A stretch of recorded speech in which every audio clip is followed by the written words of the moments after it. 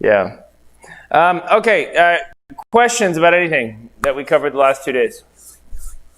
Questions? Any questions? Yeah. You know when you might be able to do the slide deck? Yeah, I usually wait. What I'll do at the end of the day today is save the whole slide deck with all the notes that I've made. Don't forget Michael's. Don't forget Michael. Yeah. What's that? Don't forget Michael's notes. Oh yeah, wait, where is that? We can't read my That's a work of art. What do they call those ink blots? Rorschach or is it? That's what. Where they're like, what do you think this is? We need notes for your notes. Hey, how about the cryptid house? You guys go by there? Oh, you're. So is it coming along? It might need a little bit more work. Anyone go down in the basement? You mean where the bodies are?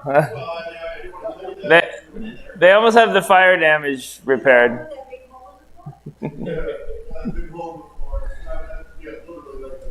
This is the byproduct of a disturbed mind. The good thing about Michael is that he does that before he start talking. He was It's not even that he's talking and he's quiet. Michael was holding his pen like this. Hey, Aaron, do you want to show them what it looks like? I have a video of this place. Yeah, Mike, they took a video of your place. I Yeah, did, actually. yeah, show him. Yeah, show him. Hey, why is my pen not working now? I'm disturbed. Is my battery out of my pen?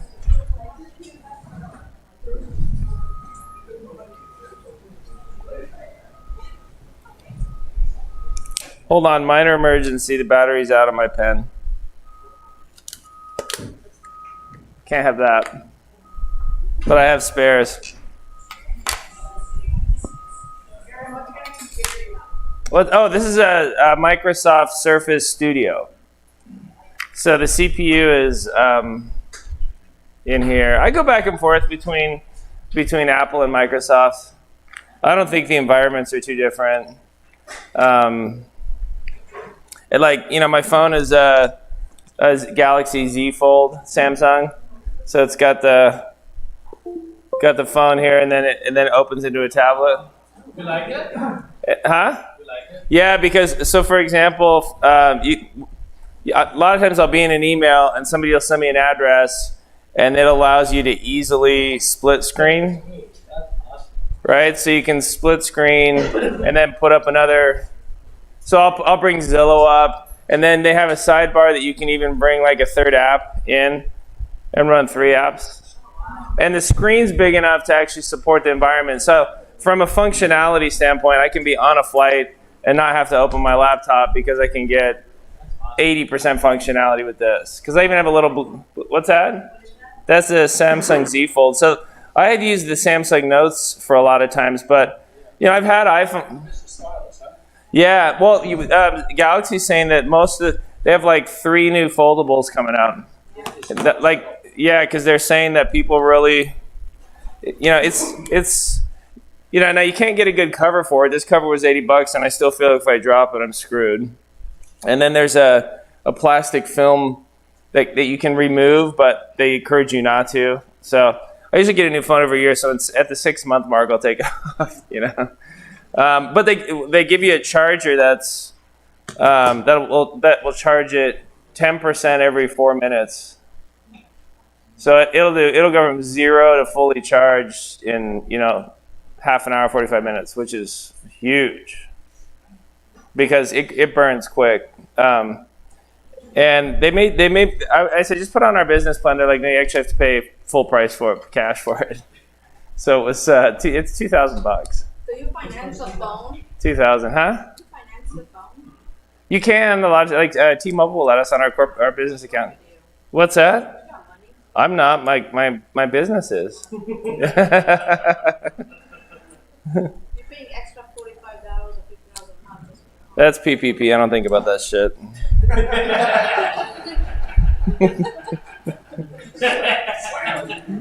pay the interest I buy now. It's like the price of gas. I don't think about that. Yeah, other people would think about that shit. Like I was at the grocery store, and I get to the front. I have a smoker. I grill. I really like cooking, and I have a black skillet in the house that I'll do tenderloin roast on Sundays, and I like cooking. And so I have packaged of chicken breast, and I get to the front. There's like 3 people behind me in line, and the cashier's like, "Oh, it's buy one get one free." And I was like, "Oh well, I don't need another package of chicken breast. Thank you though." She's like, "No, it's free." Like, and I'm like, "Yeah, no, I won't use it. I won't eat it." And she looked like I had just picked my nose and started eating it. The look of disgust on her face. And the people in line were like, "Yeah." One lady's like, "I'll take it." And she went running to the back to grab it. And I thought, it's like my sister-in-law. She has a PhD in education, and she's a stay-at-home mom, which is great. She's an amazing mom, but this way is way. She's an extreme couponer. Like she's all into it. She blogs and she follows these websites, and there we go. She'll go into Walgreens and come out without spending any money, and she'll have a shopping cart full of like random things, right? And she's like so proud of it. And I said, what do you think you save a month, like legitimately from your extreme couponing? And she's like, usually, like $1,000. And I said, well, how much time do you spend? Now I'm thinking of this is active income for you, no matter how you're positioning it. And what's your time worth? Because you have a PhD in education. And so long story short, I'm like, you're making 1/5 of what you would make if you just substitute teach one Friday a week. And she didn't even see that. And we had that whole discussion of what's your time's worth. Because if I've seen like Microsoft is pretty big about applying the high value, low value activities concept. That most people spend 50% of their day on low value activities. Things that you need to do, but that don't drive your business, that don't make money for you. And we do them because they're easy, or because they're nagging, or because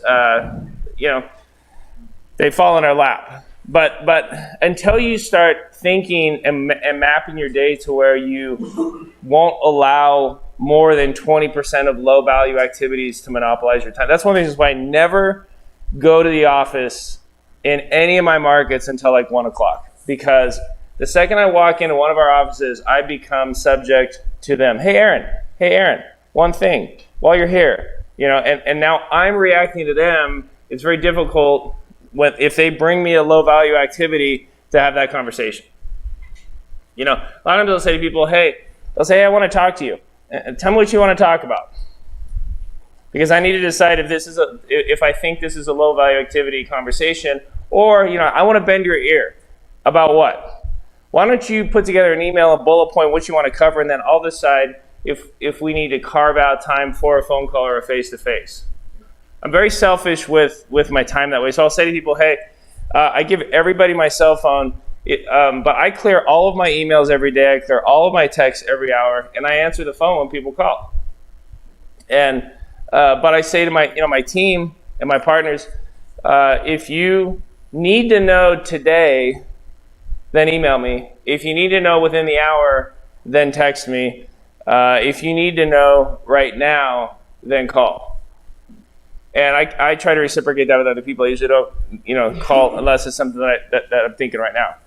Now, I find with older people, like boomers, they don't like that because they like to call or they get upset. And so I try to keep that in mind.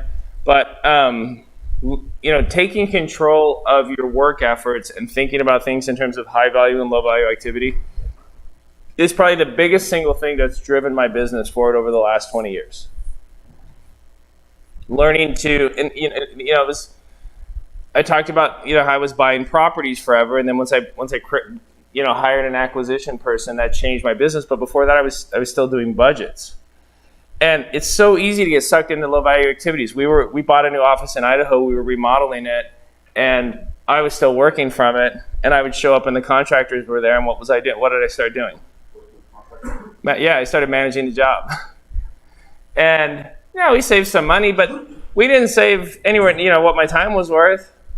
And I remember thinking, this is, because it's here, I'll start to micromanage it. And so I have to physically distance or create space that allows me to be productive that way. And one of the people tend to perpetuate their own poverty or wealth because of the mindset that they've acquired. And it's interesting that a lot of people talk. The Tony Robbins group talks about mindset in a rah-rah kind of way. But really, if I look back also at the last 20 years, I don't think there's been any one element that has driven my business forward than mindset, than creating a mindset of positivity, creating a mindset of resilience, recognizing that catastrophic life events happen to all of us. I mean, has anyone not had a catastrophic life event in the last 10 years? Has anybody not had death of a spouse, job loss, severe illness? Has anybody not had that? Like a few months ago, I had somebody raise their hand. I don't want to raise my hand because it's coming. It's here next. And we had one lady raise her hand. She's like, I don't think I ever have. And everyone leaned away. Right? But then I was thinking, well, maybe she just doesn't even recognize because she's such a positive. I don't know. Or maybe she's in a river in Africa called denial. But that's the issue, because I remember all the other little Chicken Littles at the high school, and then all the Chicken Littles in my family. And what's also interesting is even when you overcome their negativity and you're successful, they still find a way to neg you and to spin it that you still suck or that you got lucky. Or I had a friend say to me, well, you got all these properties, but you're like a slumlord, right? Right? And he honestly didn't even think he was, and I was like, I'm like, F off, dude. And he's like, what? No, it's cool, man. It's cool. You got all these properties and stuff. But I was like, no. You tried to neg me by implying that I wouldn't have got all these properties if I wouldn't have been some kind of a slumlord, somebody willing to buy really, somebody of lower character that would treat people that way. That's what you're trying to imply. He's like, no. I'm like, So, and sometimes, and I thought about that too, and sometimes people do that at a subconscious level. Because you have people, I really believe there's abundance mindset and there's poverty mindset. And people with a poverty mindset always think that if you have 51%, they have to have less. They have to have 49. And that's what gives them anxiety. That if they see you getting more in the universe, they must be getting a little bit less. And it's an itch that they can't help but scratching by projecting that to you. And I've learned to let, because that used to really bother me early on. It used to really bother me. What else used to bother me from a leadership standpoint was knowing that there's somebody really pissed at me in the company every day. Aaron needs to know that. Well, if I could just sit down with Aaron and explain to him, Aaron's missing the boat on this. This is, F Aaron, dude. I don't even know. Every day, somebody in Kansas City, Charlotte, Dallas, Idaho is pissed, right? Because I'm the leader, and they're projecting that at me, and I've learned to be completely okay with that, because I focus on track record. I've never had layoffs. I've never bankrupted a company. I've never had to go backwards and say so. Because you think about it, it was interesting how cavalier I thought people were about Trump's bankruptcies for his companies. Because I remember when my dad was the vice president of administration at the Trump Taj Mahal. And I remember my dad saying at dinner one night, he's put so much debt on this building that's unrelated to this casino, there's no way we're going to stay solvent.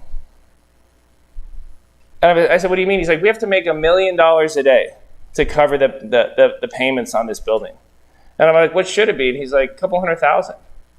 And I said, what do you mean? He's like, he put other debt on this casino. And it's funny because, you look at Trump's dad, how did he make his money? Yeah, he was a builder in Long Island in the 40s and 50s. Built tons of single family homes in Long Island. I'm like, okay, builder in Long Island. You don't get to be a builder in Long Island in the 1940s and 50s unless you're connected, right? There's no way you're building 50,000 homes and then building out all of Queens in the 50s and 60s. Right? But what was interesting is I was reading this case study and how the dad did. He was like a very low debt guy, very conservative, low debt. He had very little debt. He had tons of cash. Did blue collar rentals, right? So then your son Donald goes to Wharton and comes back. He's like, Dad, you don't know how debt works. I got to teach you. I'm the king, right? And what's interesting is if you look at the wealth that Dad had amassed, and then you look at what son has done with it. And now, I mean, they're saying if Deutsche Bank calls in some, he could be, in the 100 millions of net worth, which is basically what his old man gave him. And if you factor in inflation, he's actually shrunk what he was given. He hasn't built it. I've seen that firsthand, right?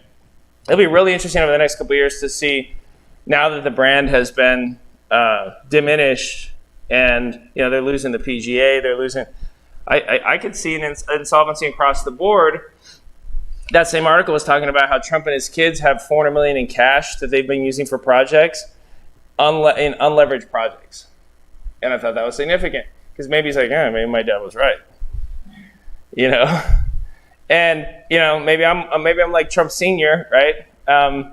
Because when my dad passed, I inherited his hard money loan portfolio, and it was a mess, man. His default rate was 18%, 20%. Sucked. He just did some bad loans. So people are like, will you do hard money loans? I'm like, no, I have zero desire, because when the good hard money lenders have to micromanage every piece of the project, and you might as well do the deals yourself. So I'm like, I have zero desire to be a hard money lender. I'd rather just own 4 cap properties if I want to take a step back, or just finance deals to individual homeowners, but I don't want to loan investors money. That's a pro forma versus actuals. I meet a lot of people. I'm like, dude, I always tease my partner in Kansas City in the trailer parks for us. I'm like, dude, you're all pro forma. You don't even think about the actuals. You're just living your whole life on pro formas. And I'm like, that's your problem, because you never look back. You never hold yourself accountable. And you never say, how did I really do? And so, those are all like a stream of conscious mindset focus that have been huge for me. Managing my time, learning to ignore other people, recognizing that leadership is lonely and no one else can wear that backpack but you. As I've mastered those things, they've helped me much more than the nuts and bolts types lessons I've learned about how to move and set a modular home, or whether we should do metal roofs on single family homes. I find the technical side of business is always trumped by the ability to lead correctly. And it was like what I was saying yesterday on the bus. It's always your fault when things aren't going right.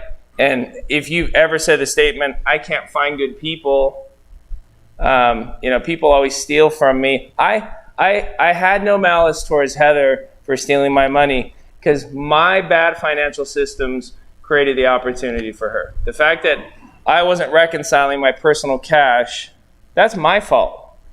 Now, should she be punished? Absolutely. And I already told you what I'm doing to go after her. That doesn't mean she shouldn't have, a punishment for what she did. But I still don't have malice towards her for that. Would we break bread? No. But I'm cool with it, because she really was only stealing for herself. And I see other business owners. Somebody steals from you once, and then you just like, it makes you crazy. You obsess about it. And then that becomes the tail wagging the dog of everything else you do, because you're so scared. You think that people won't always try to steal from you, and they will. You just have to minimize it, because if somebody really wants to, I owned a few bars a couple of years ago, and we were looking at our profit margins, and they were in the high teens.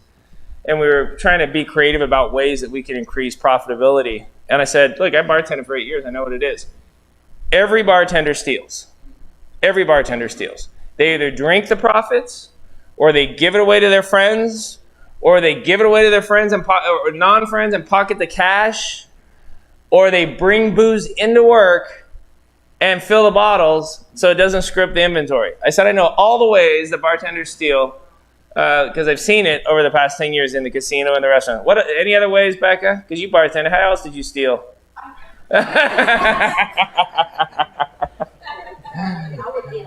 Eat a lot. Yeah.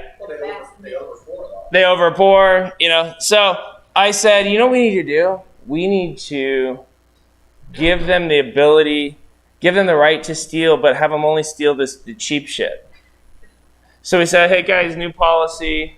You're allowed to have 1 drink per hour because they say, you know, your body can metabolize 2 to 3 drinks per hour. So you can have 1 drink per hour at work. You know, because if you can't drink 1 beer per hour at work and still work, then I'm going to fire you because you really are an idiot, right? Because it's bartending. You know, we're not operating. So you can have a drink per hour, or you can have a credit. So that's 8 drinks that you can give away. If your friends come in, you buy them a round of drinks, right? Somebody comes in and they put cash on the bar. I don't even care if you pocket the $20, right? And then I said, I just want you to write them down. I want you to write them down. Yeah, I would throw the sheet away every night. I don't give a shit. But I want you to write it down so we have tracking for inventory. They don't know what that means. And profitability jumped by 10%. We were at like almost 30. Just by sanctioning the theft. You know? And so being counterintuitive about that, it's like contractors. Everybody's like, I got a guy. No, you never want a guy in construction. The second you have a guy, it gets worse for you. Because contractors are all broken. Do you remember the Rudolph the Red-Nosed Reindeer with the island of misfit toys? That's contractors. Every contractor gets upside down regularly. They all do. Because you give them $10,000, they tell you the work's $10K. You give them a $5,000 draw. They pay their rent. Because they're positive in their head that they can get to 50% of that job with the other $3K. And maybe they get to 40% and you agree to give them another $2K. And then they pay their workers. And they just always underestimate. And then maybe something, you know, maybe you have another job where you give them the $5K and they bid at 10, and then about halfway through they're like, oh my God, it's going to be 12. Shit. And they don't want to tell you because they know that it makes them look bad because they were really confident about the 10K, but they didn't know that floor joist would be rotted when they opened up the subfloor. And so contractors always get upside down. They just always do. And if you don't have the mechanism to say to them, look, man, I know you're robbing Peter to pay Paul. I know if I give you this $5,000 a day, you're going to go finish somebody else's job, or you're going to take the $5K and use it to finish this job that you're $2,000 short on. Right? That's just what they do. They're not very good businessmen as a general rule. And the commercial contractors that are doing the biggest jobs, they charge so much for construction that, you know, they're like cost plus 100%. Cost plus, if they're bidding on government jobs, cost plus 150, cost plus 200. That they can write it out because they're just going to make stupid money from it. When we built this building, because what was our cost per square foot? We were about 800 divided by 6,000. So we're at $133 a foot. And, you know, we had never built a commercial building, so we had no idea what it would cost to build this building. And I was thinking, you know, 200, 225, 250 a square foot, because we had all the exterior requirements were dictated by the historical committee. They wanted the exterior brick to match that building. They made our exterior balconies match. Like, they completely dictated. We didn't choose anything on the outside. I was like, why do you care about the mixed materials on the back? Why don't we just do brick? They're like, we like whatever, okay. But then they let us do whatever we want on the inside. I'm like, good, I want industrial, open spaces, right? So I had no idea what it would cost. Buster didn't know it, had no idea. So that's why I had saved up like 1.2, 1.3 mil. And the second we got our plans approved with the historical district and then the city, commercial contractors started openly soliciting me to bid. Hey, just saw you got your plans approved at Alabama. I'd love to give you a bid. And I was like, oh, cool. So I started getting bids for I had bids for 1.2 and 1.5. Now, 1.5 million divided by 6,000 square feet is $250 a foot.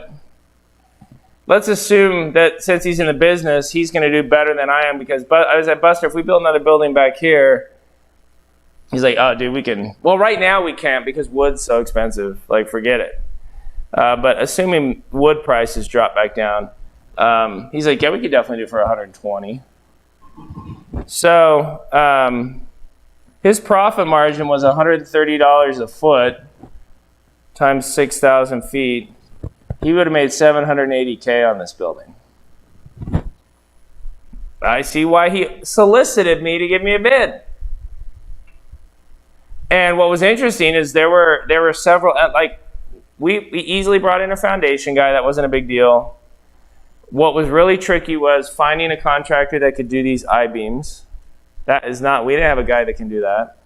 Finding a contractor, the way you order the wood, the frame, you order the whole, they build the whole framing kit, and then it's like a jigsaw puzzle that they drop off on site. And our guys couldn't precision assemble that to integrate with the I-beams. There was no way. So we had to bring in a crew that specialized in commercial framing. So that was expensive. And then our guys didn't have the ability to do the membrane, flat roof, drain. That was way over their head. But once we got through the I-beams, the framing, and the roof, our guys did the windows, the drywalls, the bathrooms, the flooring, the electrical, the plumbing. That was all easy for our guys. So we saved a lot of money on those. But it's interesting because I was talking to a buddy of mine who's a commercial contractor. He said, what if you're building this building for the federal government? He's like, $350 a foot. No wonder you never get upside down. You know, your first draw covers the whole project. And that's why they don't care when they have like change orders from the federal government and all, you know, because they're like, whatever, dude, I'm good. But if you don't understand that, you know, it's like we were talking about yesterday with construction, speed, cheap, and quality. You only get two. It's the holy trinity of construction. You can choose any two. If you want fast and high quality, you give up cheap. You want cheap and high quality, you give up fast. You want what am I saying? Cheap and fast, you give up quality. And everybody, you know, until you internalize this and the fact that all contractors are broke and they all get upside down, you know, because I'll just say to a guy, hey, I'm going to let you catch up on all your jobs right now. You know, you got 3 jobs open with me. I'm not giving you the 4th until you finish 2 of them. And then I see how much he starts sweating. How much anxiety does he have? Because he knows, you know, they have an idea in their head about how upside down they are. Because I was like, look, you upside down with me or someone else? You know, I'll help nurse you through this and give you little micro draws, but you got to show progress on my building.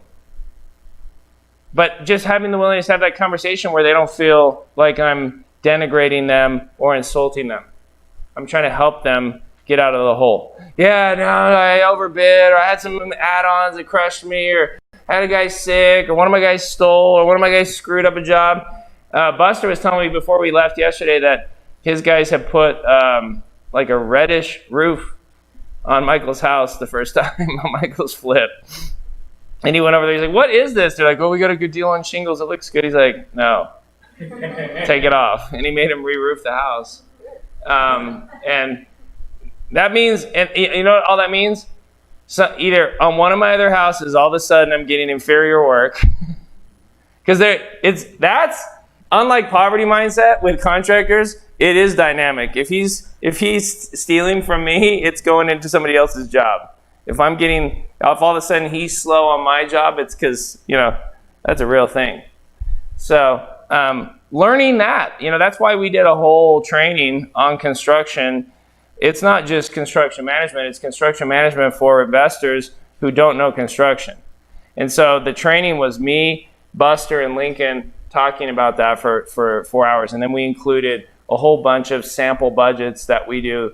and pricing structures. So those of you that have watched, that's a class you're going to want to watch if you're not a contractor. If you are a contractor, you should watch it too, because your greatest strength is your greatest weakness, and contractors usually make shitty investors because they over-rehab all their properties. They overspend. And they because they get in the slippery slope of, you're going to want to do it right. And that just takes you to places of overspend that you want to do right. Okay, we just tear down the whole house. That's the extreme version of that slippery slope.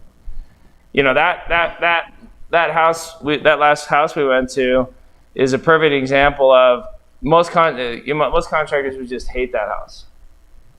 The layout sucks. It's functionally obsolete. And I see it pure as investment. You know, I'm just looking at it by the numbers.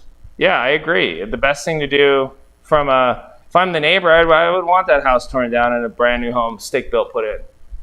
But stick-built construction sucks right now. It's a loser game. And what's crazy is we have unprecedented permits being pulled right now across the country by builders. I mean, we've never seen this many permits pulled for residences and construction. It's like off the charts how many people are building right now. And I'm thinking, all these builders are building with higher material. It's the whole quoting cost per square foot. I got a friend in Idaho. He and his wife, the best quote they can get right now is $160 a square foot from a builder. And I don't think the builder's cost is much more than $140. Just what we've seen with materials and pricing and fees right now, because that doesn't include the land. That's just for the house. I would be hard pressed to build a house right now with the cost of materials or the cost of labor for more than $140 a foot. And what's funny is 12 years ago, you know those little vinyl sided houses, for 1 story, 3-bedroom, 2-bath, 2-car garage, you know, like 1,300 square feet. I could build one of those 10 years ago for $75 a foot. So, you know, right around 100 grand. Labor, with cheap labor, cheaper materials. Materials have really, really gone up. But they'll go down. It's pretty dynamic, so that'll be interesting. What about labor? What's that? What about labor? Yeah, labor is brutal. And honestly, like I was saying, we haven't done ourselves any favor. You look at unemployment before COVID a year ago, we were in the 2 to 3% nationally, and it was much lower in construction. And we really do have a problem. If you look back historically at how we've filled our construction gap, it's been with first-generation immigrant labor. And we really don't have the mechanism to allow for that. It's so broken. It's like healthcare. We all agree. Nobody loves their healthcare, but nobody loves the solutions or anything that we have right now. And so those are two really, really brutal issues. That's why what's interesting is if I have a job that I got 10 undocumented workers working on, and ICE comes and arrests all my workers, guess who doesn't get punished? The business owner. They don't do anything. Why do you think that is? Because they know we don't have an option. They're not like, use the construction 9-month work. It doesn't exist. Go to labor ready. They aren't there. There is no construction labor. What are they going to say to the farmer? Let's say in rural America, and you come and you take all the undocumented workers off the farm, and that's your neighbor, and now all of his tomatoes rot in the field this year. That's the reality problem. It's like when people are in DC, they have this luxury of being uber partisan, but when you're a contractor or a farmer, I see it in Idaho, I was like, what? You're wearing a MAGA hat, but you got all them illegals out in the field. What's going on there? Like, I don't understand that. Like, how are you okay with that? Well, I got to get my tomatoes in. Okay. Isn't that interesting? It's interesting, man. It is. It's the hypocrisies that we all support. But, as a historian, I studied in, like, a lot of Civil War period. And just you know, well, but I take care of my slaves. Okay, like, you know, it's that mindset. We do that now. Well, my workers are well paid. My undocumented workers. Okay, well, let's just change the whole paradigm. But I always try to change. I always try to take an idea and look at it all the different ways, because I see opportunity from that all the time. You know, 4 years ago, you saw trailer parks as slummy, shitty. I wouldn't want any part of that, and I was seeing it as a solution for affordable housing. 15 years ago, I'm like, you can't get better than 6 cap in California. You can get 10 cap all day long in Indiana. I don't want to live in Indiana, but I want 10 cap properties, and I'm not doing another round of deals out here in California. And so you have labor in California because of the fact that everything's not going for reconstruction. Yeah. If you have a home job, you're on the list of 9 to 12 months. Oh, yeah. Yeah. California is really like eating itself. California, I mean, with what they've been doing with taxes, you know, it's like Chicago. Chicago is look at this. Chicago is so broke.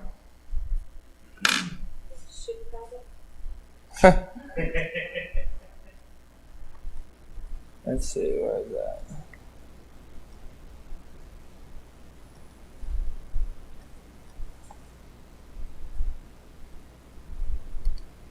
So this came out a couple of years ago, and it's at zerohedges.com. This is from 2017, but it's not any better. So Chicago is one of the most broke cities in America, and one of the biggest problems is their deficit gap on their pensions. So they've promised all these workers pensions, and they don't have the money to feed them.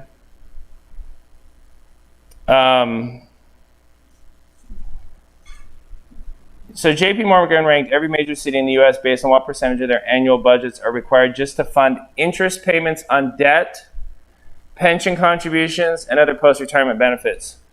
The results are staggering. To our great shock, Chicago residents win the award of most screwed, with over 60% of their tax dollars going to fund debt and pension payments. Meanwhile, there are dozens of, I mean, think about it. You're the mayor of Chicago. You only have 40% of the revenues to fix potholes, pay cops, pay firefighters, do things for the city. All the rest has been pre-committed. And it's funny, we were talking about Argentina the other day, and a few years ago, Argentina made the decision to default on their debt with the World Bank. And, hey, you can default on your debt. Chicago can default on its debt. The state of Illinois can default on its debt, and countries can default on its debt. And when did they first default? Was that like 15 years ago? When that? I think it was 2001. 2001, yes, almost 20 years ago. And I remember reading about it in The Economist, because it was like they're like, this is interesting, because they're like, we're not making those payments. It's, we don't have the money for it. We can't do it. Okay. And that's what people do when they stop paying their credit cards. And that's what cities do when they cut their pension obligations to employees to minimize their liabilities. And it's, what's interesting to me is it doesn't matter if it's an individual or a country. So then for the last 20 years, all these interesting things have happened as I've tracked this Argentinian default, because at one point a private equity fund in Wall Street bought up the debt, and every time the president of Argentina would leave the country, they would try to seize her plane as claim against the debt. So she got to where she didn't want to leave the country because she'd have to fly home commercial. Right? So then who was the president that won? That said, all right, I'm gonna cut us back. Argentina needs to cut back, the austerity president. ¿Cómo se llamaba? El que ganó para quitar todo. Macri? Yeah, Macri. Macri, right? Yeah. So then they had a president who's like, look, I'm gonna tighten the belt. Austerity. I'm gonna tighten the belt. We got to cut back. See, because austerity is an interesting economic principle. In a company, in a business, should I focus on, do I go to all my employees and say, no, you all lost your bonuses, everybody's going to cut back 10% because I was paying you too much and we were overspending. That's, you know, think of morale. What happens to morale when you do that kind of shit, right? I've been a bad business owner, so we're all cutting back, okay? And that's kind of what he did. That's what happened in Argentina. And so people are like, screw you, we can't even live. Like, this is ridiculous. This is untenable. And, you know, do I focus on austerity or do I focus on being more productive? How do we make more money? Where do I spend my time as a business owner, or is it a combination of both? And so you know, if you get a chance, do a Google search on the Argentinian default, their debt, because, you know, and now the original president who defaulted is back in again. You don't finish your job. Right? But she doesn't worry about Krishna. She's worried about her son. Yeah. Honestly. And she's the vice president. And she also was the one who got in trouble for stealing from the country. Yeah. So, and she got caught. Yeah. Right? But now she's the vice president. Could you imagine what she's doing? She didn't finish her job. She's still there. Yeah, she's in somewhere. It's like Venezuela. No, let's hope not. Yeah. So, but that's it. You know, that's why I started looking at cities, because, you know, they put out a heat map with this, and there's some cities that I like that hit all my other criteria. So, for example, Atlanta has great affordability. Atlanta has low unemployment. Atlanta has really strong population growth. Georgia's pretty fiscally sound and it's business friendly, but Atlanta's broke. Atlanta was one of the broke cities like Chicago. And so I watched a lot of the private equity funds go into Atlanta and buy property, and I've been like, eh. Now, does that mean you can't make money on a rental? No, but here's the problem. If you don't see your businesses, when you buy a rental property, you buy a business. When you do a flip, you're just trade. It's like a stock trade, right? It's a day trade. And so you have to think of, you know, if you buy a house here in Indianapolis, landlord-tenant laws obviously matter to you. Property taxes affect your business.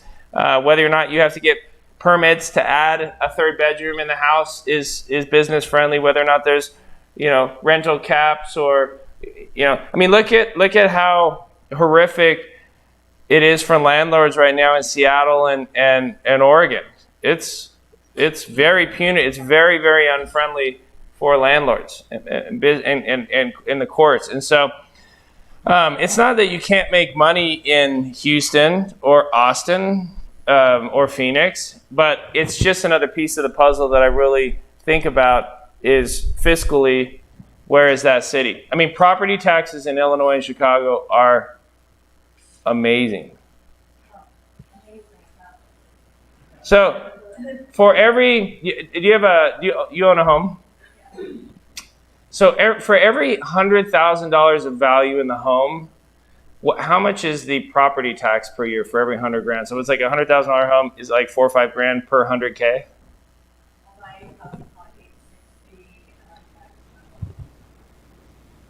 So 2,500 per 100.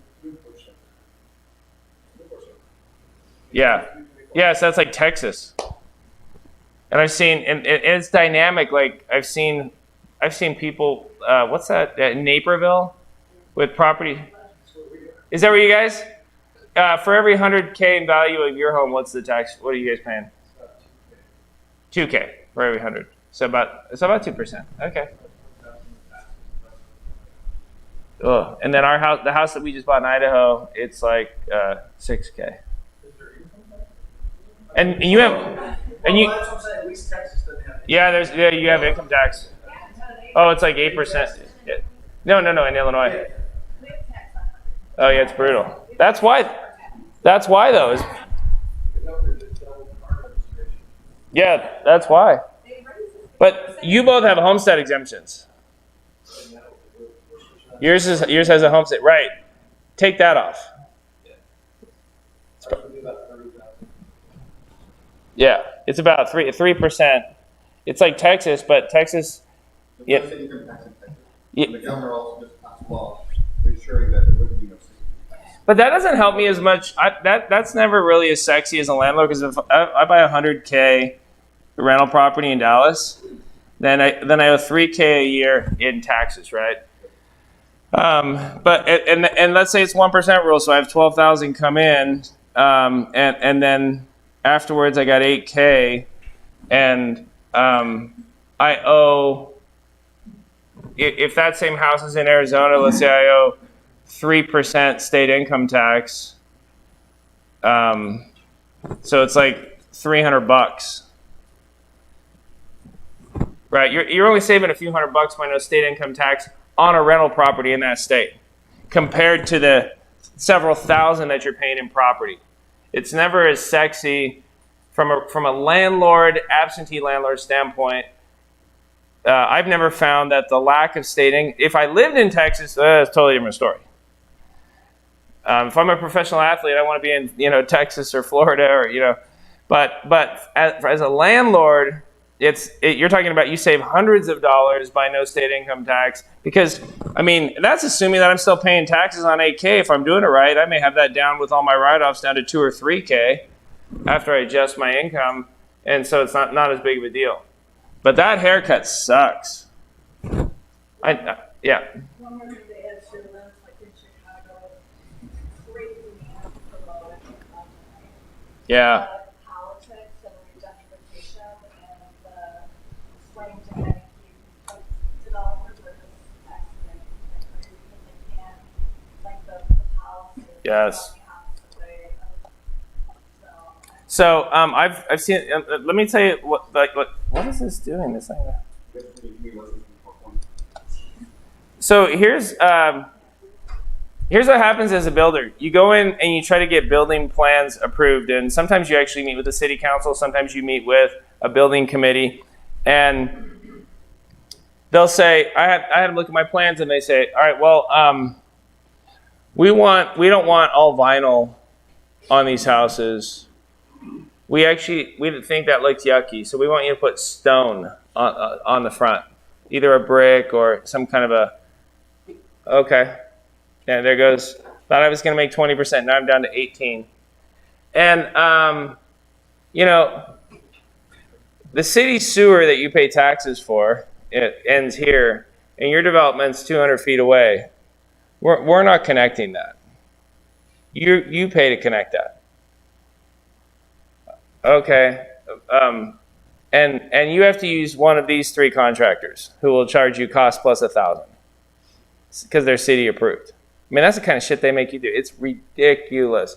Oh, and that water retention area, for drainage that you got to put in, we want you to make it look like a park, aesthetically. And these homes, I know you got half-acre lots, but you're going to have to shrink them because we're going to have to set you back. Because we want you to add a sidewalk median down the whole frontage road. I'm telling you, these guys, they've been doing this for 20 years, and builders are like, I'm done. Across the country. And people say, why are we short 4 million homes? That's why. Because builders are like, it's a loser game. I'd rather flip houses. Nobody wants to build new construction because you cannot do better than if you do unleveraged, if you do cash, you can't do better than about 10% a year on your money. And for active income, that's a horrible return. Passive, that's a great return. But for active income, anything less than 40 sucks. People don't know, not only do people don't know what a good return is, but they don't divide it between active and passive.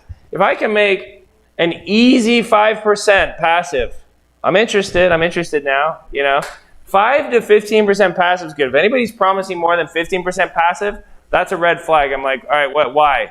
What am I missing? Where's the risk that I'm taking on that I don't see? Is it the risk with you because you have no money?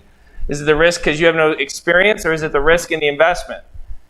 5 to 15 passive is sexy. People don't know that, though. We weren't educated on that. Active income, that's why managing your own rentals is idiocy. It really is, because it's not worth your time. It's a low-value activity. Slow clap, cut your lawn too. Slow clap, mop your floors. It doesn't denigrate the work. It's just what your time is worth. Because if I'm a custodian at Microsoft, I need to be spending 80% of my day cleaning. That is the highest and best use of my time based on what I'm getting paid. I don't need to be in meetings. Does that make sense? So it's not I had somebody say, I think you're being dismissive to poverty, with the PPP thing. I'm like, not at all. I'm just saying that there's a mindset that perpetuates it. And the flip side is true for the wealthy. So I use that because you'll always remember RPP, PPP. People continue to use it with me. Question. What do you think that it should be the return if you're going to build from zero, from scratch? Oh, per year, 30%. Not per year, per project, up per year, 30%. Okay, and what about a flip? How much do you think that is logical? I'm going to make this in a flip. It's good. I'm going to do less, maybe I rent it. Also, I usually say that on a flip, if because I think of it unleveraged, because leverage should just make the return go up, right? So an unleveraged return, if I buy a house for 80 and I fix it for 20 and I'm into it 100, okay, then I want when the HUD comes back at closing, I want 125. If I can make 25% on my cash, if I did it cash, then I would give that. That's where A starts. Anything greater than that, anything greater than 25% net on a flip is A. Anything 20 to 25% is B, and I won't do anything below that. I won't do a flip for less than 20% net. And Aaron, when you do this analysis, you're not putting it up. That's assuming no leverage. Because if I use a hard money loan, then my return goes up.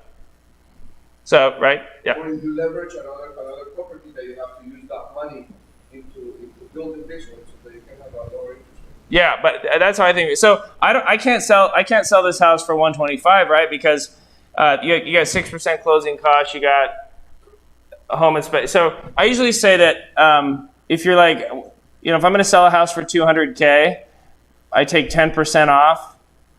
So I'm anticipating a net of 180. Because this is 6% closing costs, home inspection, taxes and insurance, miscellaneous. Okay, so if I sell it for 125, my net's I need to be like 135-ish.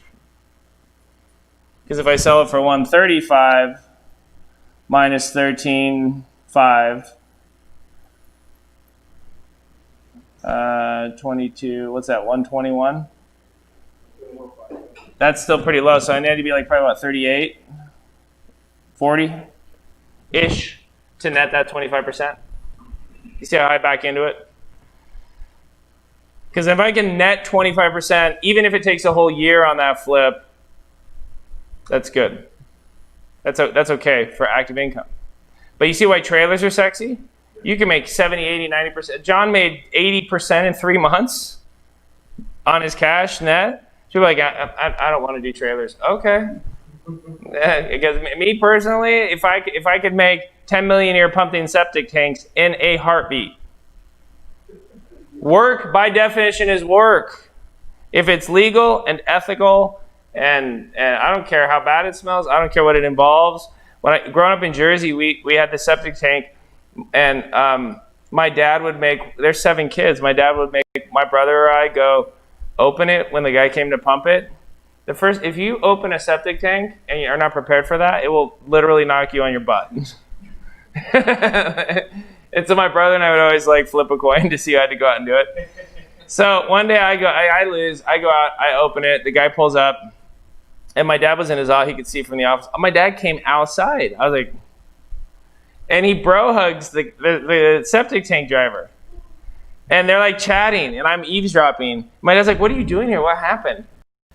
And he said, no, I sold my partnership. I sold my share in the partnership. And this guy was an attorney that worked for the firm that did the legal work for the Taj Mahal. And my dad had worked with him in the capacity as the VP of administration. And my dad's like, did you get disbarred? What did you get caught embezzling? He's like, no. He's like, no, it's like, Tom, I have a septic tank out in Mays Landing, and the guy would show up, I'd pay him $400. He was there 20 minutes. He's like, shit, the firm doesn't bill me out for $1,200 an hour. And I was happy when he got there, nobody was ever happy to see me at the firm, right? I was happy to pay him. Nobody's ever happy to pay me. And he's making more an hour than I do as a lawyer. And we kind of do the same thing. No offense, Michael. Pump shit all day. And he's like, I bought 3 trucks.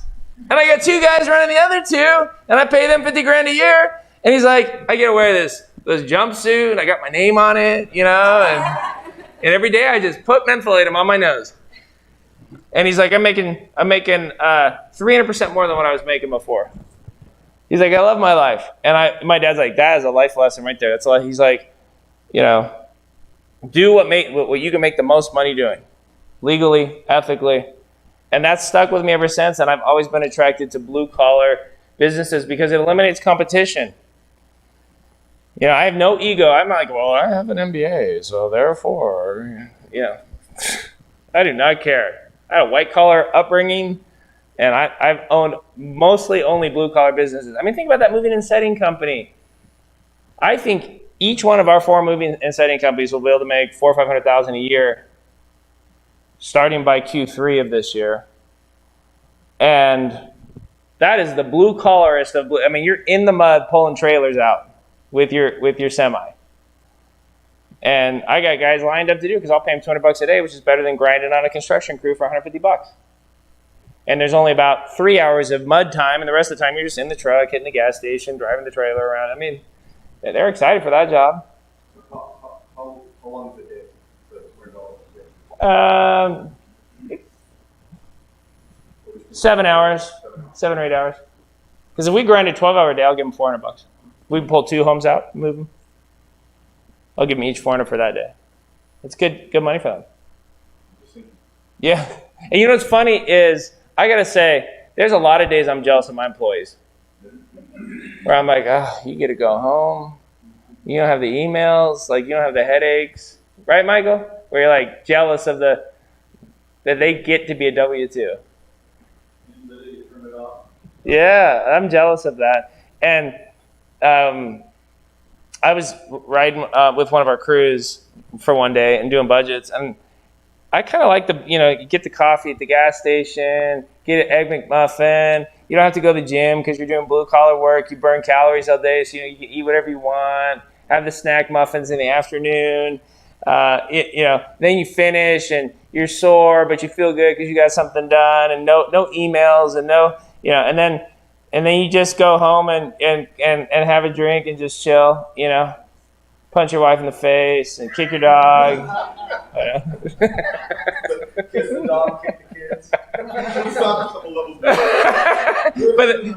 but there's something to be said for a blue-collar businesses, I'm telling you. And because it minimizes, I love that I'm bringing an MBA approach to moving and setting homes now. Because I guarantee you some Wall Street fund's going to offer to buy them from me. And I'm going to say no, because I never sell anything. I regret everything I've sold. I keep it all.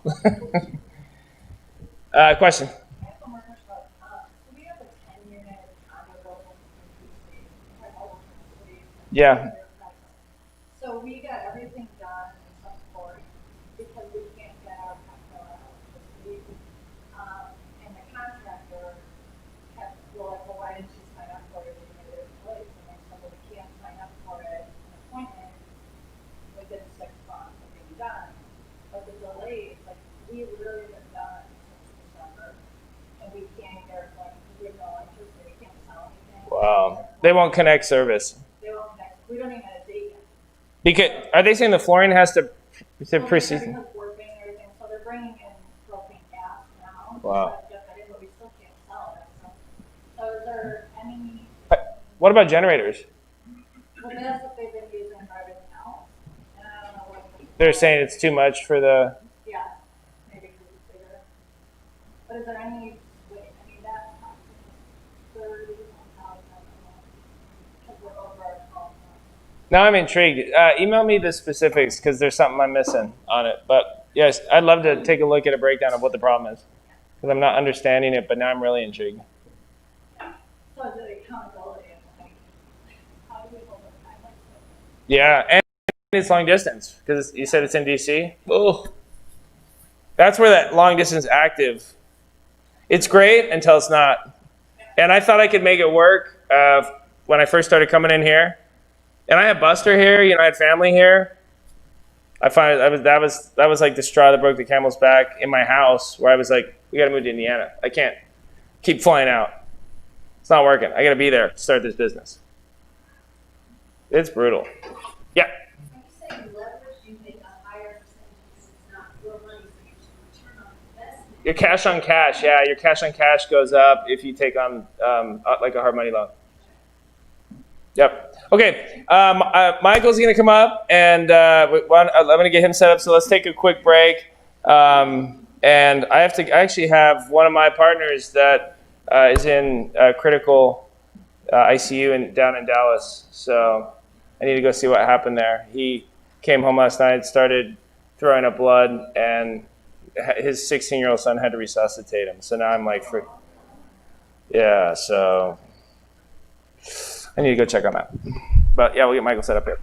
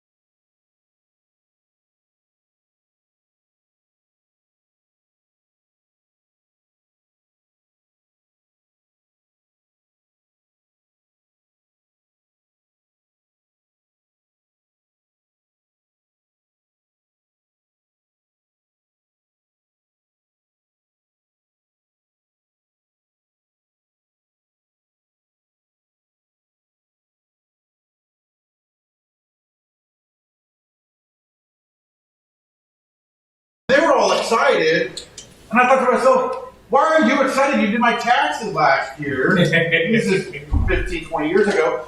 You did my tax. Shouldn't you have taken that deduction? And wait, why are you excited? You just called yourself out, screwing up my taxes and costing me more money. Did you turn your mic on? Oh, I didn't have the mic on. Oh, sorry. They're like, we can't hear mic off! That's the first time I've ever heard that in my life. Someone can't hear me. I was teaching at this one place, and 2 doors down came down and asked me to kind of keep it down a little bit.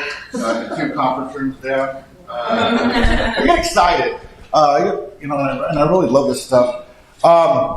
So how it kind of came about was we were lawyers, and we understood asset protection, we understood protecting it, why it was important. My background, again, I was with Anderson in '99, and then I went into litigation. I was the one suing you guys. I had something bad happen to me. I got a conscience.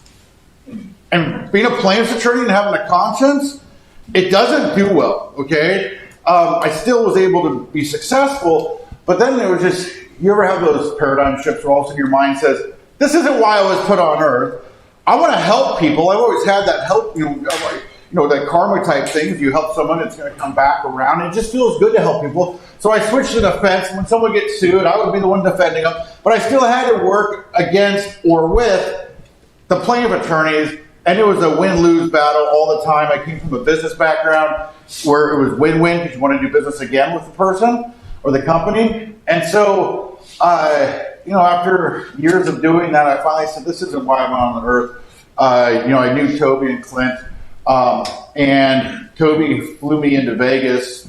Pretty cool, right? I mean, I'm living in Phoenix. He said, hey, you want to have dinner in Vegas for the night? I'll fly you up that afternoon and fly you back the same night. What the hell am I going to say? No, right? So he flies me up. I thought we just wanted to kind of talk about some business synergy, things like that. And he said, hey, what's your business background? I had before had a computer company and also a bicycle manufacturing business.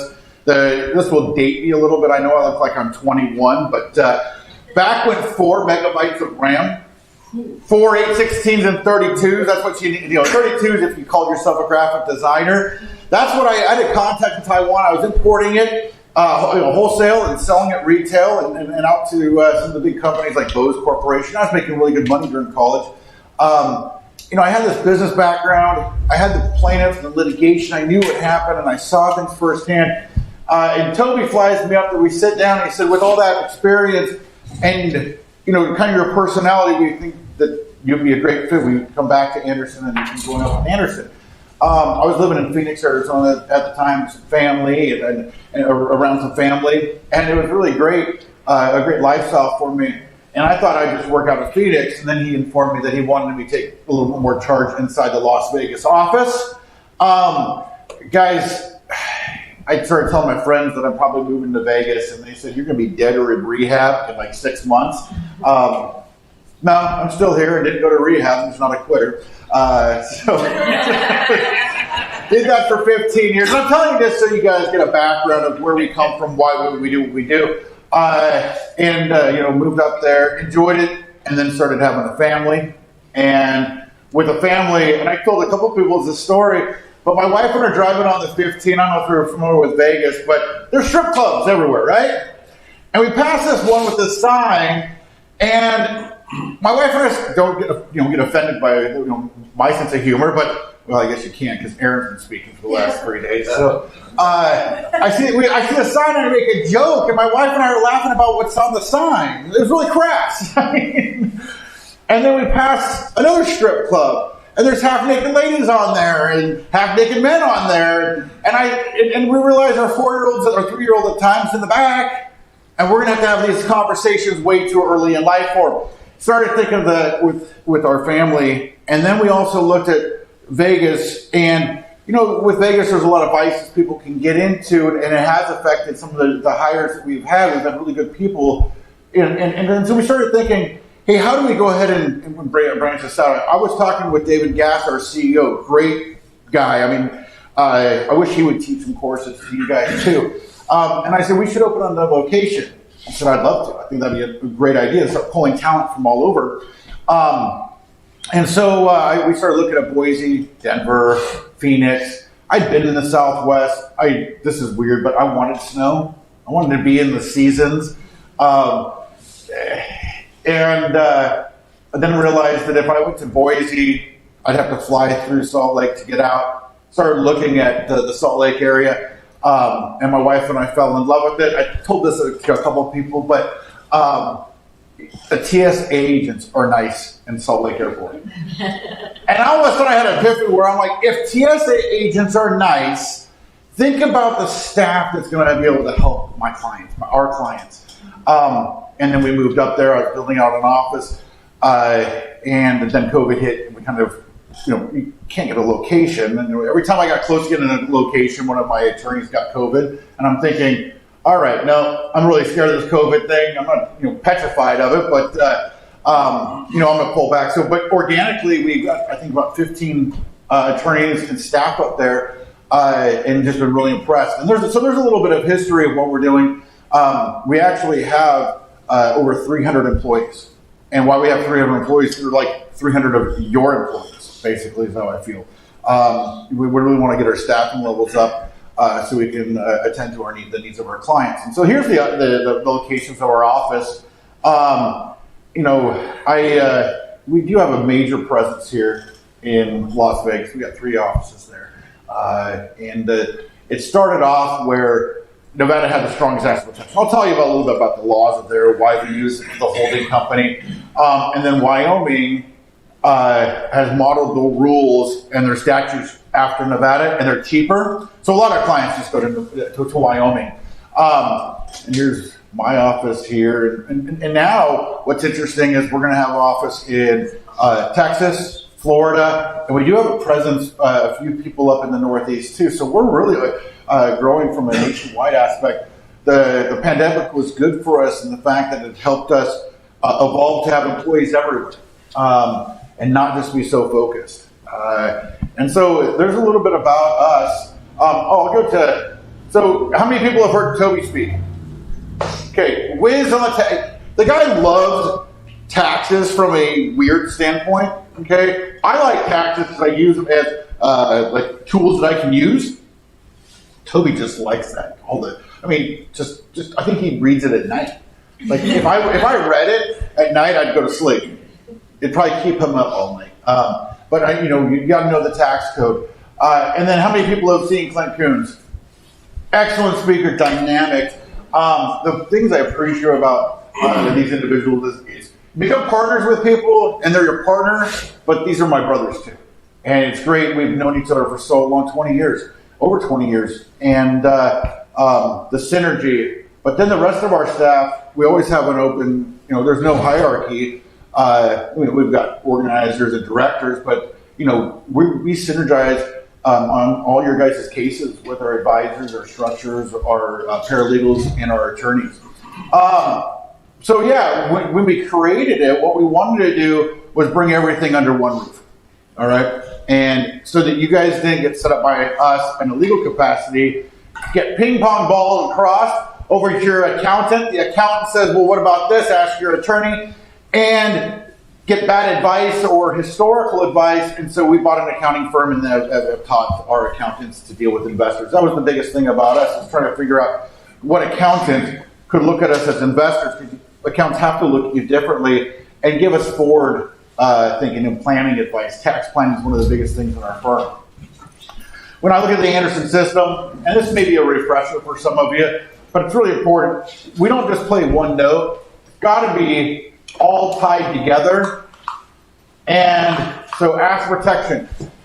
This is one of my passion areas, along with estate planning, because I was in that litigation standpoint. And if you lose, you're out of business. If you get in a lawsuit and you lose everything, you're out of business. When I wasn't born with anything. My parents did well for themselves, but it was like, that's our money. You go make your own. I paid for all my college, law school. When I graduated, I made great money in the computer industry, but I spent it in law school. And when I graduated, I literally I make the joke all the time, is I can make top ramen 50 different ways. Like literally, I mean, add some corn, you might add some, like there's some egg maybe to it, get a little fancy. And I'm not exaggerating. My favorite place to take a date was Spaghetti Factory. Does anyone know there's an old spaghetti company or spaghetti factory? Okay, there's some people in here just like me. The reason why I take dates there was because you get a salad, and you get the entree, and you get dessert, and it's all one low price. I think it was like $8.99 or something like that, right? Well, this is genius, right? I might have to buy them a drink or two, but I pretty soon got, my dating kind of went down because of it. Because he's going to take you to Spaghetti Factory. He's cheap, Now, here's what I was doing. I was taking the money I was earning as an attorney, and I was putting it off into investment accounts. Okay, I started trading stock, built that up, and then moved over and diversified into real estate. Guys, my investments, they aren't something that's, I know you're not supposed to get personal with your investments, but literally, my investments mean all my sacrifice. And so it's very important, and I know you guys are just like that, and here you have saved and sacrificed and taken that risk, so asset protection is very important to me, okay?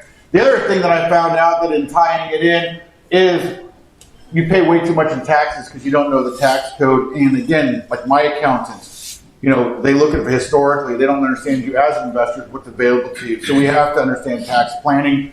The other thing we got to tie in is business planning. There's a lot of times accountants get really proud of saving you guys tons of money in taxes, showing that you have no income. But what does that do from getting loans? You can't get any. You can't get any loans, right? Great, you didn't pay any in taxes. So there's a blend of that together that we need to address and make sure you guys can get financing. And then the last one, and this, again, when I was younger, I was like that Michael J. Fox character, Alex P. Keating off of Family Ties, right? I was just make money, build businesses, make money, build businesses. My first business was selling Halloween candy to the kids at school. I mean, what was my cost of goods sold? Zero, right? I mean, literally, I've always had this business mind. Problem with that business, it got shut down by the authorities. All right, the principal said, hey, no more bringing. My parents actually got called to the principal's office. So all I did was adjust with life. You adjust, so I just sold it before and after school. They couldn't touch me. I wasn't on their property, right? I used to be hustling candy. Then I went into selling hardcore narcotics in high school. No, I'm kidding. Always a dealer. Always a dealer. Stop the recording. Yeah, delete that. No, but I've always loved business. And so when I started doing everything that fit together, estate planning is one of those things where, like I mentioned yesterday, you put it on someday island. I don't want to deal with it. I'm not going to die. And then all of a sudden my clients did die.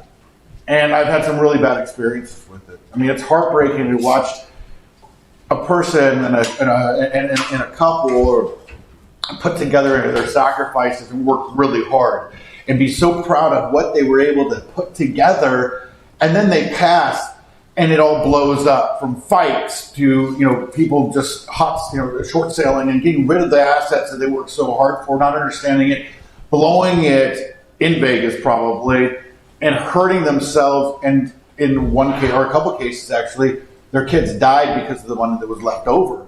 And then I've had really great experiences. One of them, in fact, was when this guy, Ed, and I love sharing the story, I share it a lot. This guy named Ed used to call me up about once a week. And it was annoying at first, okay? Really annoying because he was going to ask almost the same question. And I'd answer exactly the same. And then we just talk about life. And then I started really enjoying our conversations about life, about what we've been through, what our views. And then all of a sudden, one time he says, Michael, I really appreciate you. And I go, I appreciate you, Ed. Absolutely. I've got pancreatic cancer. And the calls haven't been necessarily around business, but you were just a really kind of a positive person in my life. And when I was in really pain, I knew I could call you and I'd always feel better. That meant a lot to me. Then all of a sudden I didn't get the call. And when you're busy, you just don't notice sometimes. Then I'm in my office. I'm sorry going on about this, but I want to show you guys the importance of having a plan versus not.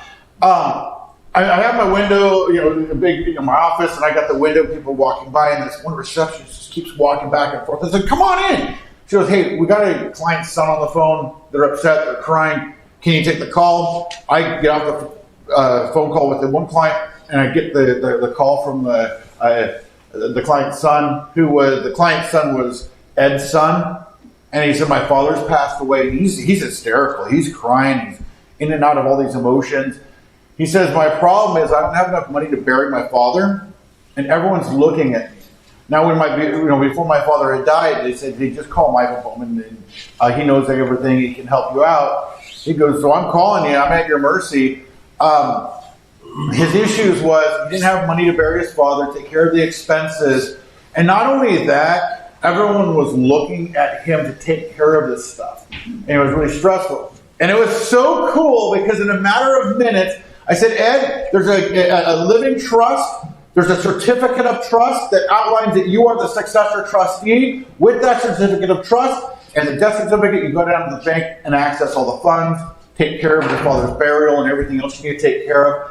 But more importantly, go ahead and grieve the death of your father, go through that process, and support your sisters. And it was just so nice to see the change. And I think that's one of the things that happened to me, to understand the importance of having a plan versus not having a plan, of just the ease on your families. The other thing is grieving and greed go together. A lot of estate planning attorneys, they draft a plan from saving estate taxes, and they tout it and they advertise save estate taxes. Well, I mean, we've got like $22 million we can pass on right now. It might come down. We'll watch that. So the saving on taxes really isn't the thing. Plus, there's provisions we put in all the time that's going to take care of it anyway. Literally, we still put them in. The art of it is keeping your family relationships intact and protecting your beneficiaries from themselves and from predators too. I think everyone's heard the stories of nonstop of someone inherits money and it's gone right away. Well, there's another thing that's been happening is people inherit money and then they die of a drug overdose too. There's so many things we want to, and some of you are thinking, well, not my kids. I'm sorry to say, but you guys are the last people to know that your kids are doing drugs, basically. You can't really see past it. So there's so many provisions we can protect them from themselves, and I'll get into a few. One of the things I wanted to do is hit the structures and the strategies that Aaron was talking about, the long-term, short-term. We touched on, I'm not going to spend a lot of time, we did that yesterday, and then get into kind of more in-depth in estate planning, and then some taxes I put in from the notes I had yesterday, kind of show you some cool things, open your eyes a little bit. Some of you guys already know them, but I want to reinforce them.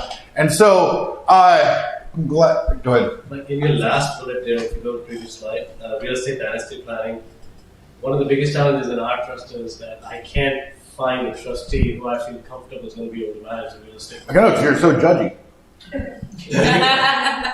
Listen, because your brother stole that candy bar when he was 15 doesn't disqualify him, all right? That's true, but he was also a dealer. It's hard sometimes. So is that the section you may be able to throw some light on that piece? Yeah, when we get to that, let's go ahead and talk about trustees, because this is something that, man, I wanted the perfect person.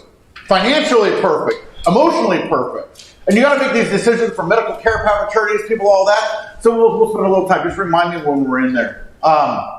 Absolutely. I am going to tell you this just so you can, because we worked on that trust, good enough right now is okay. All right. I'm going through the same thing with my trust and my kids. No one's good enough to take care of my kids.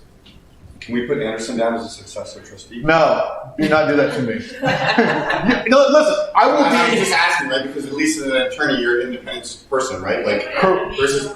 Correct. I will serve as anyone's beneficiary, though. Some of you, I'll go through what that is, but some of you guys are like, wow, he's a nice guy.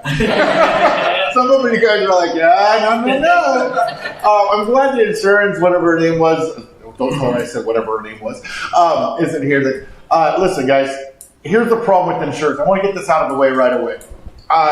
Again, dealing with defense, insurance companies would pay me. Insurance companies aren't in the business of paying out. If you guys have ever sat through or read through your policies, if you get to has anyone read their policies lately? Am I boring you? You're not participating? No, you don't read them, right? Or you try, you can't understand half of it, and you get bored, and you're like, well, hell, I guess it's good enough. If you get to the end, you see all the exclusions. And so it's almost, again, the Rainmaker, where they would submit a claim, and it was almost, they had a process, it was the Rainmaker, with Matt Damon. The process was just stamping reject. And that would get rid of some of the claims because people were too lazy or they didn't, resubmit. And then, finally, then they'll just collect or go through an exclusion part of it. There's so many exclusions. This has bit so many of my business when I was doing commercial litigation. Bit so many of my clients. One of them, it was a huge, like $5 million was at issue, 5 or 6 million. One of them, hard rock lightweight concrete. You guys know what that is? It's used for stairs and balconies. I didn't know what it was until I started doing commercial litigation. Well, stairs and balconies, right? The insurance company threw an exclusion in for anything over 2 stories. Think about it. He's doing stairs and balconies, right? Unbeknownst to him, that was thrown in there. And at this one property was a 4-story condominium project that was at issue. Luckily enough, I got in there and I got them to cover what we call under a reservation of rights. But there's so many exclusions. In fact, I was at a insurance convention. I brought up, sometimes you'll get little notices that, hey, Anderson's here. We want you guys to learn about this, and we'll bring a third party in. This was when I was doing commercial litigation. I brought all my contractors in to learn about their policies. The first person who got up there and started speaking said, I got some great news. And he held up a policy and he said, we are charging you about as much as we can charge you for these commercial policies. And we're excluding about as much as we can exclude from the policy and still sell it without getting in trouble from the insurance commission. It's disgusting. Big print give it. Small print, take it away. Yes. And again, they shove it towards the end. I've had some really bad experiences with insurance companies not covering my own clients. But on the other hand, I've had a lot of clients that were very happy that they had insurance. And so insurance is a must. I have it on my properties. I have it on my businesses. I've got it on everything. It's a must. But what I call insurance is a good first line defense. Okay? So when something comes at you, hopefully insurance maybe takes care of it. But then the entities come in and back it up. In order to understand, and this is more me dispelling myths that are out there, because a lot of you guys have gone and researched asset protection, gone and looked at other things. I look at a client and we kind of go through, every client should have a blueprint. Does everyone have a blueprint in here that's Anderson clients? You should have a blueprint, your guiding light. And what should have happened is we went through this quadrant because there's some things that go in business entities and there's some things that are not. And it's like my mission to dispel a lot of these myths and these gurus out there that speak nonsense where they say, you know what? Stick everything in an LLC. Well, no, we actually have to look at the different types of property that we have. Your personal. Okay, so here you're going to find out that I am not a artist either. Okay, that's a car. That's a car. Here, what is that? Is that your 2 kids? That's you funny. That's a how we'll give a house a door. All right. Actually, let me tell you guys. It's story time. All right. This client. His name was Dale. He's writing again. Yeah, we lost your screen. Oh, there it is. It's No, back. I'm gonna lose it That's again. fine. Let's see. All right. Dale had a house. Okay. I like this guy because this guy was the poster child for what I do. Like literally. You could not have found a person more in need of what we do other than this Dale guy. This is hilarious. So Dale was also a dentist. Is that an elf house? It is an elf house. He lived in an elf house. So Dale was a dentist, and Dale came down. He was an acquaintance before. I met Dale on a chairlift in Vail, Colorado, and it's amazing. You're on an airplane, or if you're on a chairlift, and if someone finds out you're an attorney, the questions just keep coming. I mean, like, where are you going to go, right? They've got you locked in there. Well, he starts finding out that I'm an attorney, I'm an investor. He's like, I'm an investor too. He said he was a dentist. I said I hated him right off the bat. The reason why I didn't like him was because he went to, he went to one more year of school than I did, makes a boatload of money, and worked about 3.5 days a week at that time. A little jealous he was in there. He also invested in real estate. He had 3 properties. These are all rentals and elf houses too. These are those tiny homes that are in, I don't know, did you guys show him the tiny home? Yep. Yeah. So he had 3 rental properties. This had about 60 of equity, 70. I don't know, about 90 maybe. Don't hold me to that.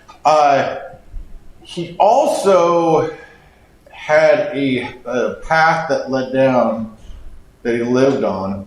What was that? Pond. It was a lake. Pond I'll take with my drawing. I'm doing all right. The elf flew up. Oh, that's where the elf flew. Okay, so listen, here, they had a dock. Parked next to that dock was, and at the time, water skiing was really in. He had a ski nautique. Any people know boats? Ski nautique's like a Ferrari of ski boats. He loved this boat so much because what he used to do was wipe it down with a diaper after we get done skiing. I mean, literally, no water spikes. I mean, this guy, yeah, he was insane about this boat. This was his situation. He had 2 other, I guess, assets or liabilities. He had 2 teenage daughters. Okay. Now, Dale worked 3.5 days a week, and they would travel, and he liked riding bikes, so he would cycle all over the place. Where do you think those 2 teenage daughters were when he was out of town? On the boat. Yeah, down on the dock with like 200 of their closest friends and enjoying their favorite beverages of choice, right? They were drinking down there. The beverages came from a boathouse that Dale had. And the funny thing about this boathouse, you walked up the stairs, there was a patio, and then a beer fridge, and it was set up like a bar, top shelf liquor, there was medium price and all that stuff. And I don't know why no one paid for it, so I mean everyone did drink the top shelf stuff. I went over to his house one day to go water skiing, it's hot, and he's like, let's go have a drink at the pool house. I'm like, cool. We went up there, and he goes, what do you want to drink? Hot summer day. I said, a vodka tonic. He makes me a vodka tonic, and I sip it, and I said, wow, what vodka is this? Because I can't even taste it. That's smooth. You remember the story? And I'm like, wow, what is this? And then, a little investigation. It didn't take. What happened, Aaron? Why did that vodka taste like water? Oh, here's all the devious kids who know what happened. Because you've been roofied. It was 2 days later. Well, you have to have fill. You got to make sure there's enough vodka in that bottle. Here's the problem. The kids were drinking it, and then they knew that he was marketing, so they'd fill it back up with water. And so here are these kids down with 200 of their closest friends. Any issues here? Yeah. Now, tons of liability, right? Your kids are big liability magnets. And the reason why I'm getting into this because, I don't know, you guys are investors. Maybe you want a motorhome, all right? There's a motorhome. Maybe you want a yacht, all right? It's a sailboat, all right? You should stop going. Just stop. Well, much better car. You put a helicopter on there. All right, so you get all these assets. Off the yacht. Yeah. So you get all these assets, and here's what I'm reading, and I've been on this mission for years now of using this story to dispel myths. What I'm reading is there's a lot of people who just say LLC everything. Okay, throw everything in LLCs because those are the asset protection vehicles. That's known. They separate the liability. That's what we'll be talking about some more on. And so they throw the bus or the motorhome in an LLC, the dental practice in an LLC, the building that the dental practice is in an LLC. They LLC everything, each of these rental properties, boom. And then there's a helicopter, the yacht, the ski nautique. Oh, hell, let's throw each kid in an LLC, plus the boathouse. And I know that this is kind of comical, but you'd be surprised how many plans I see coming from new clients coming to us. And this is what they have. And it just breaks my heart because it's like, it gives you a false sense of security that all these things are in LLCs and you think you're protected. The problem is by over planning, you can weaken your plan. Let me give you guys a rule. The rule is if you're in pursuit of a profit or the activities in pursuit of a profit, then you can go ahead and put it into an LLC. Okay, but we don't LLC everything. I know it's like, it's tempting. I know maybe some of you guys are in this position already. We can unwind it or change it. But really the aspects, these go in LLCs, the property for the dentist building, and that should probably be an S corp. Now this is also a great retirement.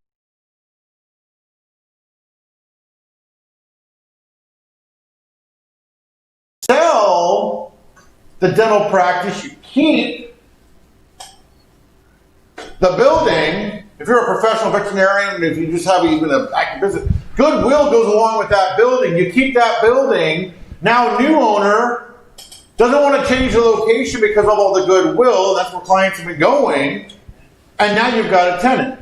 It's a great retirement strategy. You keep the building, sell the active business. Does that make sense to everybody? Yeah. But we don't go ahead and LLC everything because if think about, put yourself as a judge or a jury member, and if someone comes in with a structure that looks like this, what does it do? It makes you kind of like, this guy is a sham. He's doing this so he can go get drunk and drive through school zones. Like literally, this is just one of those things that is one of my pet peeves. I want to get it out of the way. So we don't, personal assets, we may use a land trust with our personal residence to hide our names, to keep our names off of public record. We can do that.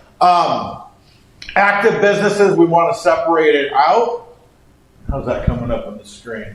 Active businesses, we want to separate those out. We don't put active business with passive.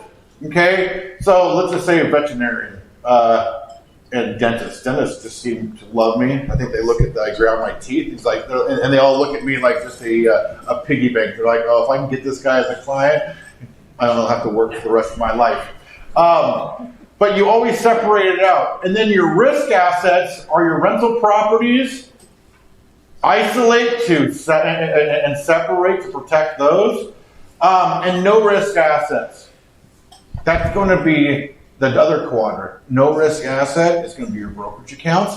It's going to be your MBAs, your massive bank accounts, right? Right. You haven't heard that one before, have you? But yeah, that's where your cash is. Because cash is not a risky asset. But to me, it's something that really needs to be protected.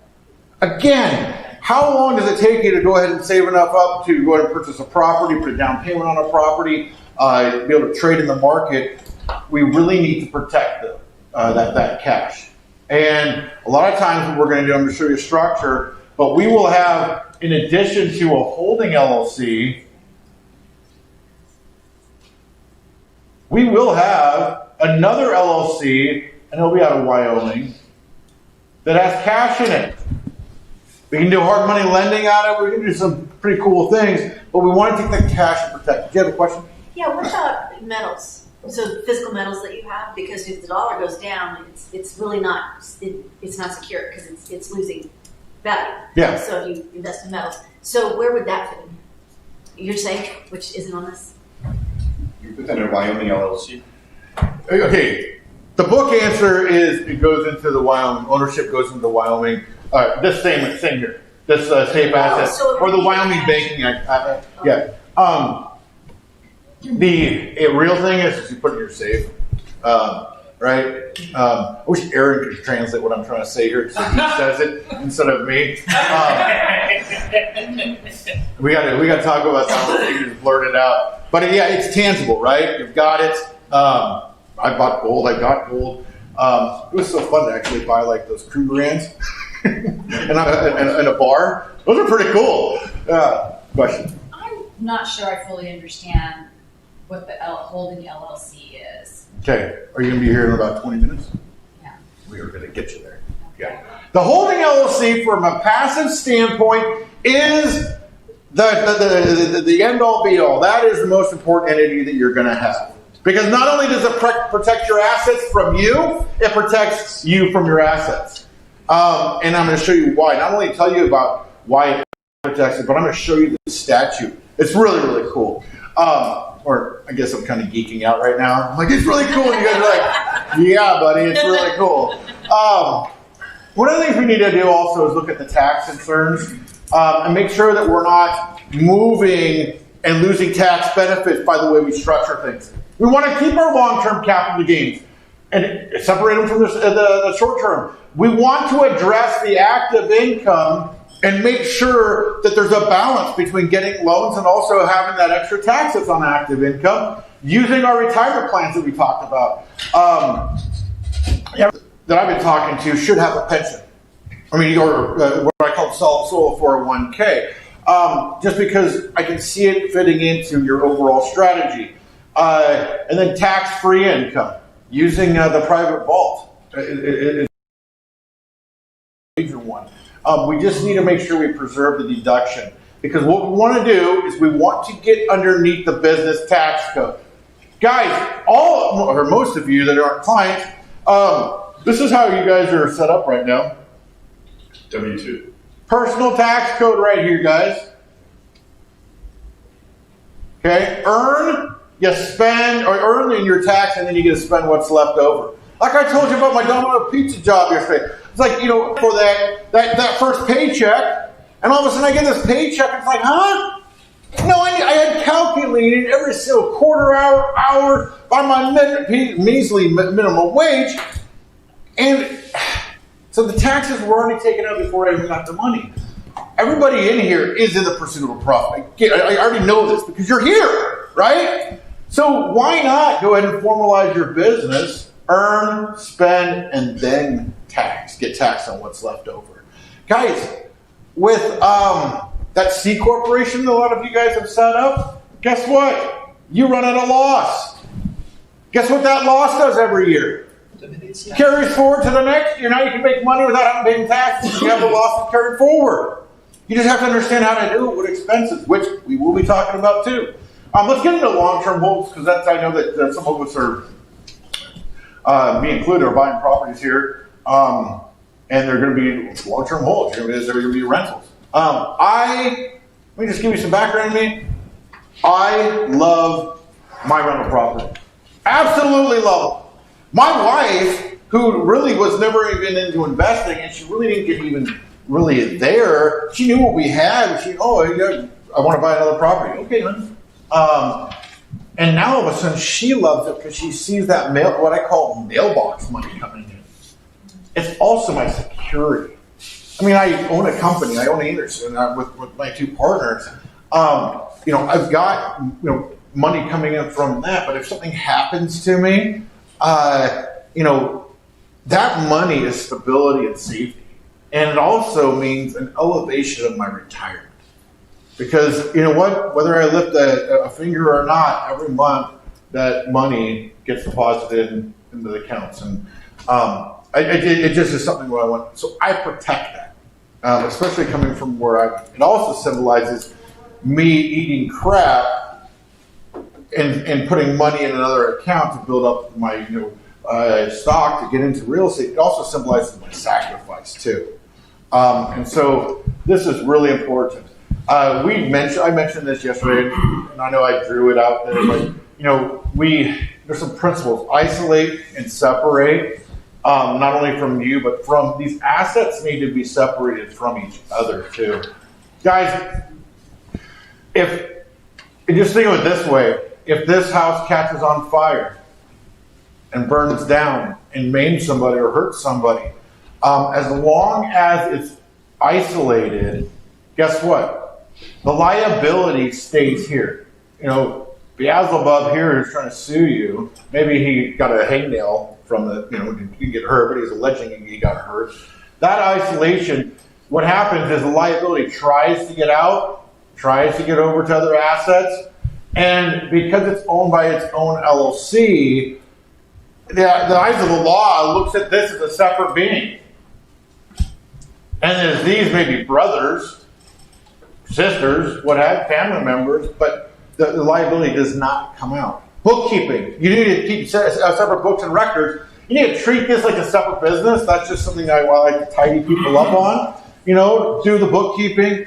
Guys, with bookkeeping, it is one of the most valuable things you can do because it keeps a good finger on the financial pulse.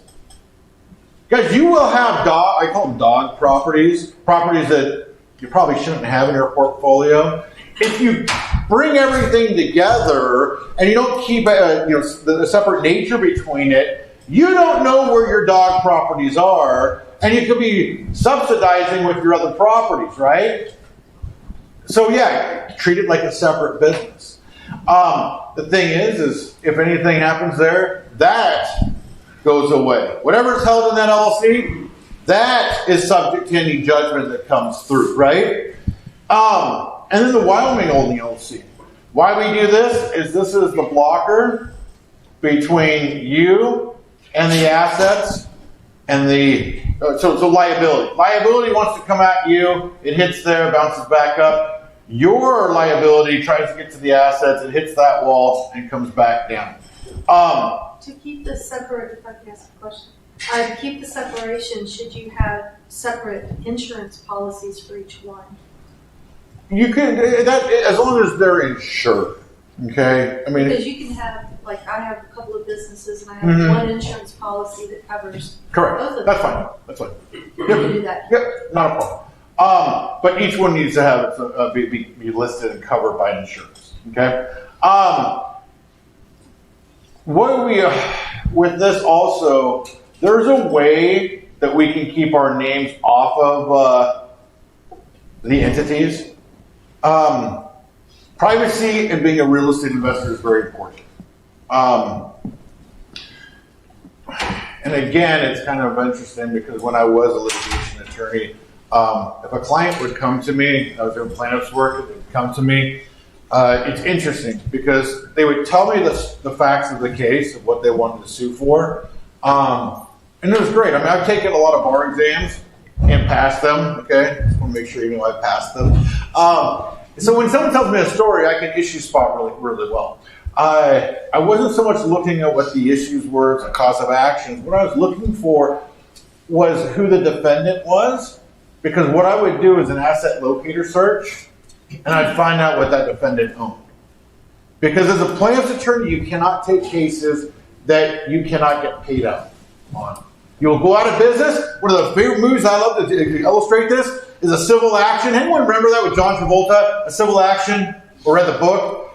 Jan Schlickman out of Boston. It was like man of the year, or he was not man of the year. He was the bachelor of the year. Wealthy, lived in a mansion, drove a 911, took a case he couldn't get paid out on, and then what happened was he was making toasted cheese sandwiches with an iron, like literally. It wiped him out. You cannot take cases because it's very expensive to try cases. You can't take cases fronting all the costs, get nothing back. Puts them out of business. Put a lot of law firms out of business doing it that way. And so what I would do is an asset locator search to find out everything that the defendant owned. And that was the qualifying factor of going after it or taking the case or not. If the defendant didn't own anything, oh, you know what? That's not really my niche. Why don't you go down to that law firm that I hate down there? You know, go there. They're really good at that, right? I'll just get rid of it. We call them dog or orphans of cases. So keeping business privacy. We do it the way with LLCs and with your holding LLCs, the way we set it up. We keep your name off of public record. Now this is juxtaposed to when we get into active businesses. A lot of times with active businesses, I don't care if your name's up there because you're the one going and doing business. It's active businesses, it's not holding assets. Okay? People get way too caught up on this privacy aspect, the cloak and dagger stuff, because it's sexy. There's a time and place for it, but don't get too caught up on it. With your passive and with your long-term holds, that's where we need the business privacy. So a couple ways we can go ahead and have management for LLCs is we can have a member managed or manager managed. Member managed simply is just simply the members of the LLC are listed as the managers. Manager, what we do is we centralize the management and then it operates the LLC. And so the way that the law gives us, we can choose. Now, with our holding LLC and then our rental LLCs, what we want to do, and I just pulled off of Nevada what's listed here. I wanted to show you guys, because this is, with a smaller group like this, we can get a little more detail, because I know some of you guys understand that, yeah, I have a wine money LLC that owns and is managing my rental LLCs, but you're not really understanding why it actually works. So I wanted to kind of get into it a little bit. If you see, this was working. Can the live stream people see this from over here? Or is that one better? It's a split screen. Split screen. You can see that one. Okay, you know what I'll do? I'll just stay right here. Usually I'm running all over. I lose about 10 pounds every time I speak. That one. All right. So this is what it looks like for a filing. And Wyoming is very simple, or very similar. Here's how we go ahead and put it in there. What we want to do is keep your name off of the state filing, because you can actually search that. It's all in public record. So what we do is we use a nominee, and my partner, his first name is Andrew Tobin Mathis, but he goes by Tobin, right? We put A.T. Mathis down here.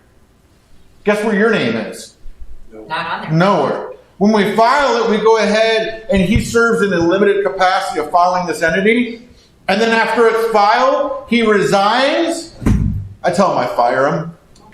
Okay, but he resigns. And then guess what? You're appointed. So at the time of filing, he's in charge of filing. That's it. You're still the owner. That's all where all the control is. And his name shows up on public record. If someone searches for your name, it's not going to be associated with this entity. From the state filing standpoint, all of your documents, you're already hired to be back in the president, officer, director positions.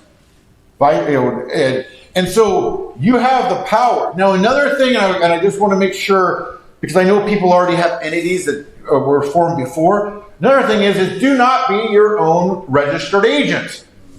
It's $160 a year. Makes you feel better. Amortize it over 12 months, okay, or do it by days. Because what I see is people screwing up and listing themselves out, and their home address is listed. And then it ties you back in to save $160. All right, not worth it. We are a registered agent in all 50 states. We didn't used to be. We used to be in Nevada and Washington. And then all of a sudden we're like, hey, all of our clients, let's branch this out. And keep their name out of the public record. Plus, you have to be present from 8 until 5 every day. And if a process server serves your company at that address and they just hand the papers over, those papers get lost after they were served, you are still responsible. What happened in this one case that really kind of started the ball rolling was this process server served at the listed registered agent. An immigrant mother who didn't speak English took the papers, so completed process of service of process, didn't understand the importance of it, threw them to the side, and there was a default judgment entered because they didn't respond to the lawsuit. They went to go have what we call a motion to set aside default judgment, and the judge says, no, you're responsible.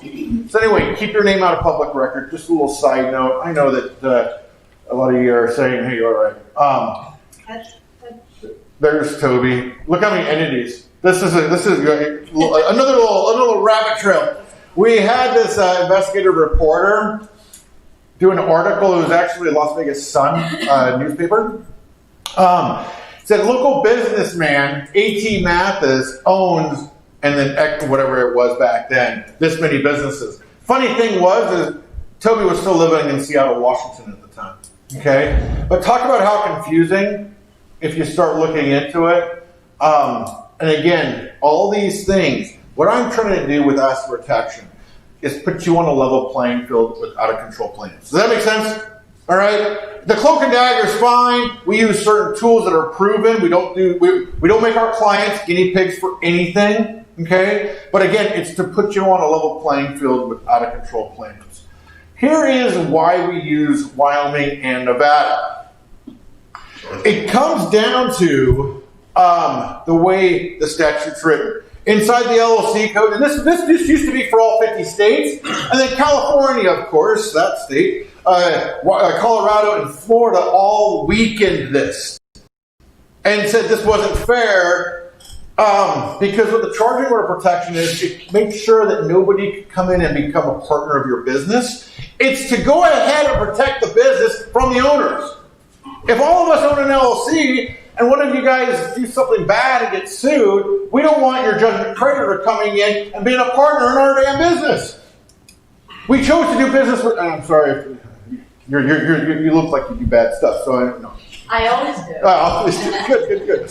No. And I fix it too. Then you fix it. All right. We chose who we want to do business with, right? We don't want some third party coming in because they sued an owner and then became an owner, and now we have to do business with them.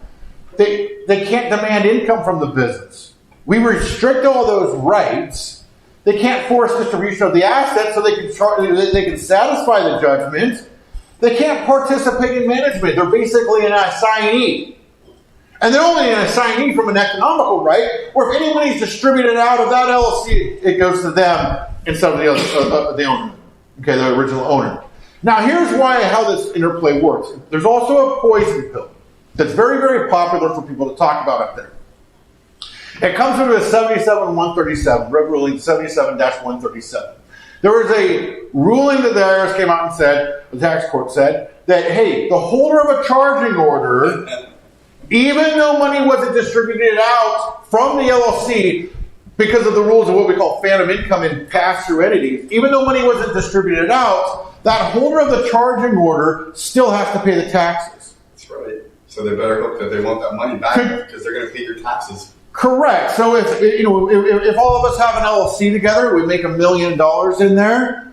Theoretically, it should all come out if that person who holds that charging order gets allocated income, has to pay taxes on that allocation of income. Because you imagine a poison pill, you think you're all happy about getting a judgment, and all of a sudden now you're liable for the taxes. Now, this rev ruling gets thrown around all over, and it's kind of it happened in a very narrow set of circumstances, but if you Google charging order and who has to pay the taxes, this is all over the internet. It's like one of those wives' tales everyone thinks is real. So this is a very, very strong poison pill. Do I believe it's going to apply everywhere? No. But again, it's enough to go ahead and bring and facilitate a settlement. Okay? So that you don't have to go through a lengthy court process, paying an attorney to defend you. You also, they start researching, they realize the structure's in place, and that their client possibly might have to pay the taxes on the money that was made in the LLC. No attorney wants to have to deal with that. Okay, so first step to find out that you actually own it. Well, this would be if you were sued personally and there was some discovery done, and again, that takes money. But here's why this works. Because the charging order, the one that restricts transfer of ownership, management, all that stuff, it's in a statute, and this is the Wyoming statute. And I love the way, anyone see me speak on this? All of a sudden, I just get excited because it's almost like the legislature got things right for once. And I'm sorry if there's any legislative members in here, but the thing is it's like I could see them sitting in a room and talking and saying, listen, if we stay really strong in asset protection, then we're going to be able to get a lot of revenue generated from filing fees for the entity. I mean, it's only like $50 to $150. It's not much, but for a lot of businesses, that can make you a lot of revenue, especially for a state like Wyoming. And I love how it's written. Look at this. Exclusive remedy, right? Now, I can see them sitting there and saying, hey, we want to make sure it's exclusive, that there's no other remedies out there, so let's go ahead and use the word exclusive. And I'm sure somebody in the meeting said, well, wait a minute here. We're dealing with attorneys. Attorneys are dealing with this statute. Attorneys are going to argue that exclusive does not mean exclusive. Okay? And so this is the last part, the next part. The other remedies, including the biggest one that other states have used to get through it, including foreclosure, are not available. Okay? Belt and suspenders approach is how I practice law and live my life, and I love how this was put into there. Okay? So this is also very, very similar to the Nevada statute. Here's how it works. I'm going to add in a little thing. There are times when we might want, and most of you guys have heard of a land trust. Okay? You may have the property in the land trust or the title. Okay, not a living trust, but a land trust. Same type of a vehicle, it's a revocable trust. There's just a couple of instances that we want to use a land trust. If the property has a mortgage on that, most mortgages have a due on sale provision that if you transfer the property into, or transfer or sell it, what they're really getting at, then the bank has the right, not the obligation, but the right to go ahead and call that note due. And so we'll use a land trust. I just wanted to make sure that somebody was in here that already had land trust set up, and they're like, hey, wait a minute. I have a land trust. Do I have a wrong structure? No. We use almost every single one of our properties that we put together have a land trust in conjunction with the LLC. And then what we do is, this is from a tax purpose, disregarded. Okay? What the disregarded means is it tells the IRS, don't look for a tax return here. All profits and losses are going to flow down to the owner. And this may or may not have a tax return even, which would flow down to you as an individual. Now, from a tax perspective, remember we were talking about long-term capital gains, depreciation, benefits of owning real estate. That means all of those benefits come down to you. Does that make sense to everybody? All right. One thing I did put in here is the importance of a corporation. We're going to be talking about corporations a lot in the next section. But we do have a corporation, and I did mention this yesterday, as the manager of these LLCs, okay? Let me just make sure you guys are understanding it. It's not the manager of the properties. There's a lot of people who get lazy and just say it manages the properties. It doesn't. It manages the LLCs. The reason why we haven't managed the LLCs, because if you do property management or manage a property, that's a very limited, narrow scope of work. If we manage the affairs of the LLC with the corporation, we widen it open, and what we can have now is an increased management fee. What kind of activities? Look in the books, records, doing an ROI, or a return on analysis, on each of the properties. Looking at this property, hey, is it really good, or is it something where we want to go ahead and get rid of this and replace it with a different asset? Analyzing whether capital expenditures need to be made. Does it need a new roof? These are all the things that would be managed with that corporation. All right, question. And I know I'm going fast, but I added a lot more stuff, and I want to make sure I can at least on the disclose previous slide on the management fee, you said we can charge expanded management fee. Sorry, butchering your words. But what is that fee? Because usually it's like 10%, somewhere around 10% property management. You're saying we can 10 to 15 would be fine. 10 to 15. Yeah. Now, if it's not doing any work, then it's got to be doing some work, and it's got to be reasonable. Yeah, cool. Dealer status. These are all the activities that we want to be careful of dealer status. The main ones that we're looking at is the fixing and flipping. Here is the important word with dealer status. It is an intent-based test. Okay? This gets confused all the time. I ask many audience members, how many deals do you have to do, in a short-term period of time? How many deals do you have to do before you're tagged as a dealer? People say 5. No, it's 1. And the reason why is because it's an intent-based test. Did you have the intent to buy a piece of property and get a return or a profit in a short period of time? Did you have the intent to make a profit? Of course, everyone says, well, of course, that's why we're doing this. So, these other factors come in to support that. you want to go through this. I mentioned some of these yesterday. If you get tagged as a dealer, no more 1031 exchanges, okay? No more moving down the depreciation. Lose out on your long-term capital gain rates. And this is on other properties that you own. Your passive income all turns into active. Now, why is that a big deal? Taxes, Taxes? Well, from what aspect? depreciation. Well, long-term capital gains and passive, what we've got is 20% generally for us. But also, then all of a sudden it turns into active income, which is your tax rate. I don't know, let's say 30%. Plus what else? FICA. FICA. Okay? So, I was going to give you guys a free LLC if you guys got that right. And then I did mention this yesterday, installment sale. For those of you guys who were kind of confused on that, installment sale, you sell the piece of property and you receive the income over a period of time. And that's when you're taxed over that period of time. You sell that piece of property and you've been taxed as a dealer. That profit allocation and the taxation on that profit is all done right there after that sale. So we don't want to be taxed. But how do you, I don't understand how you prevent that from happening. Yeah. That's where I'm confused. How do you How do not you- become a dealer? How do you stop becoming a dealer? How do you not become one? Because I am doing these things. I know. So how, Right, and didn't Toby in the I heard something where he said that don't we want to become dealers for tax advantages? No, real estate Not a professional. dealer. Yeah, dealer's a different deal. Yeah, dealer's a different deal. I like that. And, wow, hold on here. You want the solution to how not to become a dealer, right? I'm assuming so. Let's Yeah. roll that into it right now. Wow, that was a great transition. I'm going to start bringing it around all the time.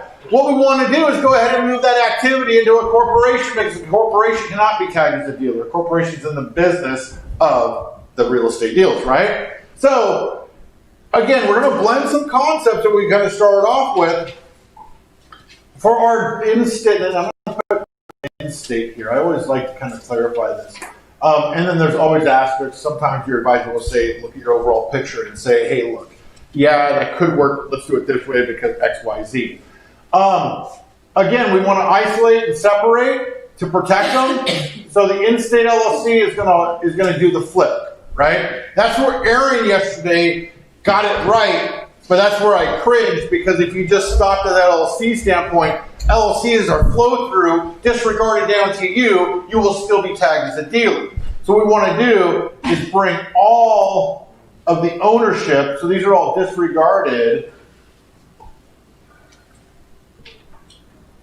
to the corporation, and from a tax standpoint, profits and losses flow down to that corporation, and then the corporation expenses them out. Michael, is there any advantage of doing this in states, let's say if you're doing it in North Carolina where series LLC is allowed, instead of creating multiple LLC, would it be more advantage to create one series LLC and just kind of create a pot? Question about series LLC. In some states, we will do that. We'll just create in a separate series. Now, here is my 2 cents. We create. We don't shy away from them. I just want people informed before they make a decision like that. Why I have a problem with series LLCs is the simple fact that series LLCs haven't run through that course of cases. The case law is very, very limited. And that if you take a series LLC or a sell of a series LLC and you go and try to do business in another state, that state doesn't recognize series LLCs, and so there's no protection. For those of you who don't know what a series LLC, think of it like this: you got a master LLC, and inside here you have cells, and it looks just like us with our rental LLCs. And then the theory is that we don't have to have more filing fees because we just create a new cell of it, and it should have asset protection because we've isolated it. The problem is that judges don't understand them. We don't have the case law to back them up, and so outside of Texas, I get a little nervous. There's a couple other states I'm fine doing it. As we are seeing, this is about 8 years ago. As we've seen it, we just haven't had any great case law that have come out And I know I plan sometimes with my own life and my own life experience, but do I want to have to face you and say, I know we set that Series LLC up, it wasn't really proven, and yeah, everything that's in that Series LLC is probably going to be taken away from one lawsuit. I mean, that would devastate me. We do use them. There are some states, I'm more comfortable in Texas and a few others. Questions? So California, sorry, did you want to? No, I was going to say California will let you file a Series LLC, but here's what they'll do: they won't treat it like a Series LLC. So what they'll do is they'll say, well, you'll pay franchise tax board on every client or mini LLC that you break out, and if there is a lawsuit, we take everything in the series. Correct. Yep, that's California and many other states too. Last time I think I checked, there's like 17 of them. So I'm trying to understand, so before we just showed this corporation is managing these LLCs, are you then taking those same LLCs and then assigning them to the same corporation, or do I have to have another corporation that I'm assigning them to? No, we're going to use the same corporation. Now, what you said was somewhat accurate. We're just using the same corporation here. Our management company. Our management company. And then here's this is the rental side, right? Mm-hmm. So long term, we talked about that earlier. This is going to be short term. Okay, I get that. So now how do I assign it to the corporation? If I bought it, if the LLC bought it, how are you assigning it to the corporation? That's where I get a little confused. How do you do that? Because we're going to have, in this LLC, the ownership or the membership certificates are going to be in the name of this corporation. Oh, so the corporation owns the LLC. Owns the LLC, yes, and it's disregarded down. Yeah. No, I'm glad you brought that up. When you set up our structures, you automatically make those linkages, right? When we set up your structures, we automatically make those linkages, absolutely, and have everything flowing the way it should. Now, this corporation doesn't own these LLCs. I should actually draw dotted lines for that. This is just a management, okay?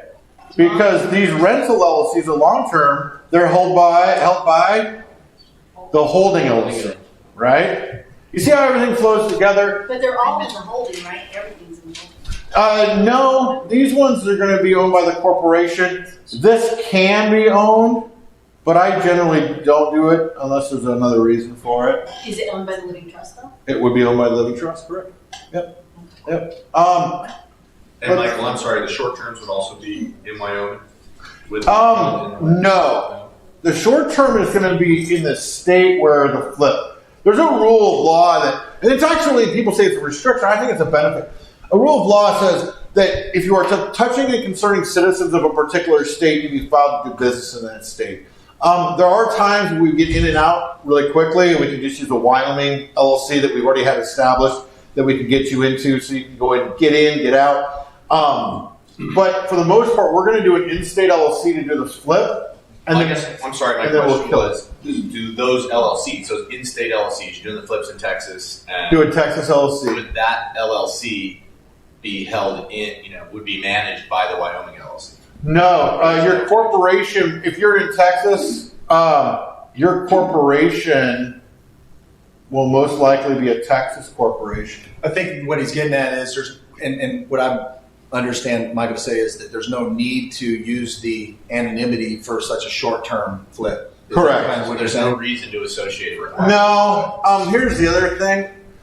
We do have clients that, from a perception standpoint, demand us to, maybe have a Wyoming corporation or do a Wyoming LLC here instead of a state one, and then they regret it later at times because then it's like, wait a minute here, a bank trying to deal with people in that in-state with a Wyoming LLC. It's not what they've seen before, and from a procedural or ease of use aspect, it creates some issues there. I guess here's my problem, right? So all my money is in my Wyoming LLC. Yes, right here. So how do I get money from my Wyoming LLC to my in-state LLC to do a short-term flip? Contributions. Yep, you can either go ahead and buy into it, or what I like to do is loan the money into that in-state LLC for the flip. All right. Simple as writing a check. Because right now, all my passive LLCs, yep, are in state, right? They're all in different states that those rentals are in, but they are managed by Wyoming, right? Yeah. So there's no connection to those long-term rentals to me. They're only connected to Wyoming LLC. Yep. If I do an active in-state, you're saying I don't manage it with my Wyoming LLC. I can just manage it personally or with the corporation, Or with the corporation, most likely. The corporation's separate, right? Separate tree. So the corporation, yeah. I kind of drew this up yesterday, but yeah, look at it again. Short term here, long term there. Yeah, a loan isn't a causal link to it. And then your corporation, I call your workhorse.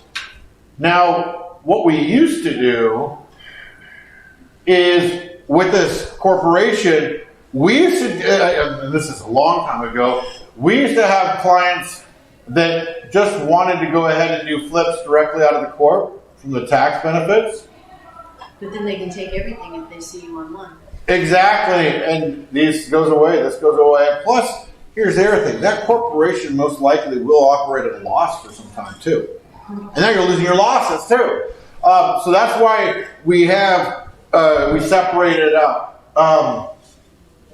And then we keep the tax benefit coming down into that corporation. Michael, would you ever loan it directly to the corporation? Because then the money can stay in there and you can do multiple flips instead of keep loaning it to LLC all the time? You can absolutely loan here, fund this LLC. Close it, fund it, close it, fund it, right? But you need to do a promissory note when you do that so you know where the money's going, don't That's beautiful. I'm a belt suspenders type person. What she said was, hey, if you're going to lend money, what's the document that is always required? It's a promissory note. In that platinum section, we got a bunch of them for you. Okay? Right. And if you get a house fire, make sure you reproduce this document. Go ahead. My question was, in this particular example where you're working with a state and you have a unique state LLC for the flip, once the flip is complete, can that LLC move the next flip, or do you have to have a new LLC? Okay, yeah. I'm glad you talked about that because that is something that is, it comes up quite a bit. And I like to reuse things as much as I can. My answer to you is no. I want you to go ahead and dissolve that LLC and create a new one. Again, how many people are titanium in here? Okay, I'll show you. If you're doing a lot of these, I mean, it just makes sense. My problem is if you reuse it, I just have seen it happen where all of a sudden buyer's remorse or something bad happened with that previous, that now that liability still stays in here. And now all of a sudden that new flip, and it just seems it's Murphy's Law that new flip was the most expensive flip. You made profit from the past one, and now it just wipes this out. So being that I call these disposable LLCs. I mean, really, your flipping LLCs are disposable LLCs. And, we do all the work for them. I mean, it's not like, you pick up your titanium, you pick up the phone, or you send an email, hey, set up another LLC for us. We get you the LLC. It's just, again, it's Murphy's Law. And I just don't want to be that where, oh, crap, I didn't hear that. You didn't take that advice, and then all of a sudden it happens to you. Flipping real estate, we use entities because we don't want to have us personally sued on it. Question. So, do corporations have charging order protection? Corporations do not have charging order protection. And that would be one of the reasons, if you're really worried about it, I'm on the fence, but if you're really worried about it, you can either have your holding LLC own the interest so you get the charging order protections, or you can create another Wyoming LLC. Now let's just really, I think I need to also break it down. The charging order protection, that's from an individual, like if you got in a car accident, towards all of your assets. It's not from the assets coming down to you.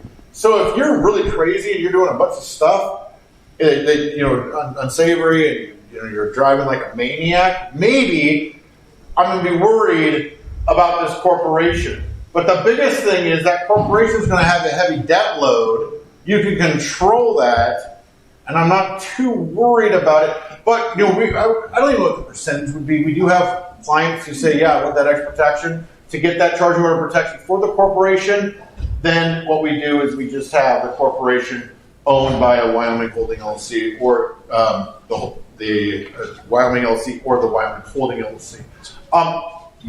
You can tell how I feel. I'm on the fence. I think it's on a per individual basis. So the only reason I'm saying that or asking is because California is a highly litigious state. Oh yeah. Right? So I don't want somebody coming in to my corporation and foreclosing and taking all of my hard-earned money. Correct. Right? So if I can own that by Wyoming LLC and give myself charging order protection, because in California, the case law, there are drunk people who can sue people, drunk drivers who can sue people who aren't at fault, right? Well, even burglars break into your house and they get hurt, they can sue you there.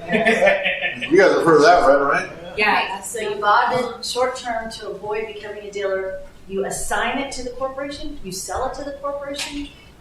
So you buy a piece of property. Yeah, I'm gonna flip. And Yep. I'm gonna one dealer, so I'm gonna assign it to the corporation. Couple ways to do it. Yeah, what you want to do is go ahead and either buy it out of this LLC here directly. From the corporation will purchase it from the LLC. So you loan the money to the LLC to purchase Yes. it. And then you give it to the corporation. Well, the ownership certificates are going to be owned by your corp. Okay. Okay. But yeah, you can go ahead and fund this, buy the property here, and then when you sell it, the money comes back into this LLC, and then it comes down to the corporation. In case the no. Yep, exactly. But I guess I don't understand how you're getting it from the LLC into the corporation from dealer status. Is it an assignment? Is it a sell? How are you getting it into the corporation? Out of the LLC? What's it? It's in the LLC. No, what is it? I want to avoid dealer status. Correct. You are not, so with this, you are not doing the deals. Your corporation is doing the deals. Dealer status, if you bought it in your own personal name and sold it out of your own personal name, right? Is what you're saying? If you, and you're not running into that intent to make a profit. You're buying it, maybe doing a deed right into that LLC that is owned by the corporation. So you're not flipping property personally. And dealer status only applies to us as individuals. It doesn't apply to the corporation. So just because I got the dealer protection by buying in an LLC, I didn't have to put it in the corporation. Oh, but the money goes to the corporation, not to Yes! the closer. Got it. Touchdown, we got it. Yes, awesome. I know, and it becomes, hey, listen. I'm not The support, that's why you call and you ask these questions. And again, we may laugh at you if it's a dumb question, but you've been laughed at by better people. Listen, guys, this is what we do, and this is what we've been doing for so long. This is a paradigm shift. I mean, that's why I reach out and get us, let us help you through this. Heck, I kind of feel like we're kind of a family. I know you know what? You didn't give me COVID this weekend, so I even even more, Well, knock on wood, I guess. But call and ask me if you want a consultation. Don't abuse it. All right. So some of the questions that come up is CRS Corporation. And they give you guys kind of a mental rule that maybe you'll forget, maybe you'll always remember. If we want money flowing down to us, it's a flow through entity. It's called an S corporation. So this really flows down to us. It files what we call an 1120S. It's an S corporation tax return. But basically, it's an informational return. All right? If we want the money to be tracked, and I use the word track, I know it's kind of a negative word, but if we want the money to stay away from us, then we go ahead and use a C corporation. A lot of our active businesses are going to be S corporations. A lot of our management corporations for real estate or flipping is going to be a C corporation. There's always, when we look at your totality of your situation, we may change that. Okay? So don't say to one of my advisors, Bowman said I have to have a C corporation. If they say an S corporation, there's a reason and a little factor in there. Now, I want to dummy this down because sometimes people say, hey, this corporation, listen, well, it was like me when I first wanted my first corporation. And my father, he told me that corporations were too much work. Put that in my head. People say, hey, corporations are for IBM, GM, and my little business, what are you talking about? It's trying to dummy these things down, right? Corporation, look at it like a pyramid. At the foundation, you got the shareholders. Simple, own and control the corporation. Some of you guys have shares in large corporations, you don't feel like you control them. But since you have the majority of the shares in these smaller corporations, you own and control them. What you want to do then is direct the directors, and basically, with the director, they're going to make, I'm going to put a little word in here, broad policy for the corporation. Now, the broad policy would be something like this. The board of directors got together and they went ahead and said, hey, we're going to go ahead and purchase rentals in Indianapolis because of all the reasons Aaron's been giving us, right? That's a broad general direction. And then they communicate to the officers, and so I put control here, and the officers carry out the day-to-day plans. They execute the purchase sale agreement. They go ahead and get whatever needs to be done. They carry it out, boots on the ground, guys. That's it.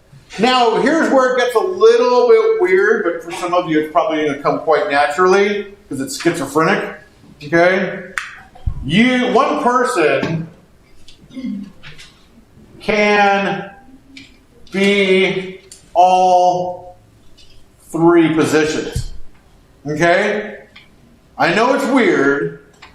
Just think about wearing different hats, signing in the capacity you're acting on behalf of. If you are doing broad policy, you are a director. If you are carrying it out, signing contracts, you're an agent or an officer of the company.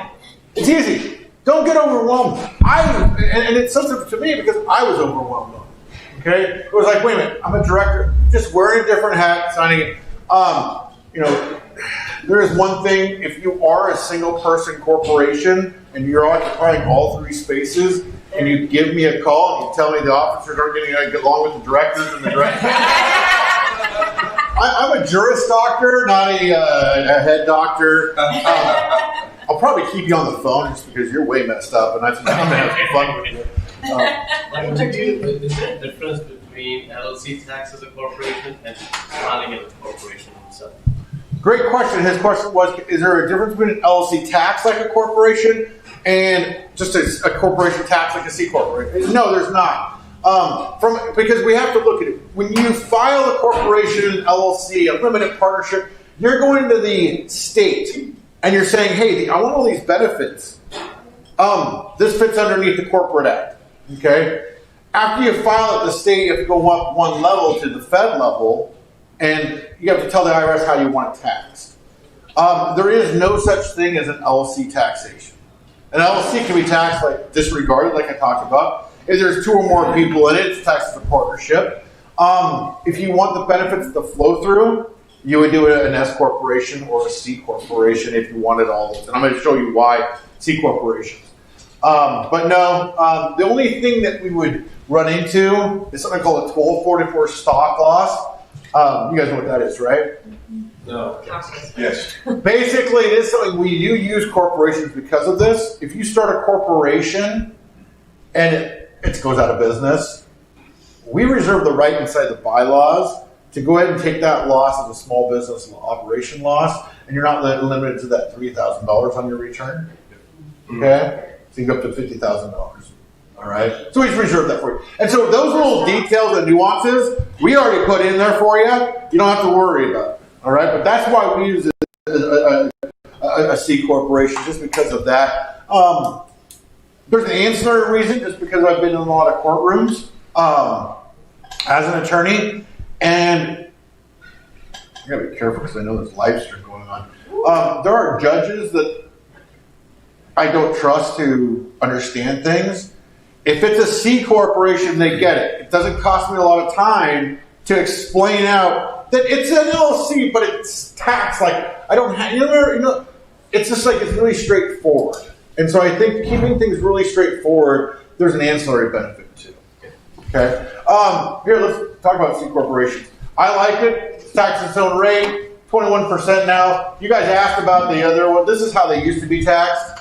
Guys, I have no idea where it's going to go. I don't think we're going to go back to a situation here But I would say maybe what I'm hearing, 28%, 27%, 29%. I'm still happy with that. I mean, I'm not, it is what it is. If you don't spend it out, you get taxed at that rate. Here's the other thing. I love it because it files its own return. And when it files its own return, and there's a question that the IRS has regarding it, where are they looking? On the C Corporation's return. It's not on your personal return. Make sense? There's increased control. This is just when you pay yourself a bonus. I know I'm blowing through these. There's other classes that you can get a little more detail, or just ask me. Do you pay yourself a Christmas bonus in December, or would you rather wait to get it in January? Wait. You wait. Because now all of a sudden you get this Christmas bonus in January, you don't have to pay taxes on it until the following year, right? Now the corporation gets the expense in that current tax year, so we can do some planning that way. And then because of the profits and losses that are staying in more on the loss side, it stays at the corporation level. The IRS gives us a lot more fringe benefits and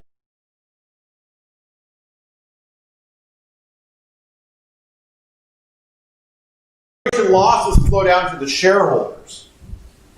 The losses stay here at the corporate level. What was happening was a lot of people were abusing S corporations, setting up S corporations. I don't even know what the hell they were doing, half of them. And some of them had no business. Fly fishing, for instance, was one of the ones. Well, they were writing off all their trips, creates a loss, comes down and offsets the personal income with S corporation. So the IRS kind of closed that out. And then that 1244. And also, because of all those, that's why a lot of you guys are going to be set up with C corporations. S corporations, the big one is with an active business, we can minimalize our employment tax. If you were just a sole proprietorship, it's your tax rate, and I usually draw this out, but it's your tax rate plus that 15.3% on all of the income that you're bringing in. Okay, there's not a division between what's salary and what's distribution. With an S corporation, it's really neat because with an S corporation, we can split between a reasonable salary and then a distribution. This reasonable salary tax rate plus 15.3%. This is just your tax rate. All right? Now, the IRS is aware that it's very attractive for us to go ahead and just take everything as a distribution because it's not subject to 15.3%. So what they did was they gave us a lot of clarity, and the clarity is that it must be a reasonable salary. There's that damn word again, reasonable, right? Here's the deal. The reasonable salary, Google it. I don't know, jobs.com, whatever it is. Put in years of experience, what you're doing, and they'll kick you out a number. Sometimes people say 50-50, sometimes 60-40. I prefer to kind of do some research. It doesn't take very long. And then print that out and paper my file with it. If I ever get questioned why I'm taking salary versus distribution, I've got that right in front of me. What's the difference between a salary and a distribution? Tax rate. Tax rate plus your salary is going to be on paying. So that's actually a really good question. Salary is where I'm paying you guys to do some work, right? So distribution is because I own it. I get the profit, right? So it's basically profit comes out to you. Oh, okay. Yeah, good question. All right, 1244. I talked about that. That's not working, but this is on deductions. This is a pretty funny video. I'm not really sure why. Oh yeah, just write it up. Yeah. Oh yeah, okay. So some of you guys have seen this. Oh, yeah. I just added this because I thought I might be getting boring about that time, and I wanted you guys to laugh. You might want to skip through that. You may turn off the live stream for showing the YouTube video. Oh. So yeah. Are you showing video? Nope. You Not at all. No, I was, and then You're good. we're all right. Yeah. Listen, I wanted to kind of give you guys what's worked for me regarding expenses. I always follow corn right here. Some of you guys have heard me say this. It's whenever I go to spend money from a business standpoint, customary. Reasonable's the art. Way to go, genius. You've been drumming. So you know we're family when I start throwing those You've been things. drumming it into us for days. And here it is, man. Here's that reasonable, right? It's like they want to give us just enough room. Nope, that's not reasonable. So subjective, I hate it. And then necessary. All this stuff, I'm going to tell you, I have stories on this, but I'm streamlining this from what I usually talk about. But listen, I learned all this the hard way. Like expenses, I'm like, is this, it's got to be tied directly to the business, but come on, with this, it's like, you know what, you go in, you spend the money if it's customer, ordinary, reasonable, and necessary to the business. That's your gatekeeping mechanism. You follow it, boom, you're fine. Your groceries are not.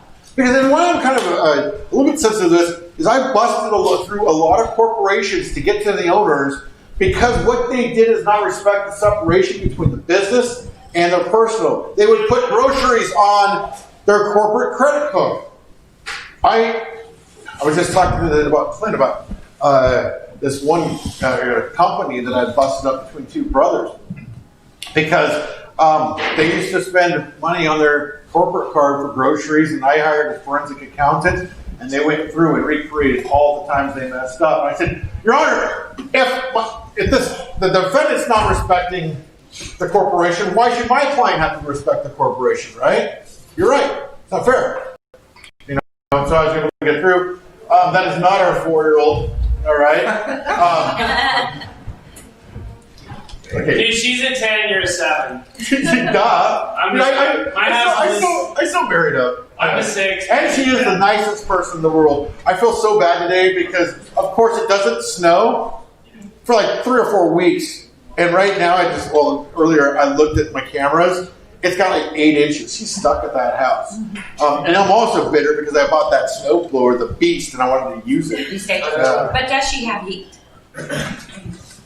Did I tell you about the power? It went out yesterday. Yeah, she got heat about a couple hours after it. And she didn't have to start burning furniture, so I'm really happy about that too. Why I do this is because travel is one of those things that I have really sought a benefit out with my entities. Guys, any of you guys go to the executive retreat? We have them in Hawaii. Okay. Story behind this is Hawaii and the Caymans are like two places that I just find myself relaxing and zen for me, right? I landed in Hawaii to smell the music, and I was going there paying for it personally, and I thought to myself, how can I go there on the business's dime? So you know what I did? Cruise. No, I didn't cruise there. I flew there. But what I did was I called the Hawaii Real Estate Investors Association, and guess I said, you know what, Paul, if you want me to come out and speak to your group, I will. You will? I think I can make it happen. So we used to go out there. The one thing about the Polynesian people, they're just fantastic and loving. And, I become friends with people. I got invited to a barbecue.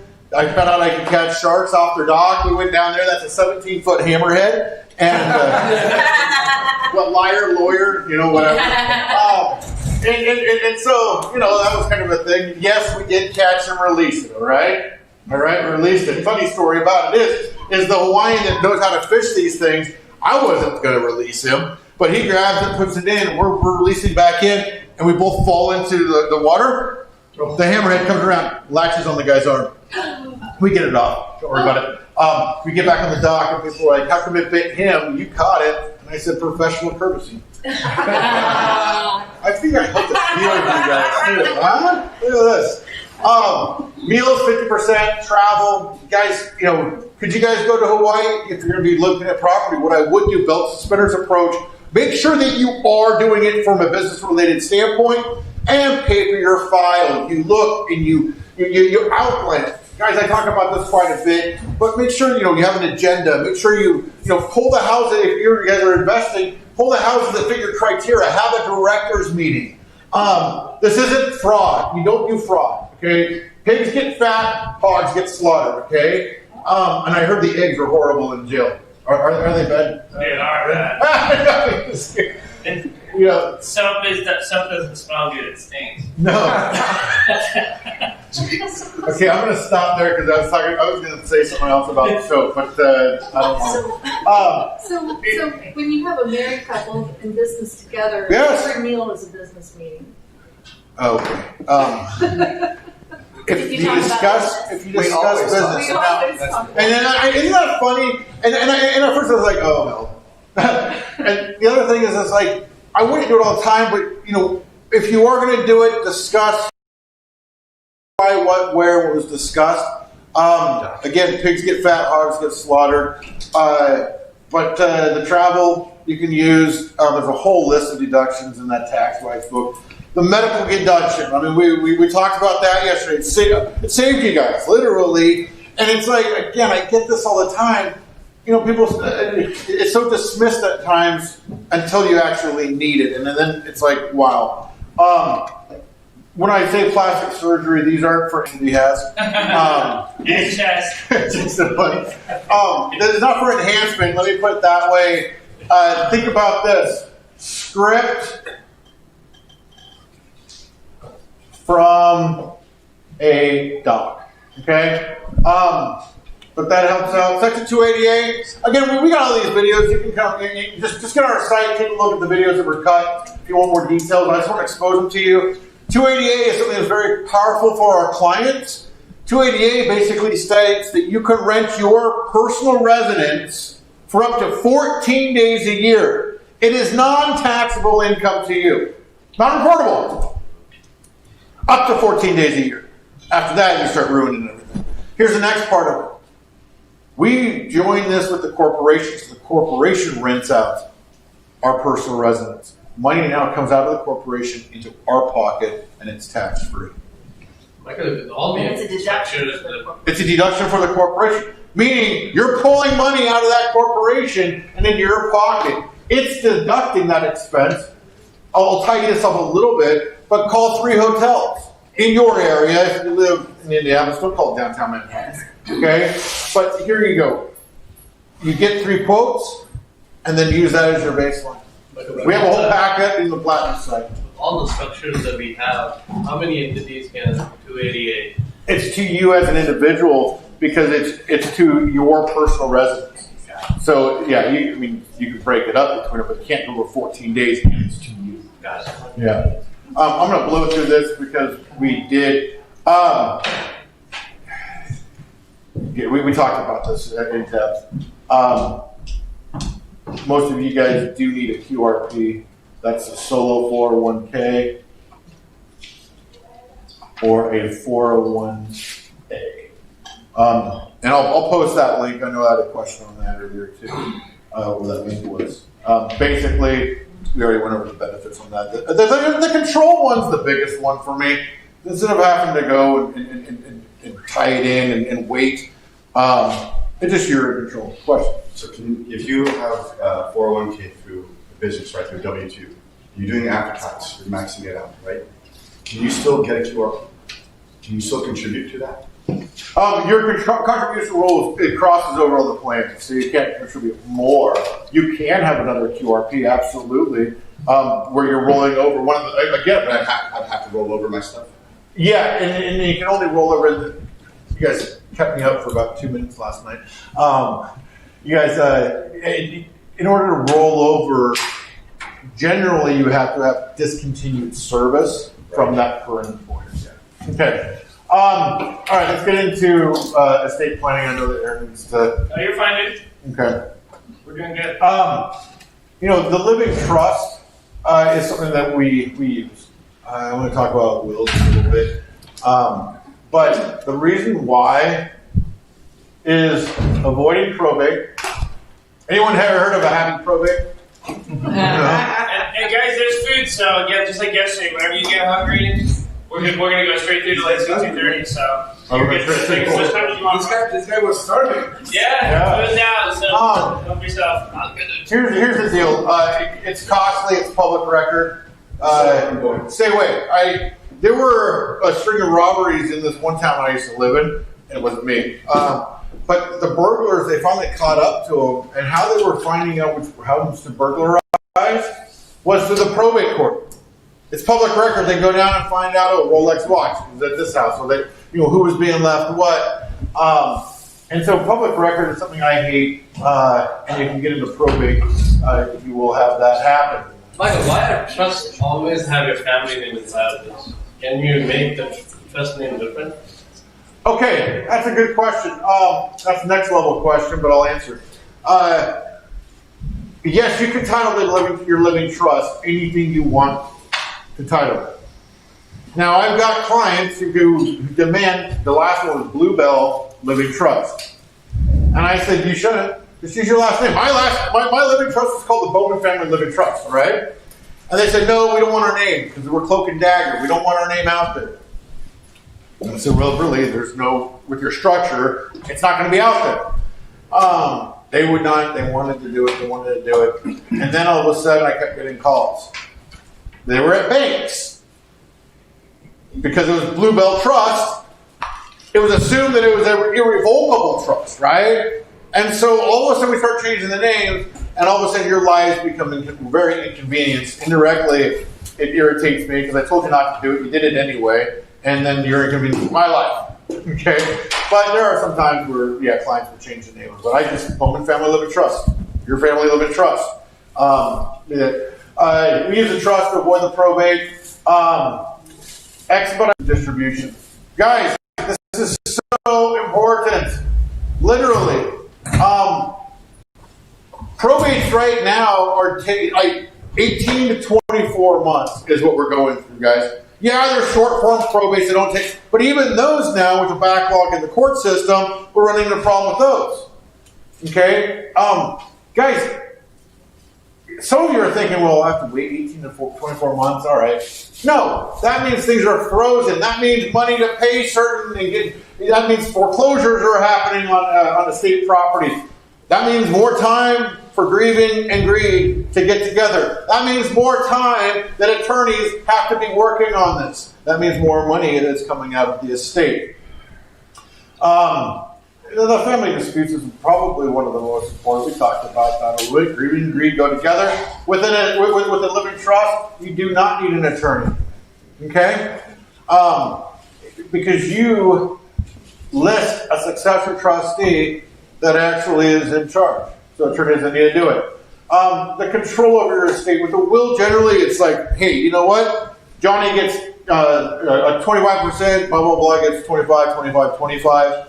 And it's really straightforward because the money just comes out.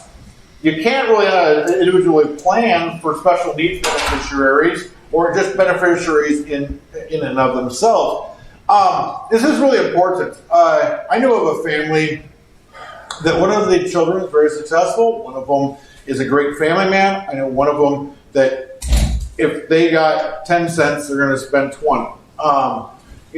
There's different personalities in every single family. What a trust does, it allows us to go ahead and help and, protect spendthrifts or their special needs. We can love our kids the same. We can plan individually for them.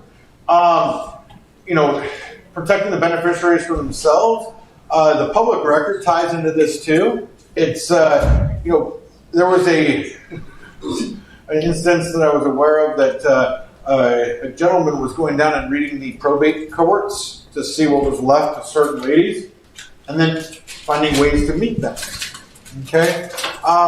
There's predators, all sorts of predators come out of the woodwork. I've seen heirs get a lot of friends that stuck around until that money was gone. Yeah. Okay? I like the distribution, greater control. Did I tell you how I have my trust set up yesterday? Yeah, and I'm going to tell you this because it's my favorite, and I think it's very, very applicable to a lot of people. Unless your kids are older and you trust them. Right now, 10% at 25 is when my children get their first distribution. The reason why that is a number of things. What I've seen, it's just my life experience with clients. Like, thank God I've learned from you guys instead of having to, learn on my own.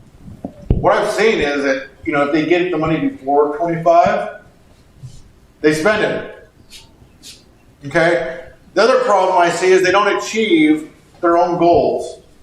What I mean by that is you get the money at 18 and you think that's all the money in the world. Like, oh man, this will never run out. And well, I went to law school with an individual, and you ever meet those? I consider myself quite intelligent, but you ever meet those geniuses that they just look at something once and they're done? They know it. And not only did he have the book smarts, but he had the street smarts. His parents passed away during law school. He graduated from law school, but then decided not to take the bar because he inherited about $3 million. $3 million! Hey, when you're broke, $3 million. Are you kidding me? Through being an angel investor, through being, going to Vegas a bunch, doing things like that.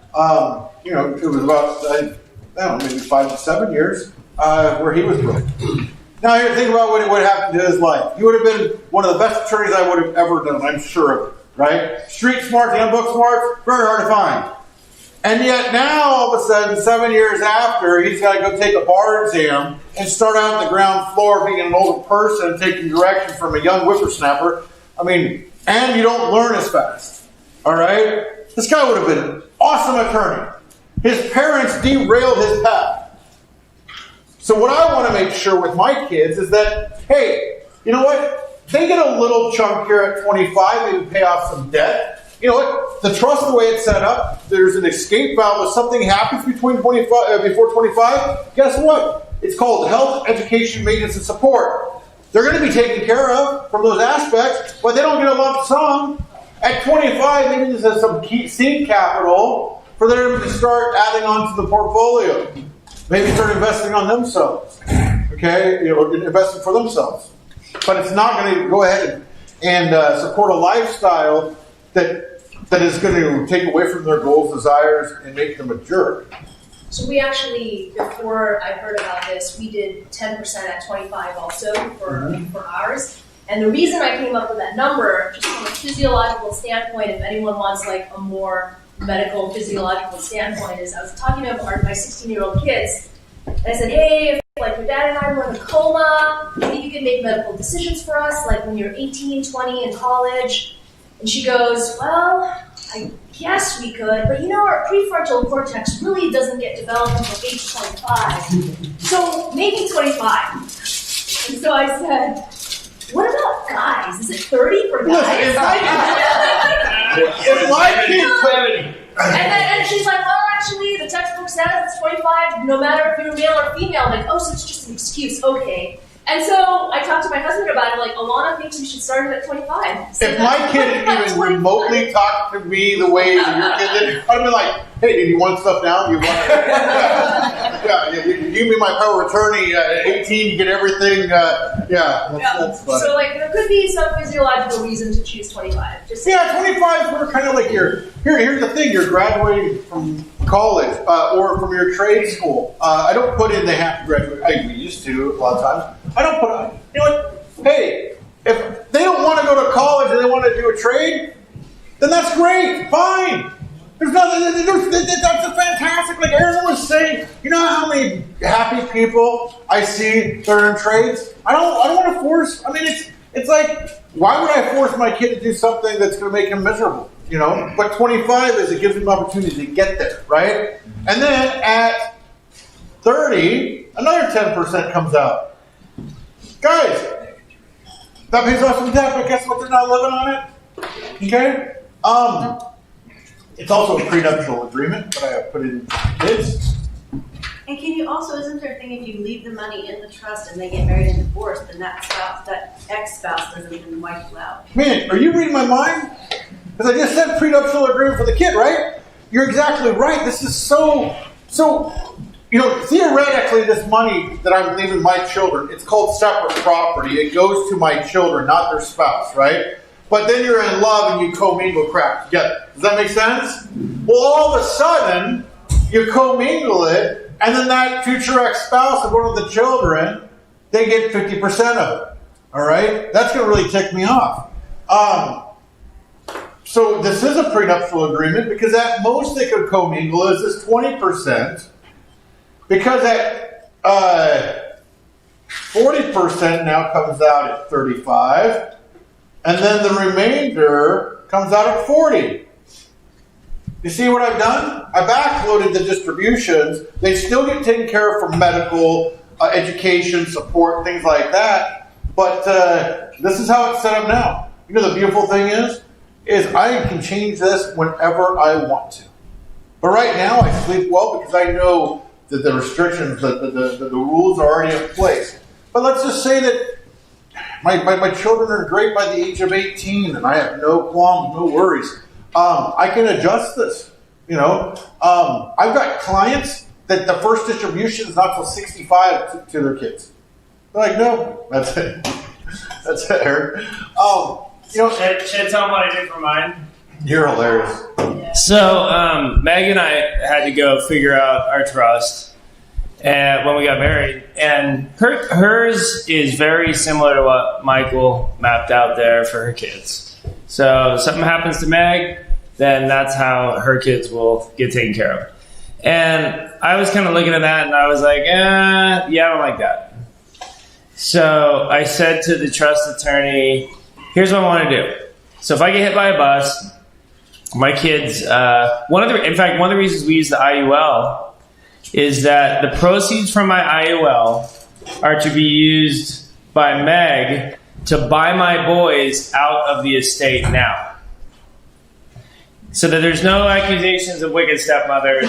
You know, Meg got remarried 10 years later. She didn't help me out. I was a minor. That whole thing, right? So she takes the IUL money, buys my kids out, then their trust is a separate entity, and my private equity partners buy the same kind of properties in the trust that I've been buying. And then that's for my boys, right? So hypothetically, my boys could turn 18 and there's $20 million in that trust. Okay? So I don't like that.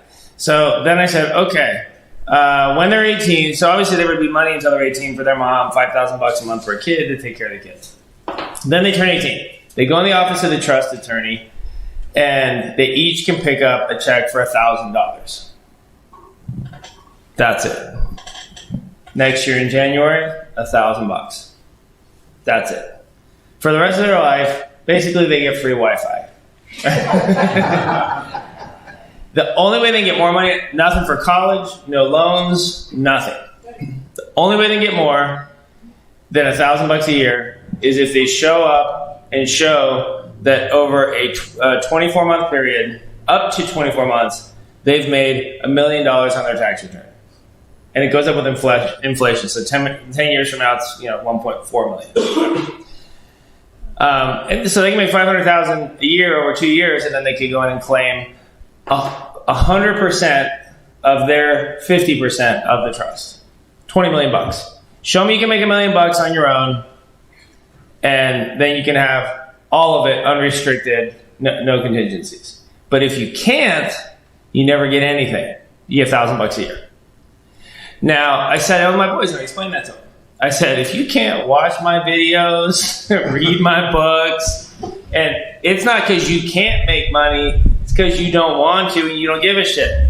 And if you don't care, I don't care to give you any money, because just like a lottery winner, you don't do anyone any good by giving them money that they have no business having. You do them a disservice.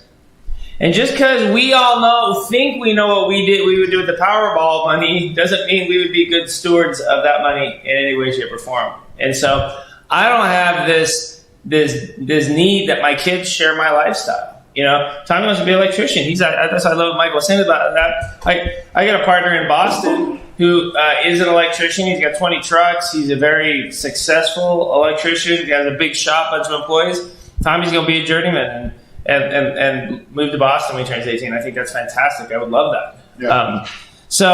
The only thing now some of you are well, that's kind of harsh. No. I don't know if I would do that. Maybe you agree with me. The point is, it's my money.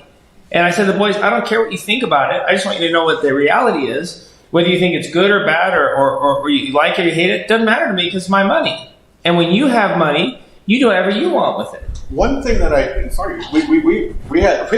we had a great conversation, and I mean, Do you mind if I share a little bit about it? Please go ahead. I mean, he came out to me. I mean, I read what he wanted to do, and I just said, "Oh crap." He had gotten a lot of information from a lot of different places, and one of the things that we did was made it pretty straightforward. Would you agree compared to what we were thinking? And keeping it simple, and we have to do a good balance with it. All my estate planning attorney division, they understand that just because you can do something, you never put someone in a worse position of what we're doing. Like, as in, hey, if a client comes to us and wants us to do all these things that they read on the internet, or someone's showing off of how much they know, and so all of a sudden it sounds like a lot of good ideas, we have to make sure that it is going to be executable. And we also have to do this. Guys, I have people who want to plan for 10 generations down. I mean, listen, I know you think you're the next Rockefellers, but I mean, like, come on. You don't even know what the hell the environment's going to be like, the situation, who your heirs are. Let's just taper it back. We can maybe, once the wealth gets there, we can do something like with a charity or a foundation, something that's going to live on. But one of the things I really want to make sure is that the plan that we put together is executable. That it doesn't cause too much problem. Man, you want someone to hate you? Put all these things in it. Now, do I put drug testing provisions in it? Almost every single time. Listen, I have seen clients die. This one kid who went to rehab twice, the mother would not let us put a drug testing provision in there. She said that it would offend him. Well, it didn't offend him because she wanted to do it. We looped it around a couple times trying to get her to do it. 2 weeks after she passed, his 7-year-old sister found him dead in the bathroom with a needle stuck in his arm. She didn't offend him, but she killed him. So drug testing provisions are things that we generally put in. We want to make sure that we keep things as straightforward, as easy as possible, put the safeguards in place. I had a kind of a interesting experience. We put a lot of what ifs inside your trust, and I got called out on this one time by an attorney. The attorney called me up and he said, "Hey, listen, you put together some boilerplate crap for our client." And I said, "What do you mean?" "Well, they have an S corporation provision in there, and if you would have known our clients, the client doesn't even have an S corporation." And I said, "Well, if you would have known our clients, the clients are entrepreneurial in nature, and so they are probably going to have an S corporation at one time. So what do you propose? Let's not put it in right now, or do you propose us going ahead and charging the client again to redraft and do a restatement of the trust and then put it back in? Is that what your practice is?" And then so there's some things that we make sure that we button up everything, that we cover the bases. I just really I'm a little more reserved back on putting too many restrictions in there. Drug testing provisions can be where, if they wanted, or before a distribution comes out, they have to get drug tested. If they're clean, they get the distribution. If they're dirty, the trust can go ahead and pay for rehabilitation training. Put them in rehab, then they got to test again. So many things that we do, again, protect the beneficiaries from themselves. Really quickly, I'll answer the question. It's really awesome talking about a great wife. You guys can see this. Oh, awesome. She's shoveling the driveway. Yeah, how awesome a wife do I have? Cardio. Yeah, I'm going to hear it. No, she won't even hang it over my head. Doghouse for you. No, she never does that. The coolest thing also is I don't have to do it when I get home. No, but yeah, that's kind of great. A couple of things. A lot of people think it's a trust, and that's it. Guys, no. We used to draft trusts, but then we realized there's needs for other documents to go ahead and take care of. You got it. Schedule of gifts. This is my favorite document that's in there. This is the no fighting over stupid crap document. Basically, it's that it lists the item, to whom it's going to go to, and then you date it and sign it. Okay? Knick-knacks, stamp collections. I mentioned stamp collections because my father and I on Sundays, we used to collect stamps. I was a geek, right? And it was kind of cool because everything comes into your world. On Sundays, he'd put stamp sale. I'd have to calculate 20% off the Scott catalog value, right? And we negotiate. right? But that was time I spent with my father. That stamp collection means something to me. Now, I have two other brothers. One of them 6'10", weighs about 330. Okay, so in a fight, I probably could maybe, well, whatever. But, he's probably going to want it. My other brother is probably going to want it. They want it from the financial value, right? See financial value? I want it from the sentimental value and maybe a little bit of the financial. No, I'm kidding. I don't want arguments over that. They never collected a stamp day in their lives. So, this, we already talked to my father, and it is in his schedule of gifts. And I hope none of my family or extended family's on this, but you know what really stung was when my grandma died? I was her favorite, of course. Just kidding. What the thing was, is I wasn't in the town where she passed. By the time I got there, her place looked like it had been burglarized. It was disgusting. You know what I got from her? Nothing. There was nothing in there that had any sentimental value to it.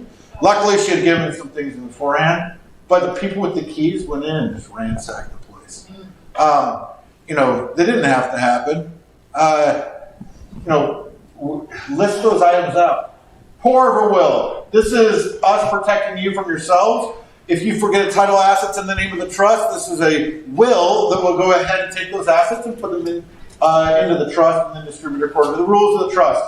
Guys, if you have kids underneath the age of 18, or this is a concept to share with your family, if they have kids underneath the age of 18, make sure you have a guardianship provision in place. Do not let the state decide, period. They're overworked. They don't understand the ins and outs. You guys choose who to take care of the kids. I've seen children put it with meth addicts. Imagine that. With those, there was two girls, 7 and 9. You guys decide. You think everybody wants to take care of your kids. I'm telling you, they don't. Sometimes that they do. There's two sides of the family fighting over who's going to take care of the kids. And at a time when they should be coming together for the kids, they're pulling them apart. You guys choose. With COVID, we have never seen such a need for financial power of attorneys and medical care power of attorneys. People were devastated financially because there was no power of attorney put into place. They couldn't get into the courts. Okay, you guys choose. Maybe it's not the same person. Maybe you want an accountant as your financial power of attorney. Maybe you don't want an accountant as your medical because if they don't want to, they'll pull a plug if you get a headache. They don't want to pay that $100 for that aspirin, right? You guys choose who's more adept. There's also something in there that with some individuals, they can't pull the plug. Mentally, it's lost. If they pull the plug, you're gone, it's final. They won't pull the plug. You guys choose the people who are in alignment.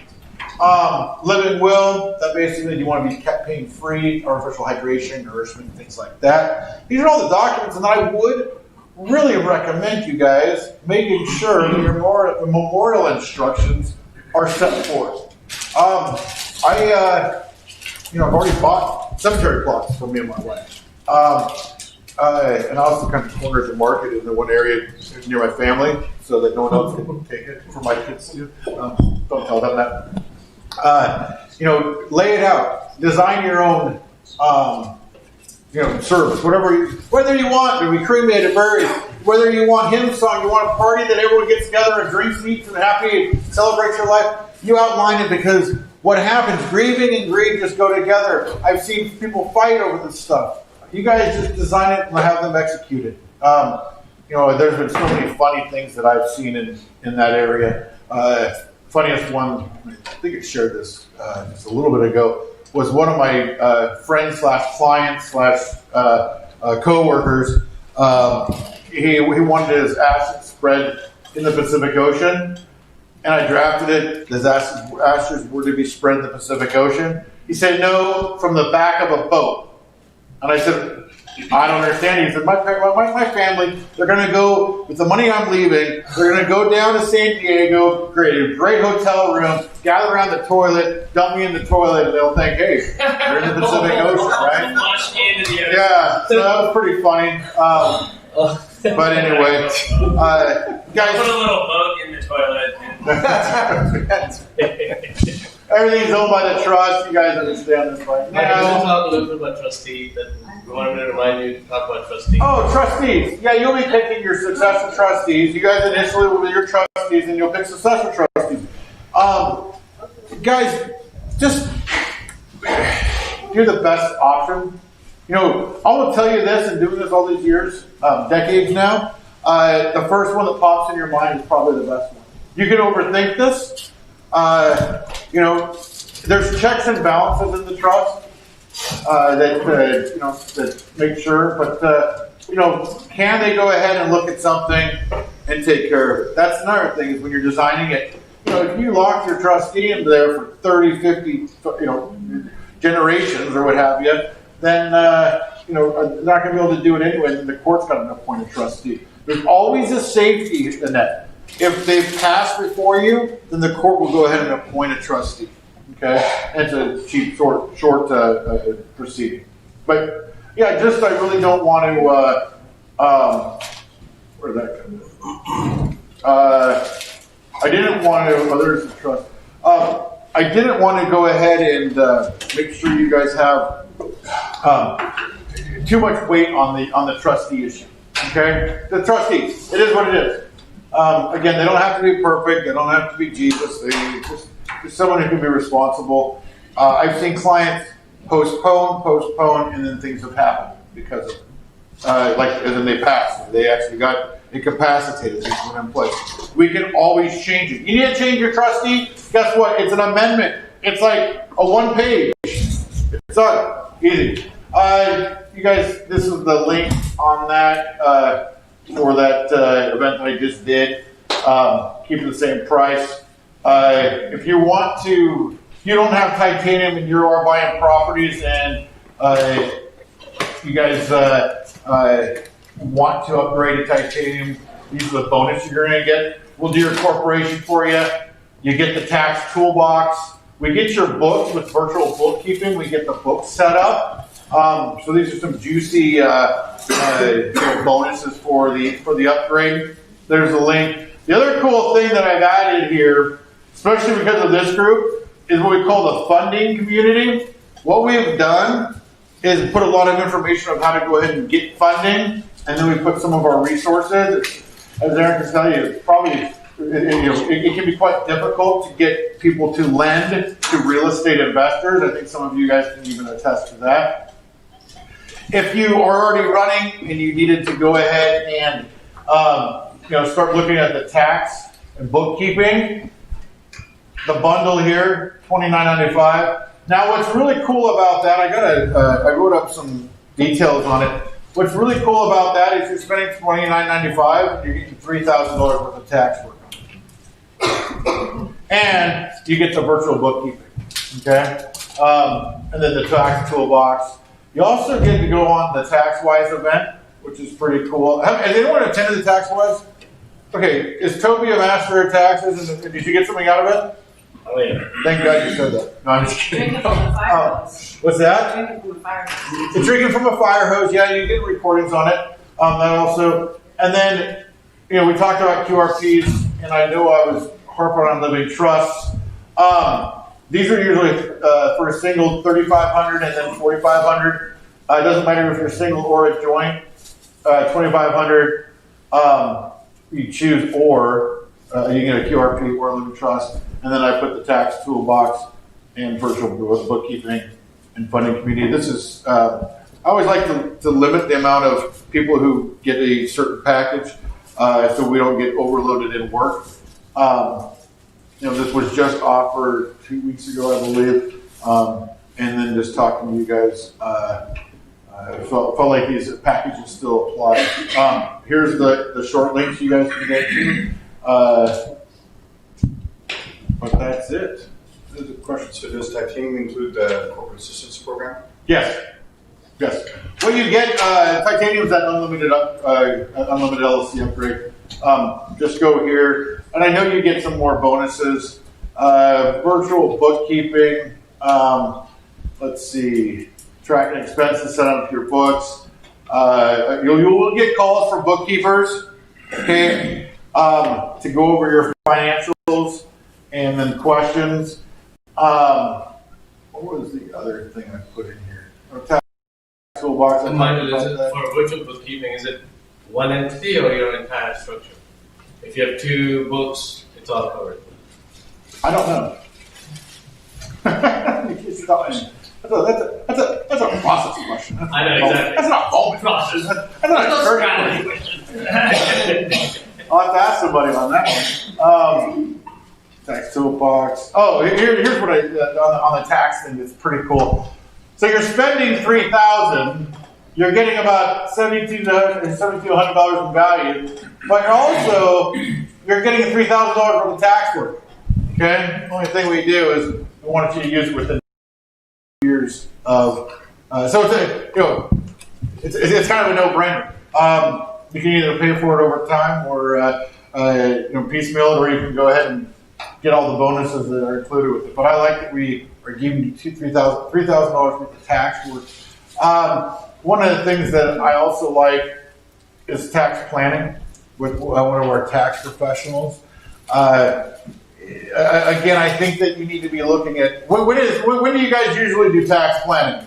And trust me, I say you guys, but have to.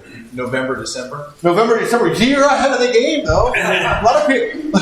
And me, I'm literally when you start getting your tax documents from your employer and your January, February, and then March, you're getting it off of Sunday Island, and all of a sudden it's April 14th. I mean, I've been there. So that includes doing the tax return or just? Yeah, this is tax work. Right here. That's tax work. So $3,000 worth of tax work.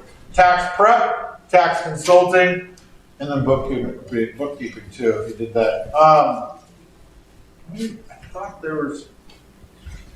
You can see what's on Platinum or Titanium if you go to our website. But yeah, what I wanted to make sure was, because we were talking about corps, I wanted the corporation included. A lot of people say, well, is it just LLCs? In some packages, it has only been LLCs. What else? Oh, the corporate assistance program. Other than that, Aaron, actually, any questions? Any questions you guys have? I know we went over it kind of fast. I just have a question, and actually, I'm not going to ask you, but I'm just going to pose it as a thought. With his plan with son, which I think is really great, but then you think about, because I work with people with disabilities. Yeah. What's been going on in my family right now, things that have happened. Having that IUL as that backup, so that if your child does end up with a disability, head injury from a car accident, their long-term health care is taken care of and all that other stuff. So that's when you started saying that, I was like, cool, but what if something happens? Yeah. They'd be screwed with my trust. Yeah, so, because I'm starting one on him, I got mine started, and then I'm going to start one on him. And that way, it's kind of that whole picture. You still protect your kids, you still motivate them to do things, but then you have that backup in case. You're just a better parent. I don't give a shit. No,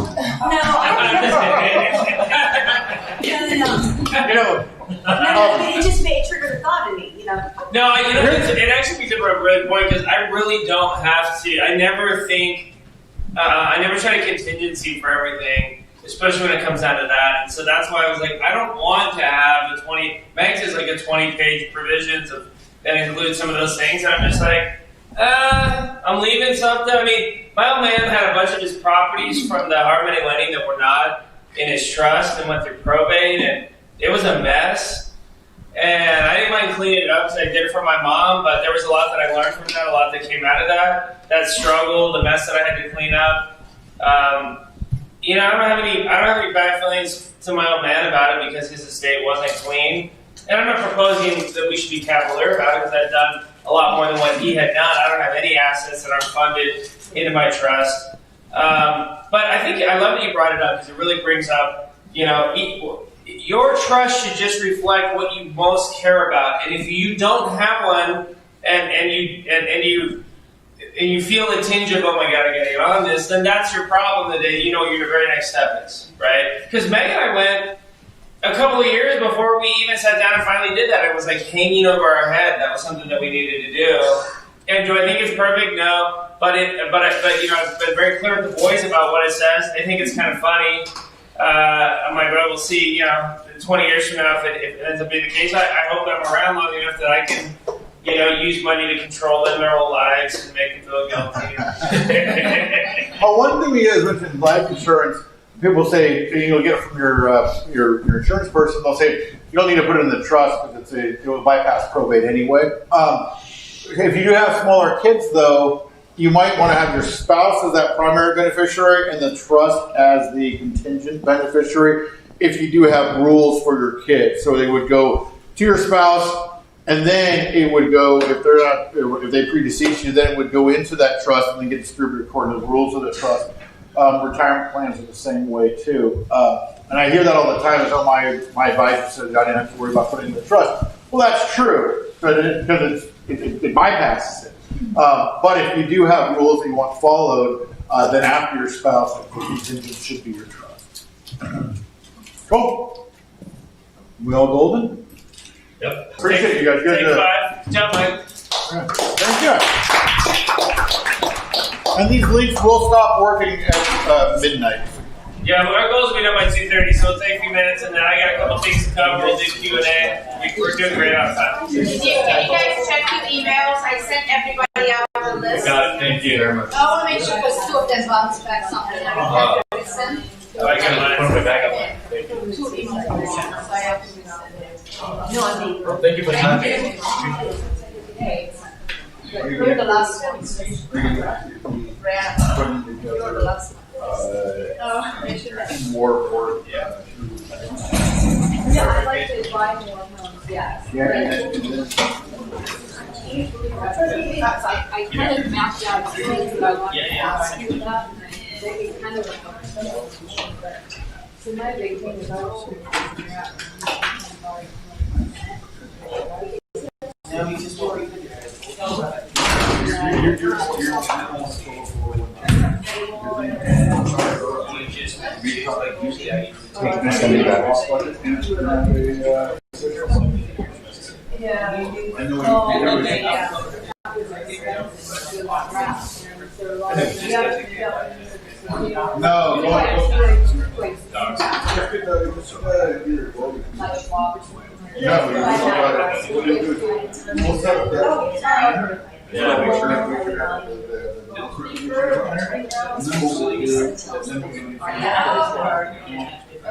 Yes.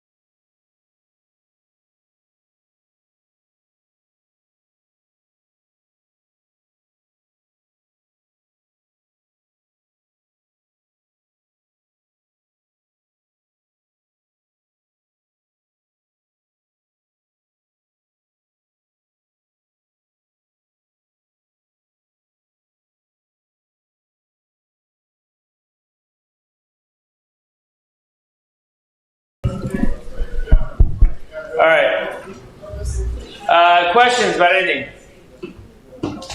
Questions? I have one. Yeah. When you're talking about active income, where do you put your focus on? Getting the deal, closing the deal, running the deal, selling the deal. Where do you want to focus first on to build a good foundation? Trusting. So I mentioned the word rainmaker a few times over the weekend, and it comes from. I always say that generally people tend to be either rainmakers, chiefs, or warriors. And I feel like the rainmakers are your, business founders, raise money,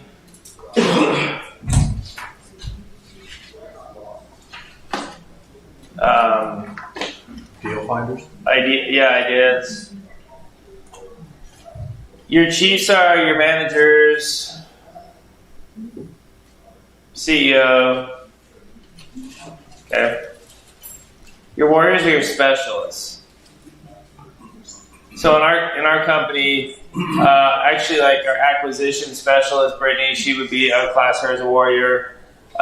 Meg, doing customer service, is a warrior. Ellen's a warrior, doing customer service. So they have highly specialized kind of single purpose jobs within the company.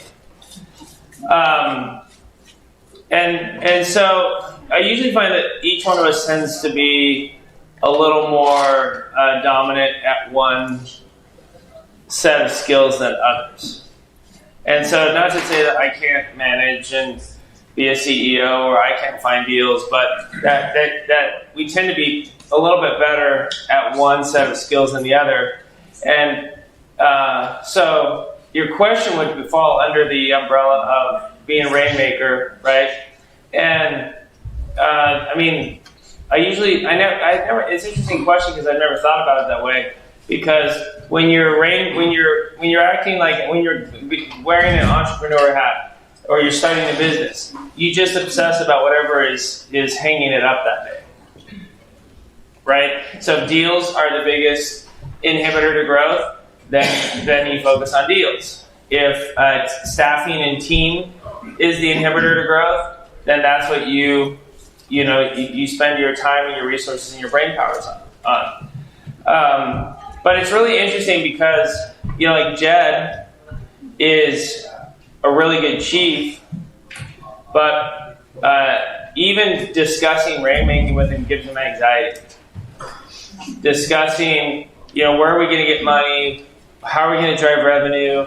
How do we allocate resources? Where are we going to spend our time?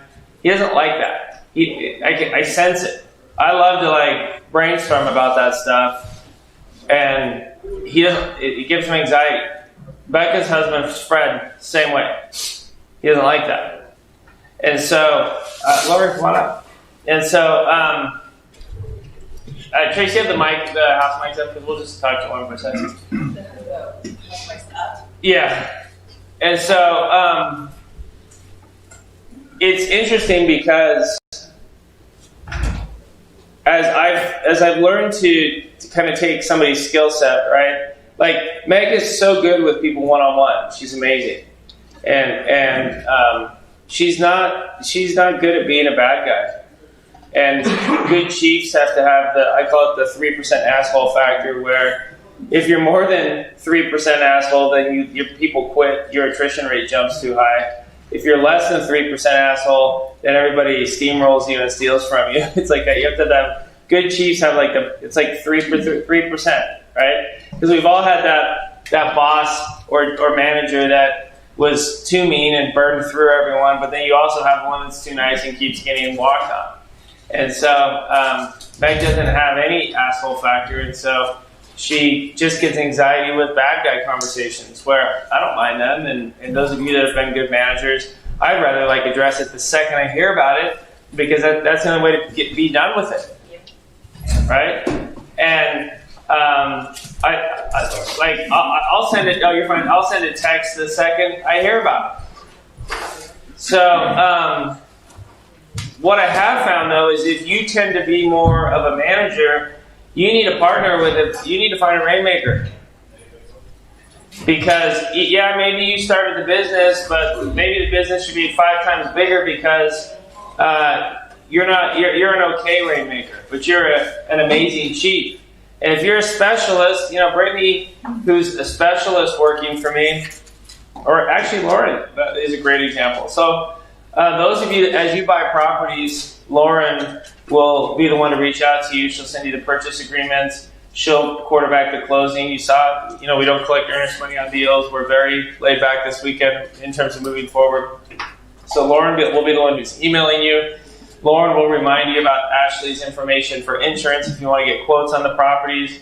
She's amazing, right? Lauren's a perfect example of a warrior who she's great at closing properties, managing the pipeline, answering investors' questions.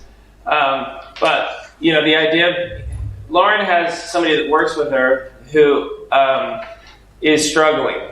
And I said to her today, when Michael was talking, I was like, hey, let me know when it's time to really have a harsh conversation with that person, because there's some extenuating circumstances that may require us to have to let them go.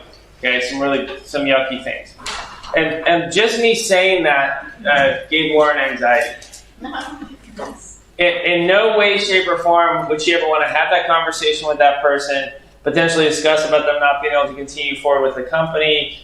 And that person, every time they don't do their job, it ends up making her work more. So, if she were a chief in training, she'd be like, yeah, I'll talk to him, no problem, right? Or if she were a rainmaker in training, she'd be like, well, actually, I have a new person we need to hire, right? To replace that person. And so, realizing that she's a fantastic warrior, she's really great at what we needed to do within the company, then I'm not always, I'm not like, look, Lauren, go to law school and then be a CEO, right? Now, I'd love for her to go to law school. In fact, I tried to convince her a few months ago to go to law school because she could take that same warrior skill set and be a fantastic litigator, eviction attorney, right? But I don't see her using, a lot of times, sometimes attorneys make good CEOs. I don't see her being an attorney CEO. I would see her attorney litigator, attorney evictions. Does that make sense? Actually practicing law would then fall under the warrior umbrella. And nor am I saying to her, hey, Lauren, when you have a good idea, maybe let's start another brokerage and focus on commercial properties, and then you and I can be partners in that, which is something that I would consider with Ellen in a heartbeat. And so even when I have people on my team, I try to sort what their kind of, whether they're Gryffindor or Slytherin or Ravenclaw, and then I work backwards from that in my interactions with them, in the discussions that I have with them about their path forward, in the company, because there's nothing worse than taking a chief and trying to make them be a rainmaker, or taking a rainmaker and have them be limited to being a warrior. It really crushes people in a way that they're not cognizant. And maybe some of you have been asked to do something like that in a job capacity where you're just like dying, right? And I remember working, after I got back from Venezuela when I was 21, I got a job in the casino and I was bartending, and I ended up I had to work a month of graveyard shifts, 11 p.m. to 7 a.m. in the 24-hour coffee shop. And it was horrible. It was like soul-sucking. I just remember being depressed on the shuttle bus ride out to the casino at 10 at night. And then you were a little busy with last-minute diner people at the casino, and then it would just die at 2 o'clock, and we'd just sit there and look at each other, and then you'd get the early bird people in at 5:30. It was just, everything about that I hated, and it was just me completely not in anything that was good for me that helped me thrive. We've all been in that situation in an employment standpoint before, and so really, it requires, because sometimes people are like, no, I'm a rainmaker, that's a cooler job. I'm telling you, don't identify one as better than the other, because good companies have a nice balance of all three. And usually you don't learn it. I didn't learn to be neurotic. I was just born that way. And so, I mean, I know Lauren's dying inside right now because she's up here longer than 2 minutes, but I make her come in every Sunday of the event so that you guys have a face to a name. So everybody say hi, Lauren. Hi, Lauren. And we'll let her go. And then she's like, peace out. Those lights are getting hot. Yeah. Lauren, how long have you been my assistant here in Indy? Long time, I don't know, 8 years maybe? You were like, what, a freshman in college when you started? Mm-hmm. Yeah. And I single-handedly talked her out of going to nursing school to work with us. I mean, I did, and I told her she could keep doing both. I was like, but I wouldn't hurt my feelings if you did. Like, just keep doing both, but work for us. But do both. I said, we'll work with your schedule. Like, and if she goes back to it, great. But I mean, like, good rainmakers see talented, competent people, and they recruit them. They recruit them hard. Always. I always want winners on my team. And she's a winner. Her mom's our CFO. Her mom's a winner. Why wouldn't I want that? There's that nepotism again. It works. I'm telling you, dude, it works. Beth. Oh. Beth is always hyper and excited, huh, Lauren? No. Beth's the cutest Eeyore in the world. Hi, Beth. Hi, Aaron. How's everything going? Good. I showed her. She's like, I want to see your new house. That's nice. She's just. Lauren will be like, Mom, I'm pregnant. Okay. No, she probably would flip out on that. Thanks, Lauren. So, on that same token, we're going to give you guys a copy of my book, if you don't have one already. But one of the sections of the book, I talk about the 5 glass ceilings of business that limit people. And it feeds right into this discussion because if you have a business idea and you never, like, who's got an idea for a business or a product that they've kind of thought about and fantasized and right? Okay? And you're glad until you actually get a customer, then that business will never progress. You won't have a real business without a customer. You'll just have an idea. And so the not having a customer becomes your glass ceiling.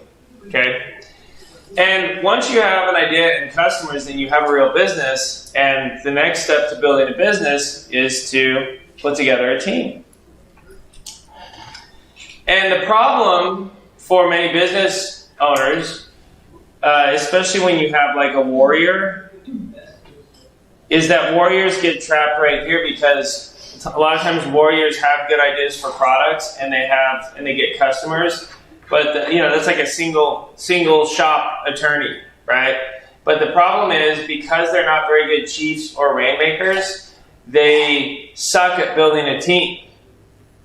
Because think about it, it's not just like, hey Lauren, here's an application. Let me know if you decide you don't want to be a nurse. She was my assistant. She handles everything when I'm out of town for everything for my stuff here, my place, my cars.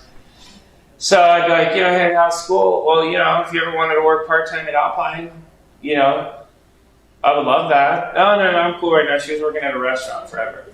And then the restaurant competed with her schedule. I said, I'd love to build a schedule around your school schedule. Just years working on her. Because she's a perfect kind of warrior. She's great. All of her, she's meticulous. She's detail-oriented. She has great follow-up. I'm none of those things. And so every time I meet somebody who's all of your strengths are different than mine, then I love that. That doesn't threaten me. That's what I want. I don't want a bunch of errands. We would all drive each other crazy. Now, once you learn how to build a team, okay, you can really do well. You can make a lot of money. You can make, you can do well. But the next glass ceiling for you to grow as a business owner becomes your ability to create systems. Until you become good at creating systems, and this is 100% just my opinion. I didn't back it up by anything. Like my publisher, they came to me and they said, "Do you have any empirical?" I'm like, "No." that isn't the idea of writing a book that you have something to say. What are the footnotes? Yeah, what are to back it up? And they were like, yeah, you don't. And then they actually said to me, would you write a book on this? Would you write a book on this? I'm like, well, I said everything. What else am I going to say? Like, so then they said, okay. I said, so you think about it. The amount of systems that we've had to develop are crazy. Let me give you an example of one system that it isn't a big deal, but could be. So you see on the front door of our house, we have a lockbox, and you put the code in, slide the little door, the key comes out. Well, when you own 4 or 5 rental properties, you keep a lockbox in your office, and if one of your properties is empty, you put it on the door. That's your system. You probably just keep the same code. Maybe it's 1111, or 1234, something simple. Jorge, what's your code for your lockboxes? 0394. Thank you. I'm going to write that down. Okay. Mine is my ex-wife's birthday. No one will ever suspect that, right? Wait, cut the feet. Too late. Don't cut the feet, Trish. Okay. I thought you said she's on her phone. All she hears is cut the feet. I'm like, I'm done. Mike, do you use a simplistic 4-digit code for your ATMs and stuff like that, or do you use one that? I was just on mine. Mine's my ex-wife's birthday because I figured no one will ever suspect that. Wait, are you trying to break into my shit? No. I just want it says something about your personality, or do you have a simple 000 or something like that? No. It is David, our CEO, was just laughing at me because I'm like, I got a password for personal, I got a password for business, and my code is the same code that I've had for my first ATM card, probably. That's what mine is. Yeah, and I'm like, and now with all this hacking stuff, this is irritating because now I got to go through and create new passwords, but then I can't remember the password I just created, and so you should see my email. It's like, hey, you just here's the information. Reset the password. Reset the password. It's like these hackers have made my life. You're my dream. Are you a hacker? I'm just saying, you guys are my dream. Actually, I use. That's a little creepy, man. You dream of us at night stuff? No, you said you, not me. All I have to do is look up. I can do background search on him, and I know exactly what his password is now. But mine would probably be able to get it because it's a weird thing in my life years ago. Yeah. So don't try. Hey, don't try it. You're giving us a challenge, Mike. Hey, does anyone want to sit down for a quick minute? Yeah. All right. You're the next contestant. Yeah, we got time. We're good. We got an hour and a half. So with the lock boxes, once we got to about 50 lock boxes, where we have 40 or 50 houses empty, you can't keep the same code for every lock box because our contractors would figure it out, and then our contractors, or they would tell their brother, hey man, Alpine houses all have the same lockbox code. Just get on Alpine's website, you can see what the empty house is and go take the furnace. So we noticed a huge jump at theft, so I said, all right, but that doesn't work. So we made the lockbox code be a function of the address. So if the house was 1, 2, 3, 4, we made the lockbox code be 2, 3, 4, 5. And I thought that was smart, and that worked for a couple years, and then our contractors filled that up and figured that out, and all of a sudden our theft jumped again. I said, all right, that's a shitty system. And so we said, we're just going to randomly generate them when we put the lockbox on the house, save it in our CRM, which, someone can, we know who accesses the CRM. We can see what address they looked at, and we have control on who has access to the CRM, right? And that's been a really good system, a randomly generated code that is you can only look it up in CRM, in Propertyware, that ties to that address. So that's been a good system. But then the problem came. Now we have 1,500 properties. So at any given time, I have 50 properties we just bought, 50 properties we're working on, and 50 properties that are available to lease. And I'm like, do I need to hire a lockbox job? right? Do I need to pay someone $40 grand a year and have them have a closet with all the lock boxes, all these random codes? What a nightmare if they get confused, because you can't, those lock boxes, if you don't know what the code is, you can't reset them. They're very simple little things. I'm like, wait a minute, if I buy these in bulk, how cheap can I get a lockbox? So I do some homework, and if I buy a whole flat, if I buy 1,000 of them, they're like $4 a piece. And I said, I need to invert it. Scale has completely blown up this system. So I shipped a whole case of them to my locksmith's business and said, when you go rekey the house, rekey it, put the lockbox on the door, and I'm getting that for free. So I don't have to pay someone to put the lockbox on the door. And then leave the key in the lockbox. You randomly generate a code, tell me what it is, and we'll save it in our systems. Okay? And then when the tenant moves in, we'll tell them what the lockbox code is and say, keep it as a housewarming gift from Alpine. And they're like, I don't want it. We'll be like, okay, just leave it in the hall closet. But then we throw them away. It's cheaper that based on how busy we are, how big we are, it's cheaper to just write it off like a mini blind. You know, it's going to be $8, $6, and that's our current system. But that's a complex system for something very simple, right? Now, my point is, I'm sure there's better ways we could do that. I don't want to hear your ideas. Yeah.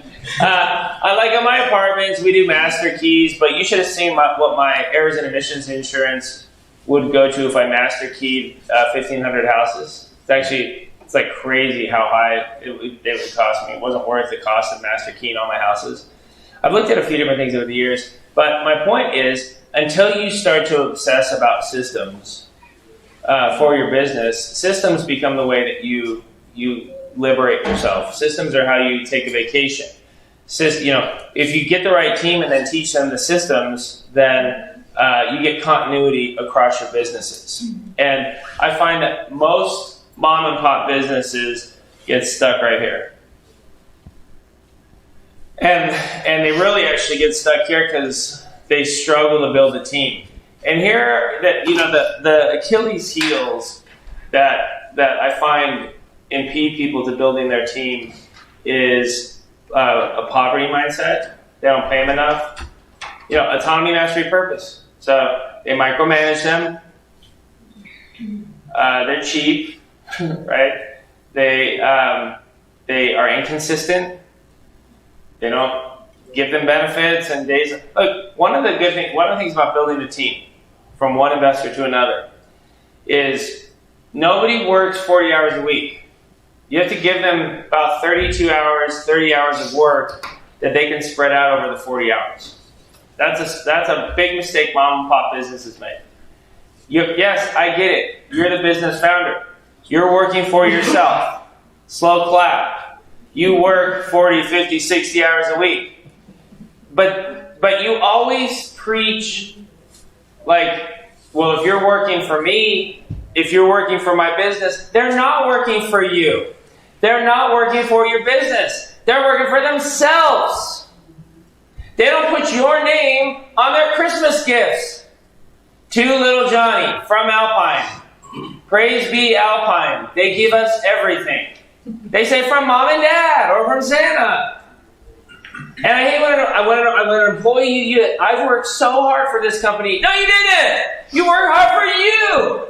And every 2 weeks, we were square. That was the deal. We settled up. When you took the pay, it was fair. Don't tell me that shit, you worked so hard for me. You worked so hard for you. Let's just get that out of the conversation. Don't tell me that. And if you were working for me, then shame on you. Maybe you're a rainmaker that needs to go start your own company. Because we never had an equity share conversation. We never had a profit share conversation. Why would you? And are you okay mentally? Because how did you invent that you were working to build my company when we never talked about any benefit that related to that? You see the difference? I don't know if people say that. I don't like that. And I'm totally okay that Alpine for Ellen is just a way. Like, you know how Alpine is for Ellen? That's how she smooths out her money because she's a business owner. That's her passion, is that business. Good for her. I love just being the smooth over your money because she does a fantastic job to ensure she can keep making that money. I love Tracy. Everybody's had Tracy.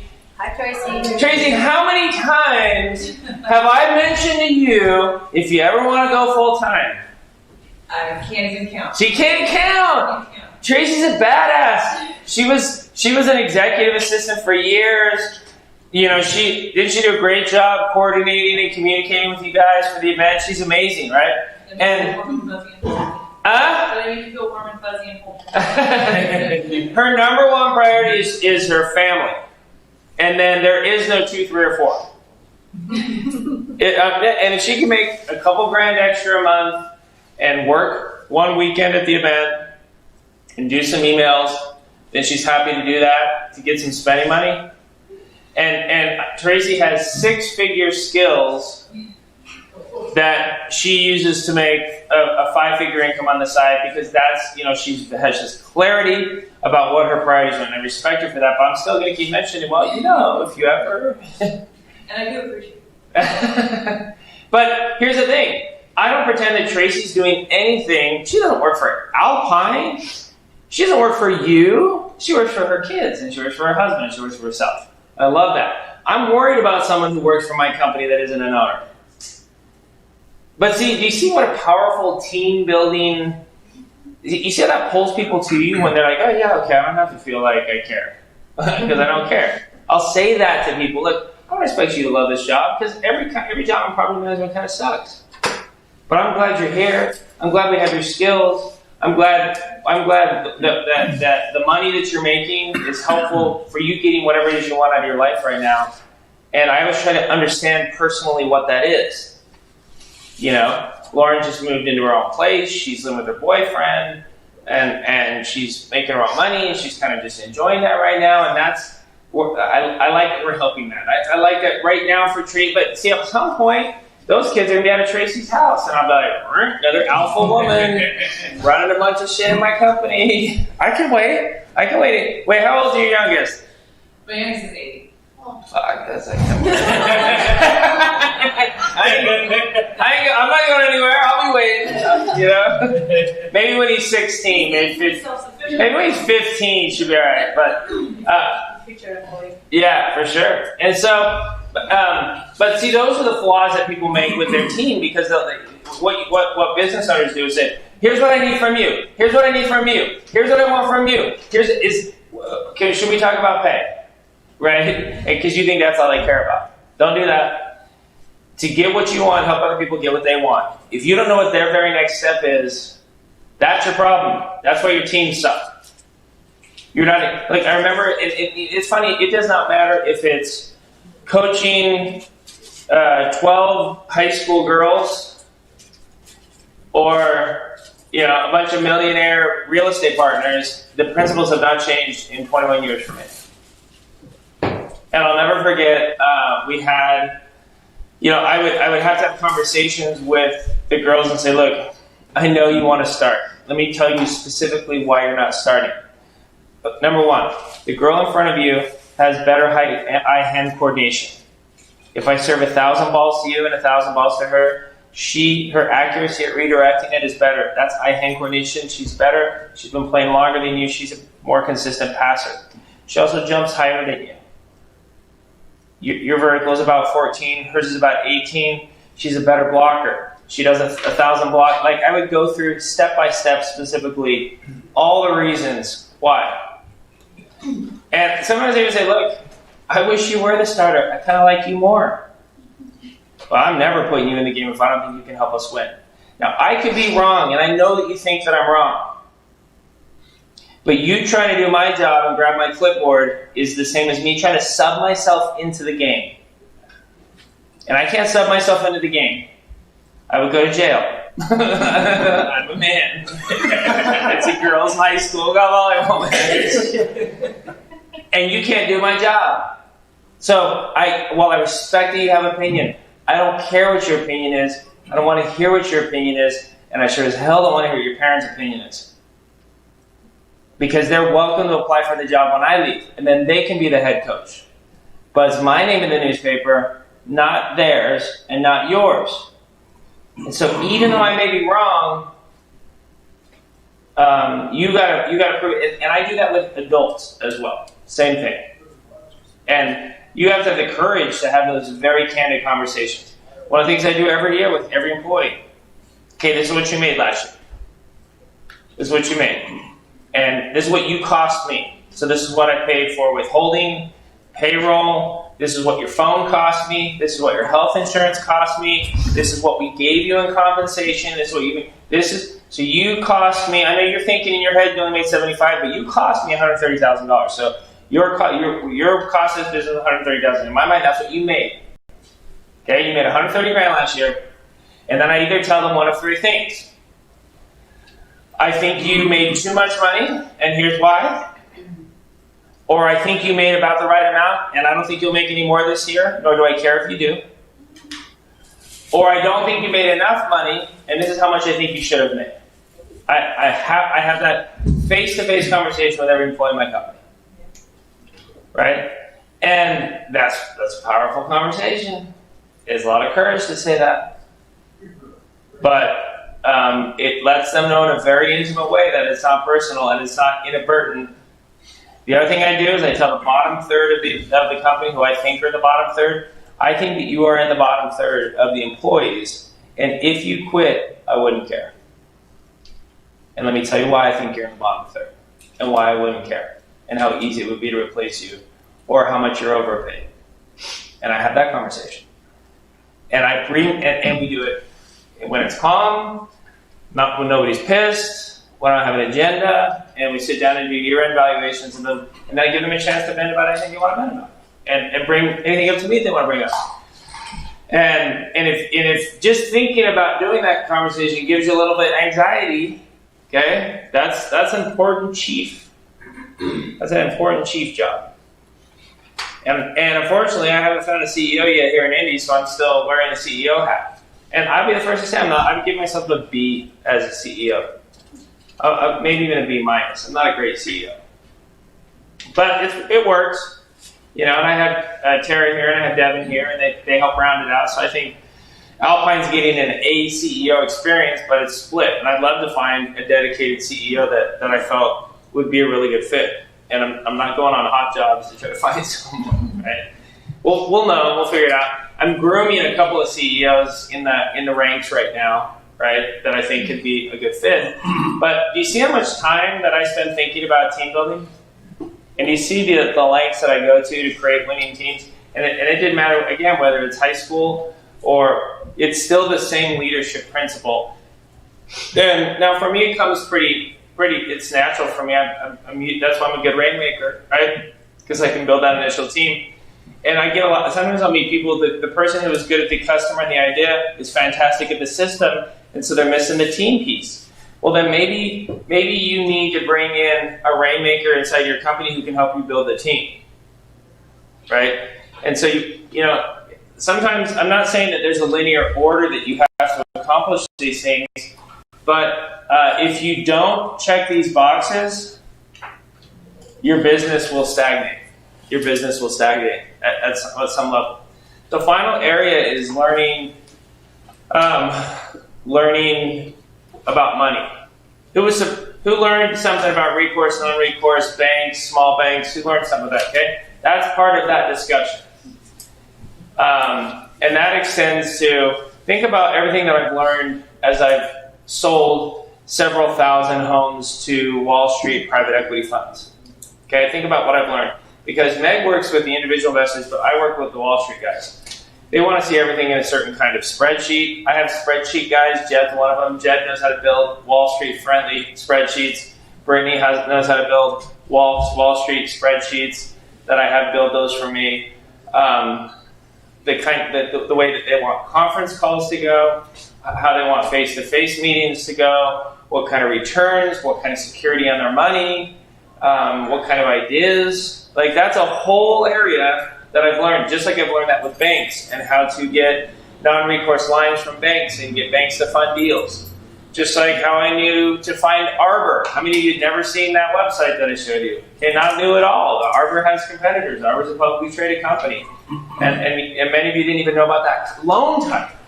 Okay? So there's a whole education that relates to money. How to raise money from a family member, how to secure their money, how to work with, how to borrow from Uncle Joe, how to work with somebody that says they want to fund in deals and partner with you. It's a whole area that needs to be learned because you can have everything else going for you, and if you don't know how to raise capital, manage capital, and have it be a tool in your business, it'll become another limiting factor. Make sense? Now, what's been interesting for me is the only way for me to get a fund of like $1 billion is to sell the company and be a W-2. And it's been interesting watching my friend Doug here in town because he was about the same size as I was from 2005 to 2011-12, and then he rolled up with a bigger fund, and now he's got a blank checkbook for $1 billion. I mean, he sent me a text this week. He's like, "Hey, I got $20 million I need to deploy into single families in the next month." And I just text him back a middle finger emoji. Like, first of all, I wouldn't sell them to you because you'll steal them. You'll want to, But I get nothing. Sorry, dude. But that becomes a whole different problem. You got money burning a hole in your pocket that you have to get out. And he's like desperation texting me. And so, but it's interesting because his net worth has doubled mine now. When if he were to sell everything right now, he's got a lot more paper net worth right now. But I would argue I got a better life, a lot better people. I'm on a better journey, right? And so, the important thing is that whatever you do, there's an authenticity to you that fits your strengths, your weaknesses, what you want out of life, what you and your spouse want. When I had the chance to be the custodial parent of my boys 5 years ago, I jumped at that to have full custody, and the trade-off for my business was that I had to be in Idaho, half the month. And I remember thinking at first, "Oh, how am I going to do that? I don't have any real estate here. Everything's in Indianapolis, Charlotte, Dallas, Kansas City." And I didn't have very much going on at first. But those two little boys are have always been my number one priority since I felt like I let them down by getting divorced from their mom. And so I did, even though it was a detriment to my business, like I mentioned yesterday, it's actually turned into a really great thing for my business because it's really helped me figure some things out with respect to these issues. Our systems are better because I've been forced to be in Idaho 15 days a month. I can't just hang out here and solve things by force of personality. And our team has refined, they've all had to step up and become better. So in hindsight, it's been a good thing, but I've lost money from that. There's been, every time you lose money in real estate or business, you're paying tuition to learn a lesson. I think my taking my boys and staying in Idaho has probably cost me a couple $1 million in losses of tuition, and I won't even quantify the opportunity cost because that's probably close to 8 figures. Money that I would have made hypothetically if I didn't have boys and was just working 24/7. But then again, I probably have a heart attack by now, so the boys have helped balance me. And so I think a lot about this topic, and I'm not proposing any of these. It's just like the 25 rentals. That idea. That's another idea that I've been marinating on. This is the 5 glass ceilings has been something I've been marinating on. The roles in a tribe has been something that I've been marinating on. And then the other one that I think a lot about are what I call my 5 F's.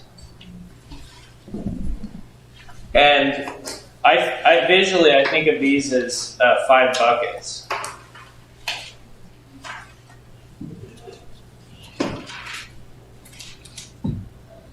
And obviously finance is a bucket. Fun is a bucket. Faith is a bucket.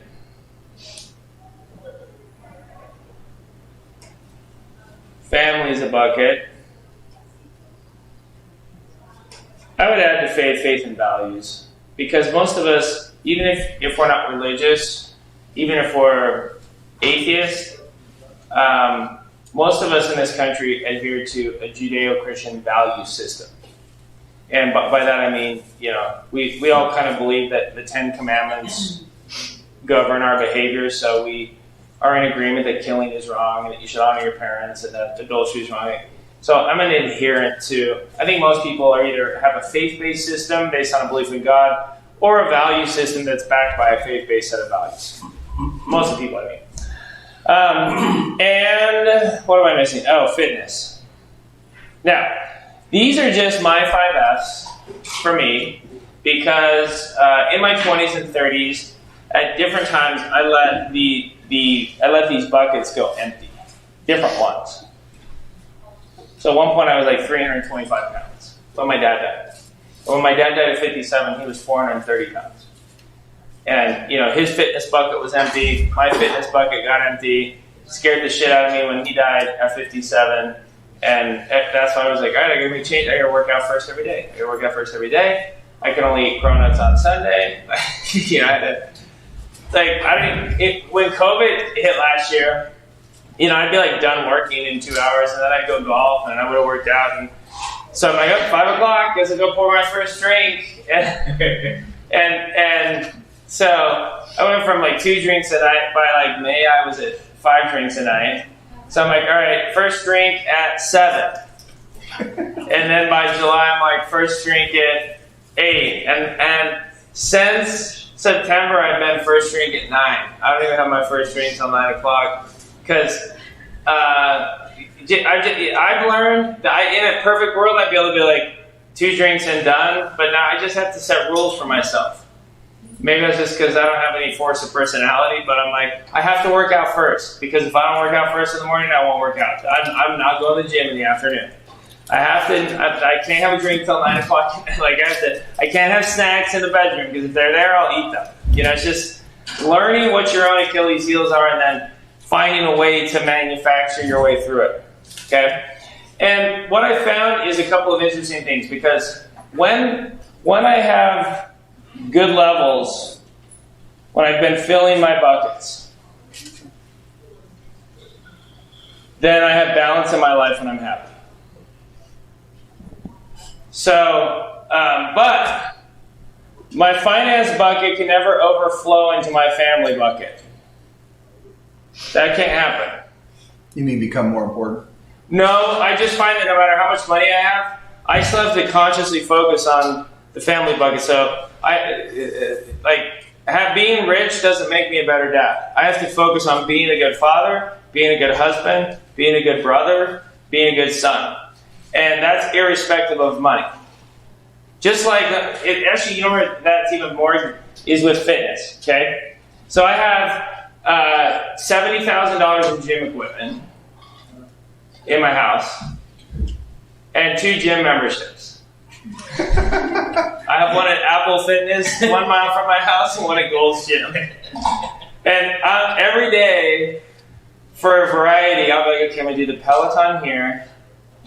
Then I'm going to go run the treadmill at Gold's and do chest at Apple. I do. Because the variety, it actually works for me. But I still just have to go work out. And because I have the money creates a way to feed the money doesn't get me to the gym. The money doesn't put the treadmill at 6.5. The money doesn't put 225 on the rack. Right? The money doesn't. Well, the money buys. Have you had those egg bites at Starbucks? Oh my god, that's my favorite post-workout protein. I get a black unsweetened iced tea and 2 bacon egg bites for my post-workout protein. Those are so good. Have you not had? Who's had those? Oh, me, the white ones. Oh, the egg. That's what Meg likes. Yeah. The bacon. What is it? Gruyere. No, bacon. It's just egg whites and pepper. No. They just came out with kale one. What am I missing here? What's that? What is this? They're like two little round, maybe 3 ounce solid egg Heavens. Like muffins, right? Reese's cups. Yeah. It's like Reese's cups of protein. Because right after you lift, you're supposed to ingest. Yeah. And that's and I don't like protein powders because it doesn't feel like a meal, but I go, well, there's a Starbucks right by Gold. I go get in line. If they have it. And I get a black unsweetened iced tea, and sometimes I get 2 orders of egg bites. If I'm feeling brave. So maybe the money helps there, right? But not really. Not meaningfully. Yeah, maybe I could afford to take my kids. Perfect example. My boys are struggling with the relationship with their mom, and she took them on a ski trip a couple weeks ago. A lot of money was spent, but there was some drama that went down, and it was not a good experience. That money had no meaning, no impact on her effort to be a mom and their effort to be a family that was close. Make sense? Okay? So, no bucket spills it. No matter how good a shape I'm in, okay, that doesn't mean that I'm going to be living a faithful, value-centered life. Right? And so, because what that means to me is then I have to, deliberately focus on how am I doing with my finance bucket? Okay, it's full. Well, where am I at with my family bucket? My family bucket's low right now. I've been gone since Monday. I've been gone a week. I'm ready to get home. I would have liked to just go home and chill tonight and watch the football games and then go home tomorrow, but I can't because my family bucket's too low. My finance bucket's overflowing this week. I'm crushing it. KC went great. Indy trip was awesome. We've had a great event. A lot of you guys are buying properties. We've got a lot of people in the live stream that are setting up appointments to meet with Meg. I'm not even going to think about this bucket for, other than answer my emails and stuff because I didn't work out today because we were piano barring a little too hard last night. And I went home and watched this fight and watched Conor McGregor get knocked out. So my fitness bucket needs attention this week. My family bucket needs attention. My fun bucket's pretty good right now. Megan, we need to plan another trip. And so, as I give specific attention to the buckets, I've really noticed a direct result, and being willing to admit where things are not full. Like I got a brother that stole money from me, and I haven't talked to him in 7 years. I just can't let it go. Yeah, that would be nice. And please don't send me an email telling me how to forgive people because I get those every month that I mention this story. But he's tried to sit down and talk to me, but I was like, man, you unbrothered when you did me dirty like that, and I just can't let that not go, man. That betrayal. He was like one of my best friends, and I felt completely betrayed, and I'm not carrying it around, with anger, but I can't break bread with him. If he's at a family event, I won't go. And, I feel bad for my mom, but I'm not going to do it without authenticity. I'm not going to pretend like we're cool if I can't let it go. And so this is why people always say, well, here's what you need to do. Okay, whatever. It's hard. And I got a text message and a voicemail from him 6 months ago. And I listened to it, and I left it on my phone a couple of days, and I just deleted it. Right? Because but I'll be the first one to admit that that's keeping my family bucket from filling. Because I don't go to the family reunions. I'm literally thinking about sending my boys this summer to the family reunion because I don't want them to feel like they're out, but I got no desire, right? And so it's not a good thing. It's not a good thing, just like I shouldn't have had that last drink last night. Wasn't a good thing. That didn't help my fitness bucket. That wasn't a good thing. COVID has not been good for my fun bucket from going to take vacations. Meg and I were going on a vacation every 6 weeks. Once with the kids, once with each other, with friends, right? And, but golf, I've been doing a lot of golfing, so that's filled my fun bucket. I've been, skiing with the boys, that's filled my fun bucket. But you see how deliberate, I'm not rambling from the standpoint. I'm trying to help you see how I think through by being very specific for you. Not because I'm proposing that these should be your buckets. So again, don't tell me what the other bucket F I'm missing. This is just Aaron. But I'm trying to share with you from a mindset standpoint a way that I found to be centered in my life and to find balance in my life in the hopes that it's helpful to you. as a fellow investor, as a fellow person. And I wish that someone would have had a discussion about balance with me that was this candid, because I could have got to this, and it really, the lack of balance in my life, I directly attribute to why my marriage failed, to problems that I've had in the past. And I gotta tell you, at 47, I have a really great life. I have really good balance, and I'm very happy with the journey that I'm on. I attribute a lot of it to thinking about things that way, because then I spend my time knowing what's holding a bucket back from being filled, and how do I correct those things. And that requires a level of vulnerability and humility that didn't exist in my 20s and 30s. And has anybody ever heard of Brené Brown? So another homework assignment. Love this TED Talk. It's on YouTube. I'm not going to play it, Trace. Okay. Just going to show them so they can watch it.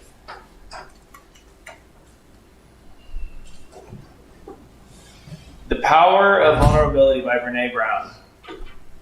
14 million views. And then she had another one called Listening to Shame that had 5 million views. Really, really good. And when I first heard this, it punched me in the face in a way that I had never thought about. How, as business owners, we see vulnerability. Who's next? Talk to Michael. Don't let him go. I think we got her. Awesome. What was her first name? I didn't catch that. Brené, B-R-E-N-E. Thanks. Brené. So, as business owners, we see, we see vulnerability as a weakness. And the best thing you can do for your employee, I'm always like, yeah, I suck at that. I don't know how to do QuickBooks. I'm so glad that I have you to do that. And I'm so glad that you're part of our team to help me with that. Who wishes their boss would say that just once to them? Yeah. Thank you for your talent, because I don't have that talent and I'm not good. And it's funny, Tracy is the most organized notebook person. She writes everything down, and she's got this system for managing things in writing. It's the most amazing thing. Where's your notebook, Tracy? There it is. It's so funny. No, it's amazing. Tracy doesn't drop balls. You never have to say anything twice to Tracy. She's amazing. In fact, she ends up reminding me about things that we talked about, because her personal organization system is phenomenal. And you can see I'm always this is a new thing. And I was telling my publishers hey, the book's selling great. Do you want to write another book? And I'm like, no, not really, but I'll go add a few chapters. I got a couple new ideas. I'll add a few chapters. They're like, okay, I guess we can do that. So really don't. It's painful to write a book. Questions or comments about any of these? Because I wanted to share some of these. And these are, we talk about these in the book, but any feedback on them? Yeah. I just had a question. So, the book. Yeah. Are you really going to be adding some chapters? And if so, when will that? Do you have a general idea of release date? Yes. So I've put. See, the problem is with the book is when I first wrote the book, it was 1,000 pages, and then my editor's like, people aren't going to read it. They don't want a technical manual. So my trouble is I have about 200 pages on this. Because think if we just would have transposed what I said about this sitting here. It's a lot. That's the problem. And so I'm working on getting this edited, but this I don't think I've poked holes in this idea enough. So if you had thoughts about this while we talked about it yesterday, feel free to hit me up with an email. I'd love to hear your feedback on either of these, because they're both kind of works in progress. And actually on any of the topics, I'd love to hear your 2 cents, so feel free to shoot me an email on them. Okay. But what I found is, since I am teaching, I get feedback every month. It's interesting. Every time I bring up the Rainmaker, Chiefs, and Warriors, in the process of teaching it, I get these epiphanies that add clarity where I'm like, I just said that, but I've never really thought about it that way before. It's really interesting. So when I teach something over and over again, it expands, because then people make comments, people ask questions, and then it amplifies it. So that was how I did it with the 5 glass ceilings too. And same with the 5 Fs. Any other questions? Comments? Your book. What's that? How do we buy? Oh, we didn't give you a copy? I need a hard copy. Like, Yeah, just get it from Becca. Okay. Yeah, she'll give you one. Yeah, they got them downstairs. Yeah, just grab one. Yeah. See, they probably now makes me mad that I didn't sell it.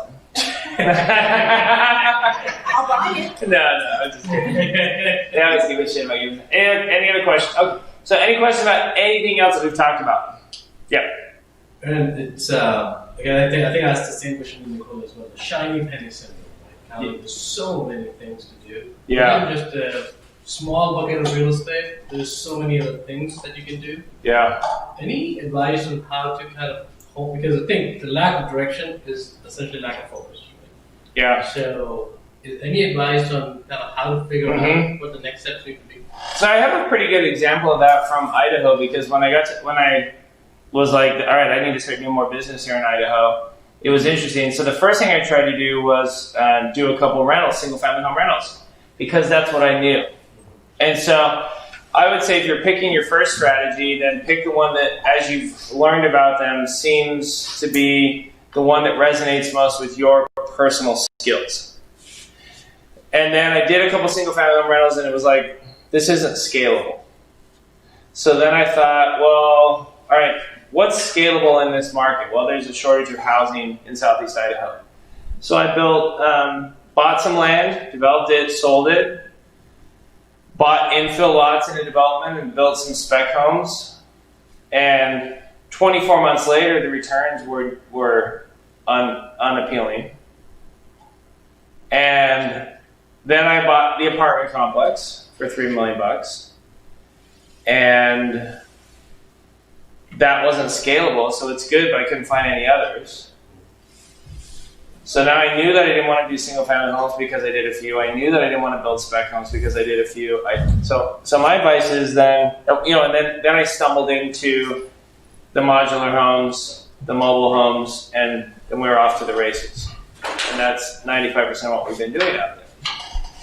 And the only ways to really, you got to pick something and do it and try it. And it takes a long time. It takes a lot longer that way. But, until you flip the trailer where you live, you're not going to know. And so you got to just do deals. That's where the Richard Branson mindset of just say yes and figure it out later. Say yes and figure it out later. Say yes. Because really, if you think about it, that's what all of us have been doing our whole life. Mm-hmm. How many of you are like, okay, now we've read all the parenting books and taken classes, it is now time to conceive and make a baby. Right? We were like, oh shit, I'm pregnant. We said yes to that second drink, and now we're figuring it out later, right? That's the reality. Who are my business owners? Who are my business owners? And you got into that in some random ass way. Right? It was like, how did you guys get into the restaurant supply business?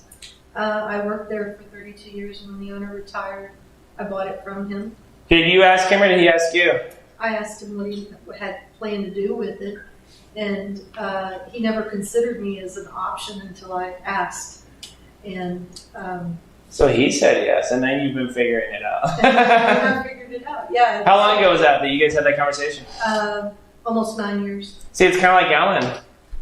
And I said to Ellen, I'm like, why haven't you bought the building? Because the old guy that owns the building loves Ellen. He's like a granddaughter, or maybe not. Maybe he just loves Ellen.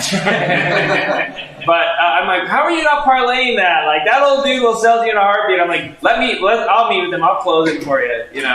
You have to. And Ellen's like, oh my god, I don't know, because Ellen's so organized, so planner. How am I gonna? I don't know. And the rents. And I'm like, wait, how much are the rents? And I'm like, Ellen, you can be there for free with the rents from the other businesses. And she just keeps saying no. And that's just 2 years now. She's on that business. She keeps saying no and not figuring it out. And she's like, I have to think about it, which is just her code for I'm scared. No. I'm telling you, learning to say yes is a very, very powerful vehicle. Who else owns businesses that they've bought? What's your point? I don't buy. Oh, or that you started. I built out of nothing, I still have everything. Yeah. You know the joke? Yeah. Okay, so first one I was thrown under the bus to do it. Mm-hmm. Which is not the first one, but second one was a demand. So as an engineer for AT&T, NASA reached out to me. I wanted to be an astronaut when I was a little boy. Mm-hmm. So that connection made up almost overnight. And said, no, I don't know if I want to work for you. I said, I do something in Chicago Bay. Yeah. And it's already Chicago Space Agency. Now we contract with NASA Space Technology. It's all aerospace technology because of the engineering side. But it was them reaching out directly.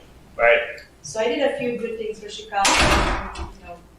Brought all of them from all across the country. Mm-hmm. We did a lot at NASA, Kennedy Space Center, all across, but almost nothing in Chicago. So that was my main goal. Mm.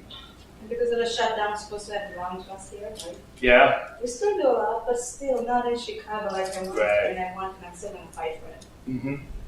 So, technology part, we became Google, Amazon, but we built so many platforms for them. Google, Facebook business coaches. Right. We built them. I run Facebook hackathons, Google hackathons, so I run the developer groups across North America. Mm. So there are a lot of things across the different technology companies, aerospace technology, casting and production. That's the one that I was thrown on the bus. Yeah. That's the one that and it's they're okay. I never wanted to go like that. Not because I was afraid, I just literally more or less always figured out how to improve, how to do something different, how to make more money. But mentally, I was not, I don't know if I ever want to grow so big. Yeah. Well, one thing I found is it's a lot easier to unwind or get out of a business than it is to live with the regrets from not taking action. Because every facility, so and federal government facility, NASA, they want to buy us. Right. They want to move us here. I said, no, I'm sorry. I'll stay a little more broke and I'll stay in Chicago because Chicago needs this. Yeah. Good for you. So literally, that's what I'm finding too. So the real part is because I wanted to buy myself property. I didn't want to get jumped out. Right. That's what I want to do. Other questions about anything?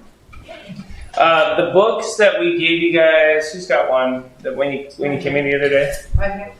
Oh, so I want to show you real quick what we've put in here. So one thing that we included that we didn't go over is there's a market report for 2021 for Indianapolis in here.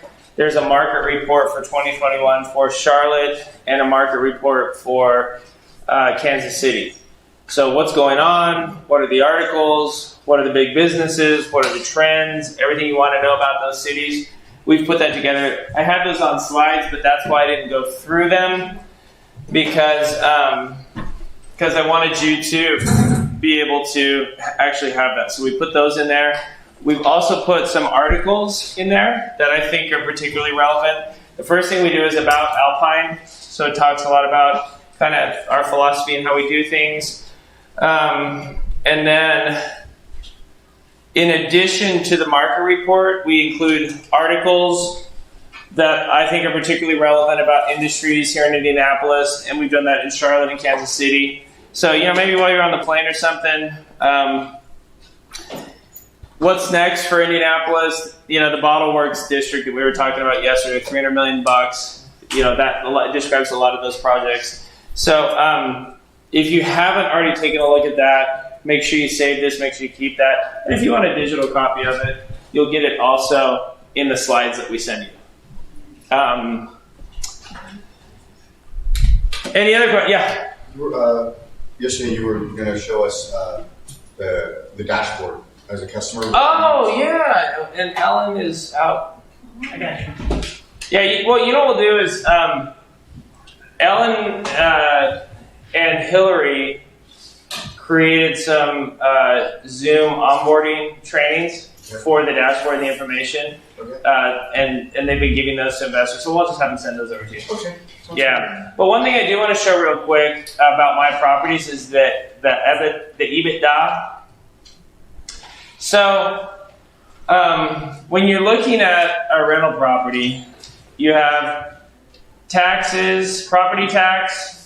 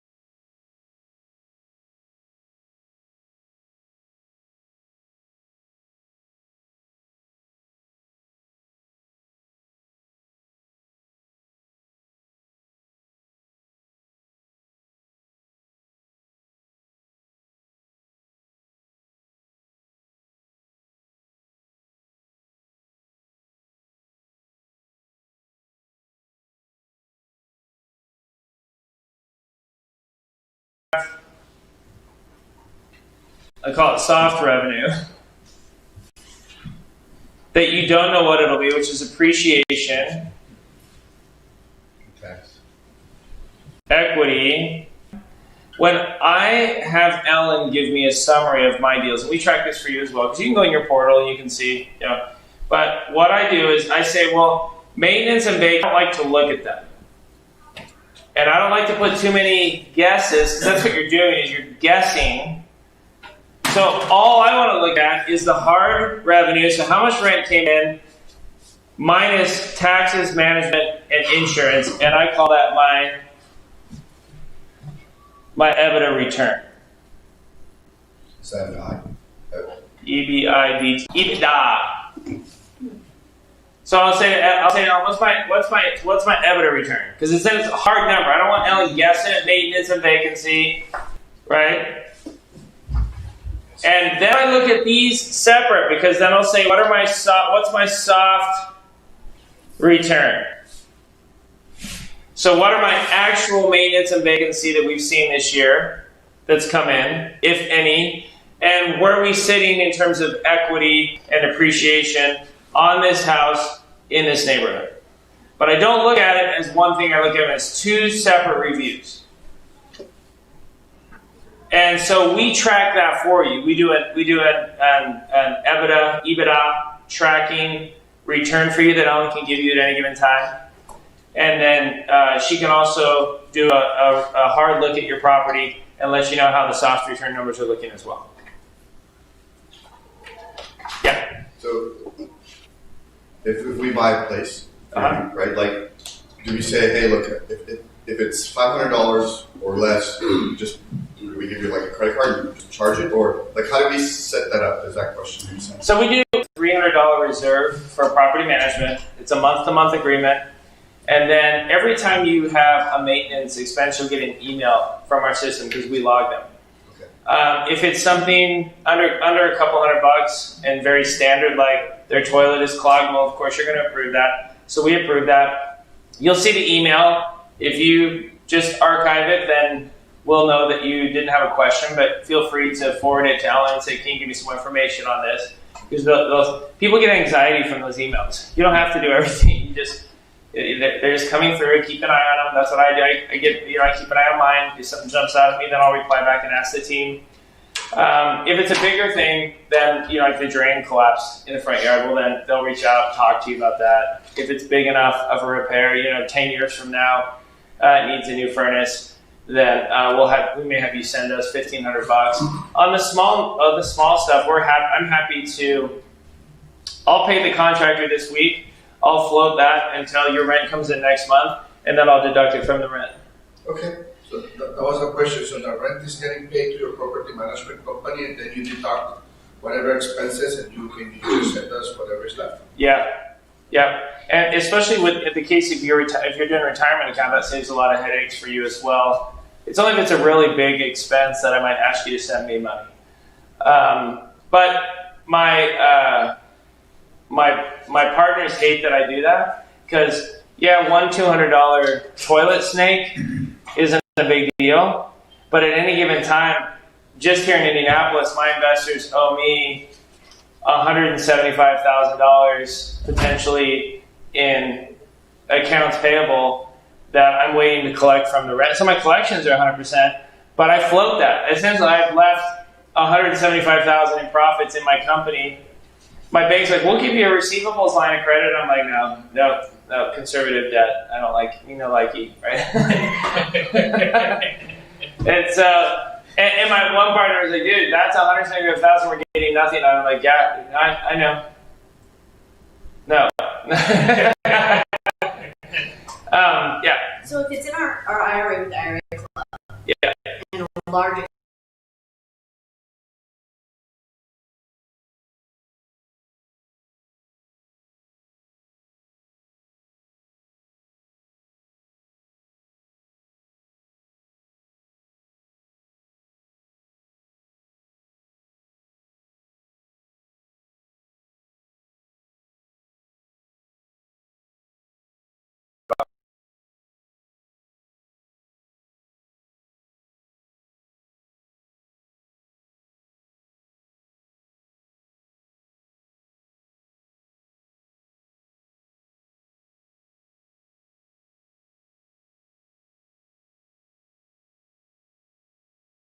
my properties, and I find it's much more valuable than just saying, see, because the problem is if the only thing you look at is on the portal for property, whereas if you just look at income minus expenses, then what ends up happening is you're only looking at cash flow and you're not thinking about tax benefits, appreciation, growth, equity, and those are all equally important benefits. And so investors tend to become cash flow obsessed investors and with my properties by overly focusing on just the net cash flow.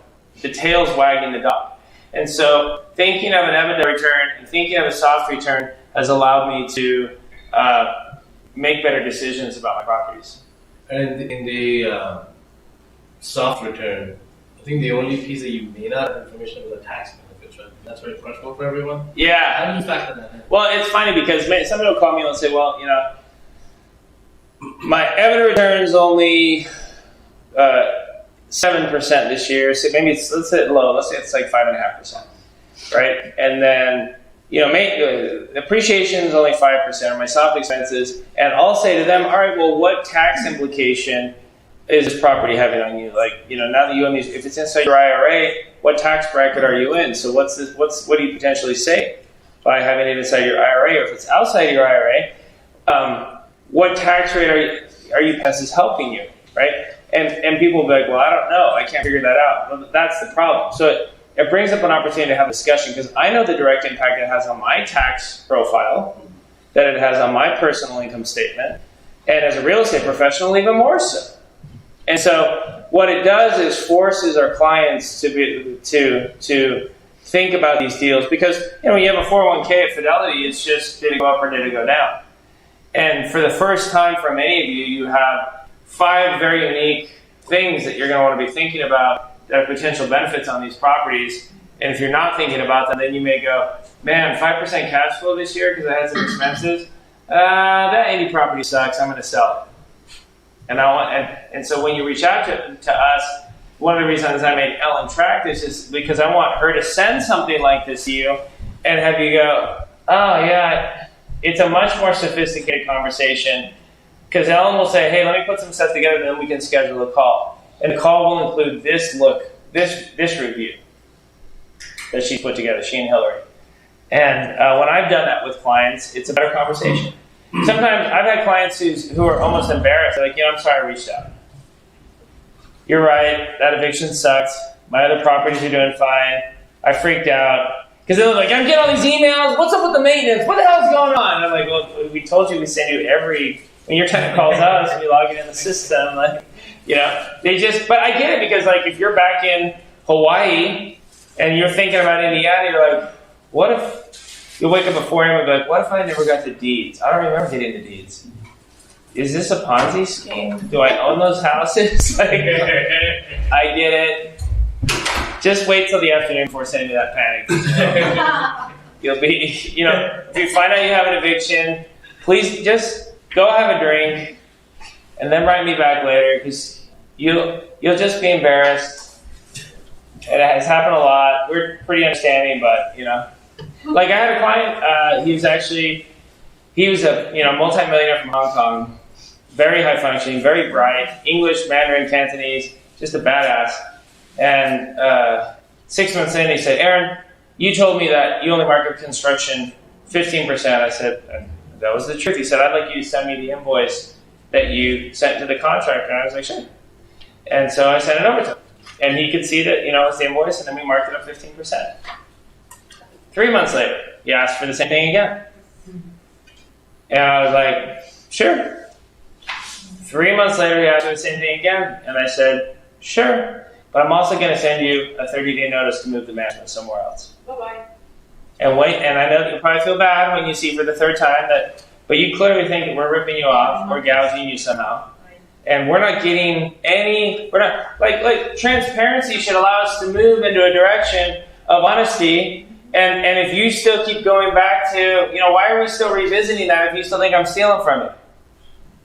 right? Did Because he ever explain why he was asking? but he's like, well, it should be my right. And I'm like, yeah, every investor wanted me to show them underlying invoices for every, then all of a sudden I go bankrupt because Alpine's not profitable. So you're gonna have to go up on your costs. Yeah, I'd have to hire 50 people to communicate what our underlying costs are.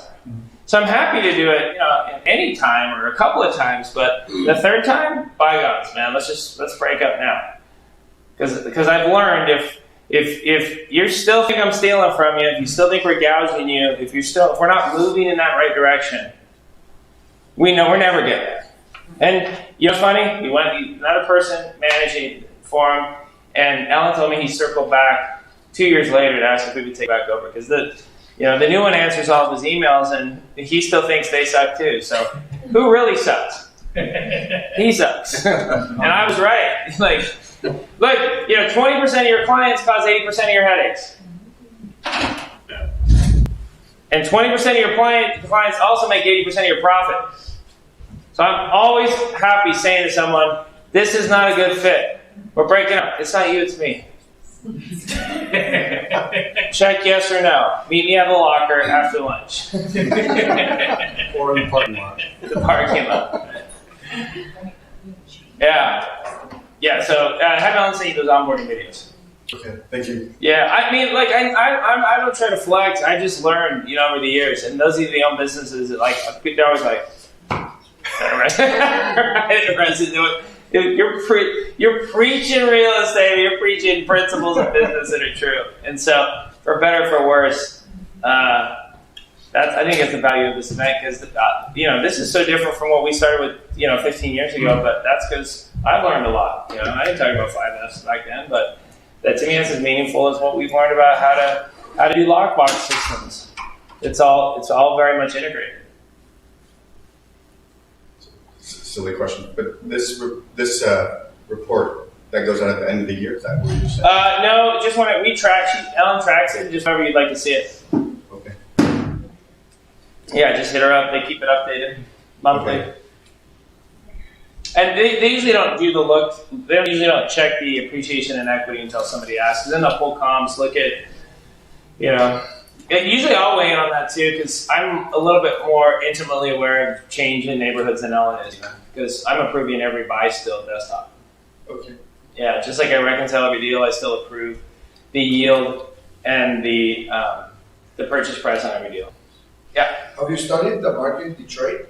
Yeah, my problem with Detroit is unbusiness friendly state government, unbusiness tax rate. Detroit's broke. It's on the city of, but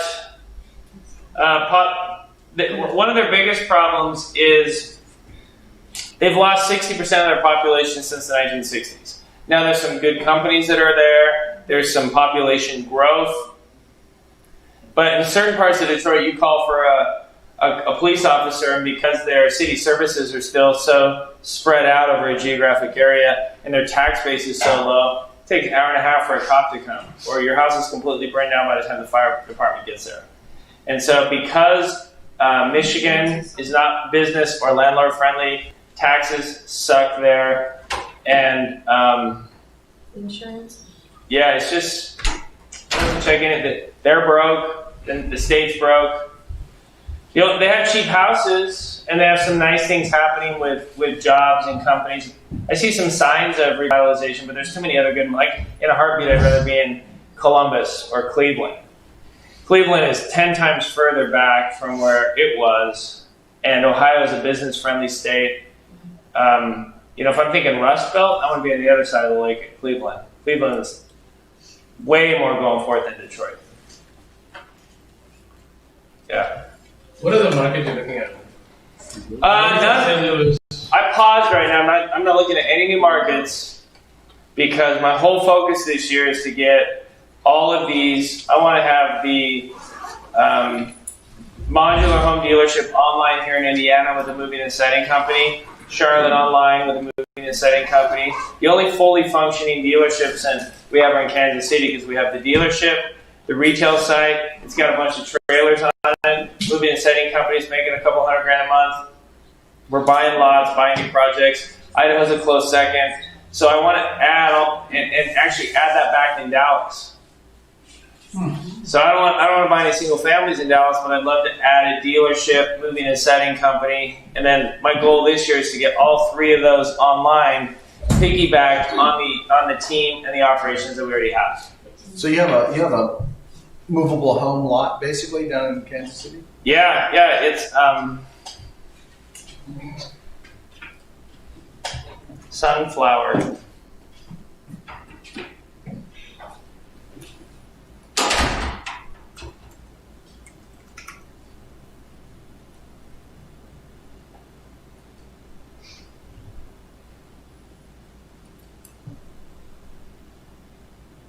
Where'd it go?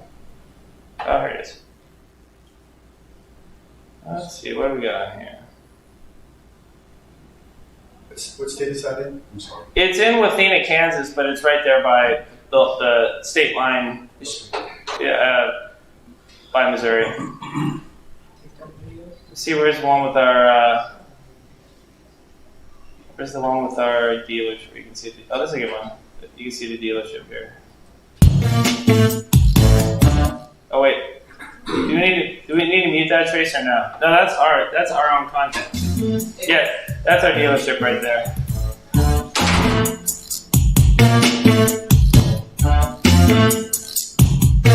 Roll out, roll out, roll out, roll out, roll out. Did your son produce that? Russ is pretty proud of Sunflower. He named it. See, I just bought one of those. That's called a toter. It's made to pull trailers. Just bought my first toter in Idaho. I now own 2 toters. 2 toters and a tater. Meg teases me because I don't know how to drive any of them. She's like, "You got all this shit now." I'm like, "Yeah, I don't know how to do it." But Fred knows how now. Mike knows how. How much does that cost, a total?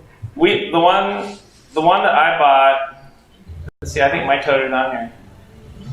Was 1991.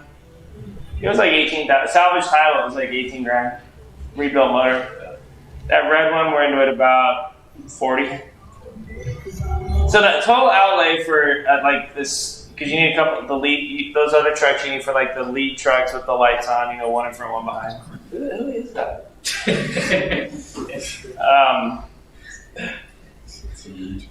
Oh yeah, here's our actual office. It's a trailer.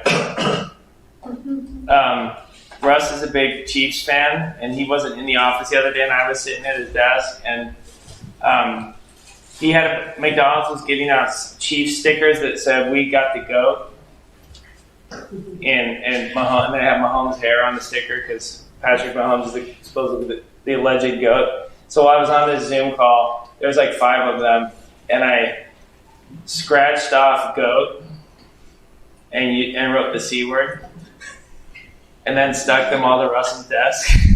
Like stuck them to his desk. Right? And if you don't think that's funny, you've already met Meg, you know why you love her. But isn't that funny? See, but then you love Meg, she's very nice. And so he came to work and they were all stuck to his desk. I think he was really happy about what. Oh, jeez. He was really happy.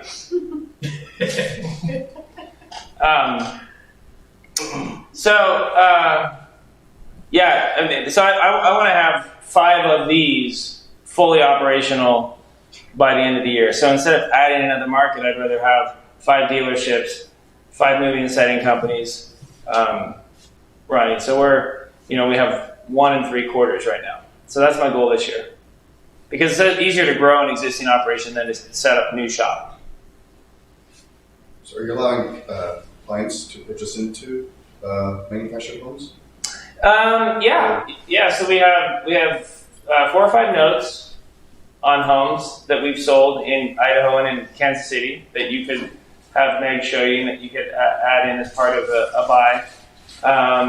And then, our existing clients, we've had conversations with, so like, for example, I had a couple conversations this weekend with existing clients that have bought properties from us about some newer development projects that we're going to be doing and whether they want to put money in on some of those. So usually when we have multifamily, when we have new projects, I just offer them out to our existing clients. But you couldn't sit down with Meg and say, hey, can you show me the apartments and the trailer park opportunities? Because those are more partnership, type projects. And I want to know who I'm working with. So like, Scott and I know each other, we're good. You know what I mean? And so and since we don't have enough to put those in the book with the rotation, and because they're a little bit more complicated, I kind of use them as like the second level. Once you get, because if you think about it, because single family homes have the highest liquidity of real estate, if you're not happy with a property or two with us, then it's easy for us to sell that deal and break up and no hard feelings. But if let's say this weekend you sat down and Meg said, do you want to do $200,000 in a mobile home development that's $2 million that we're developing, and you say yeah, and then we get into that and you realize that you don't like the way we do the spreadsheets and we don't respond to communication enough and we think you're being a squeaky wheel and it's not working. Whereas with Saketa, we know each other, we're cool. He's had volatility on his portfolio. He's cool, we're cool. I know that he'd be a good partner on a syndication. So that's how we've kind of used that. No, that's a fair system. Now, but that's also why we're so interested in syndication. I was about to ask you that. I keep asking that question. Yeah. I'm interested if that's something you're moving towards. Yeah, but I would be surprised. What do you think, Michael? I would be surprised if we had a syndication offering before the fall. Yeah. But you'd be surprised, or you can make it happen. I think it's going to happen. Maybe before the. Yeah, so I would say conservatively Q4 we would actually have an offering, conservatively, and possibly sooner. Okay. Because we don't have one. I have some projects that we could roll up into. Like I have a $6 million, a $4 million, and an $8 million project that I've already bought that I have that could potentially become syndication offerings. But we're not. I haven't discussed it with these guys, nor have we designated anyone, nor started anything. In my experience is we'd be 90 days from saying, okay, let's do it. Here's our person. To when it would actually be offered. But yeah, I'd love to do that. Is there typically minimum buy-ins to that sort of thing? I think the criteria won't be the buy. I mean, absolutely, because no one's doing 10 grand, right? In my mind, it'd be like $100K. But the bigger issue will be whether you're accredited or unaccredited. So you have to be an accredited investor, similar like when you're, or at least that's your hope, right? Similar like when you're buying, like say, a pre-IPO stock. Yeah, because an accredited syndication offering with only accredited investors is much easier for us on the legal side. And Anderson has plenty of accredited leads. Yes. Where I'm almost out of vision of like we do it like an accredited like live stream. Where me and Michael or me and Toby or Clint and I hop on and they blast it out to Anderson clients and say, hey, if you're accredited and if you're Infinity Summit, you're eligible. We're going to be doing, 100K offering, and then we spend the whole time breaking the deal down. I show all the paperwork. People can ask questions, and then make a decision. But I also only foresee them as like where I front run the deals. So usually I usually never say to someone, hey, let's go buy this property. I usually buy it and then say, do you want to, because I've had some really bad ones over the years, and so I take on the volatility and then turn around and offer it. Because then if we can't do the full raise or whatever, I still already own it. I don't mind owning it. Okay. So that's kind of how we've been envisioning it. Can you put the summit pricing up there again and kind of go over what it covers or offers? Yeah, so the summit includes all of the trainings. Basically, it just includes all of the trainings on Aaron Adams trainings, all the classes, and access to the indie event, and then access to the Infinity website that we've been building. So it's $2,500, and then it's $995 renewal. Michael, what's the website to sign up for the Infinity? InfinityInvestment.com. Oh, that they can sign up. Oh yeah, they can. Yeah. So it's. Oh, you mean the link? Yeah. Oh, the ABA link. Didn't Nicole give out a link? I think she did. And I think it was IIW plans or something like that. Sounds like it. I think it was IIW plans. It was the Let me verify that. www.aba.link/IIW plans. There you go. ABA link. aba.link/what? IIW plans. Super easy to remember. ABA.link/II. Oh, they're there. It's infinityinvestingworkshop.com/mastermind plans.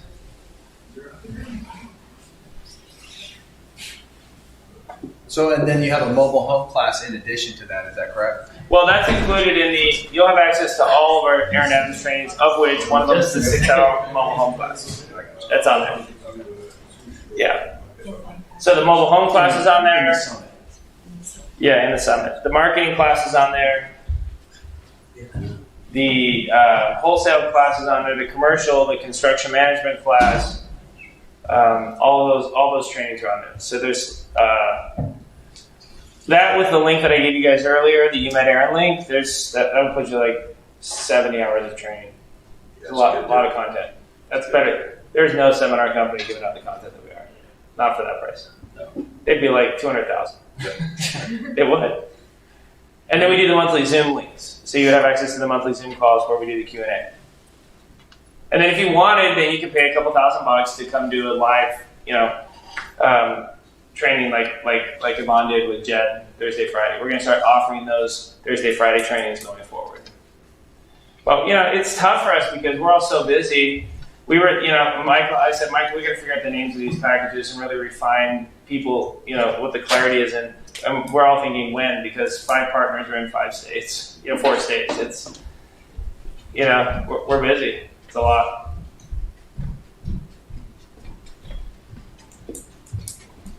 Good? Any other questions? Thank you. Yeah, it's been great. I was saying earlier, thank you.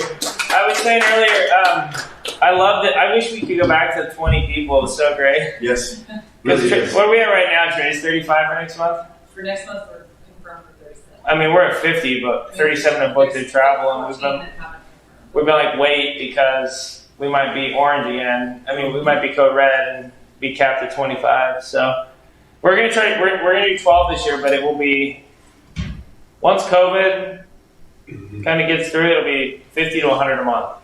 We're actually ordering skinnier tables. How do you find that? Might not be skinnier. Yeah. When you go larger scale, though, how do you find that? Like right now, this is great. Like the attention or the conversations that we can have. Like as you start to scale that out, like it would seem like it could be challenging. Is all I'm saying, right? Oh, for me, it's never a challenge.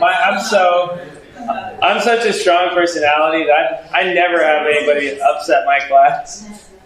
I can't remember the last time I had to get. Well, I had one guy who took a bunch of pain meds because he was getting chemo, and then he came in and started like really talking crazy. But I was just like, hey, bro, I gotta ask you to leave, man. I'm gonna kick you out because you're like screwing this up for everybody else. So I'm gonna ask you to leave. And he got up and cursed me out and left. But that was like 10 years ago. I can't think of because you guys know some people don't like the questions. But me, I love the questions. And so I think that's what pisses off other speakers is that somebody asks them questions and either they don't know the answer, so it makes them insecure, and then you start to lose the room because they're like, oh my God, how does he not know that? Or she, right? Or maybe they just don't like the questions, so everyone can kind of feel the tension as the questions keep coming. But it takes them off their plan. It takes them off their slides. Because I've been in rooms where everyone kind of feel that every time, or you get the one person, like the badgery, really smart person who starts going after the instructor. But I wish I had that. That'd be fun. I I haven't had that. That'd be great. So what he's saying is none of us are smart. Yeah. This is honest. It's just the content knowledge is so specific. Most people are taking notes, because we're covering stuff that people don't know, and that's by design too. Because think how many times I've done this weekend, and so I've learned what really, like the retirement presentation we were talking through yesterday.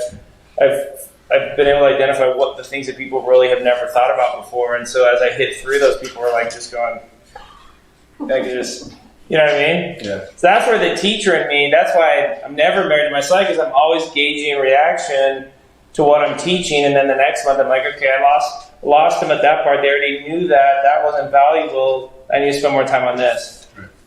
So you're looking for those glazed over looks. Yeah, I track them. Well, I don't count it against you if it's within 90 minutes after lunch, especially on the first day, because it's you pound this huge lunch and then you're just like, you can't help it. That's why I keep it ice cold on the first day.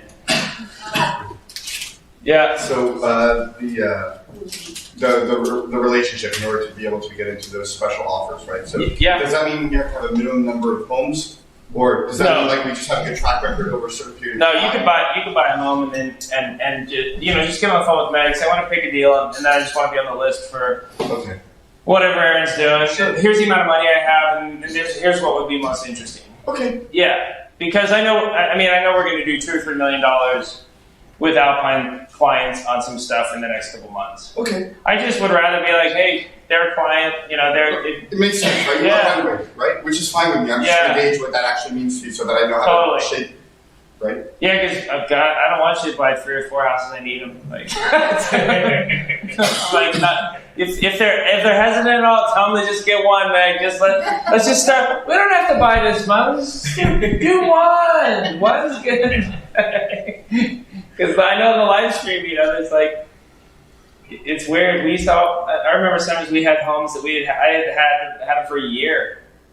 And I was collecting rent, and I'm like, no, these tenants are great. They've been paying for 6 months, and not anymore. So it's a good problem to have. All right. I think all of you have travel coordinated with our team, suitcases. I know the shuttle's here ready to go. We're going to try to get out of here by 3, 2. So thanks, guys. Appreciate it. No. They're like charging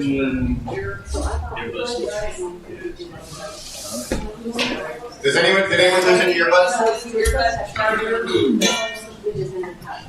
Doesn't look like it. Yeah. And if you have the 2 3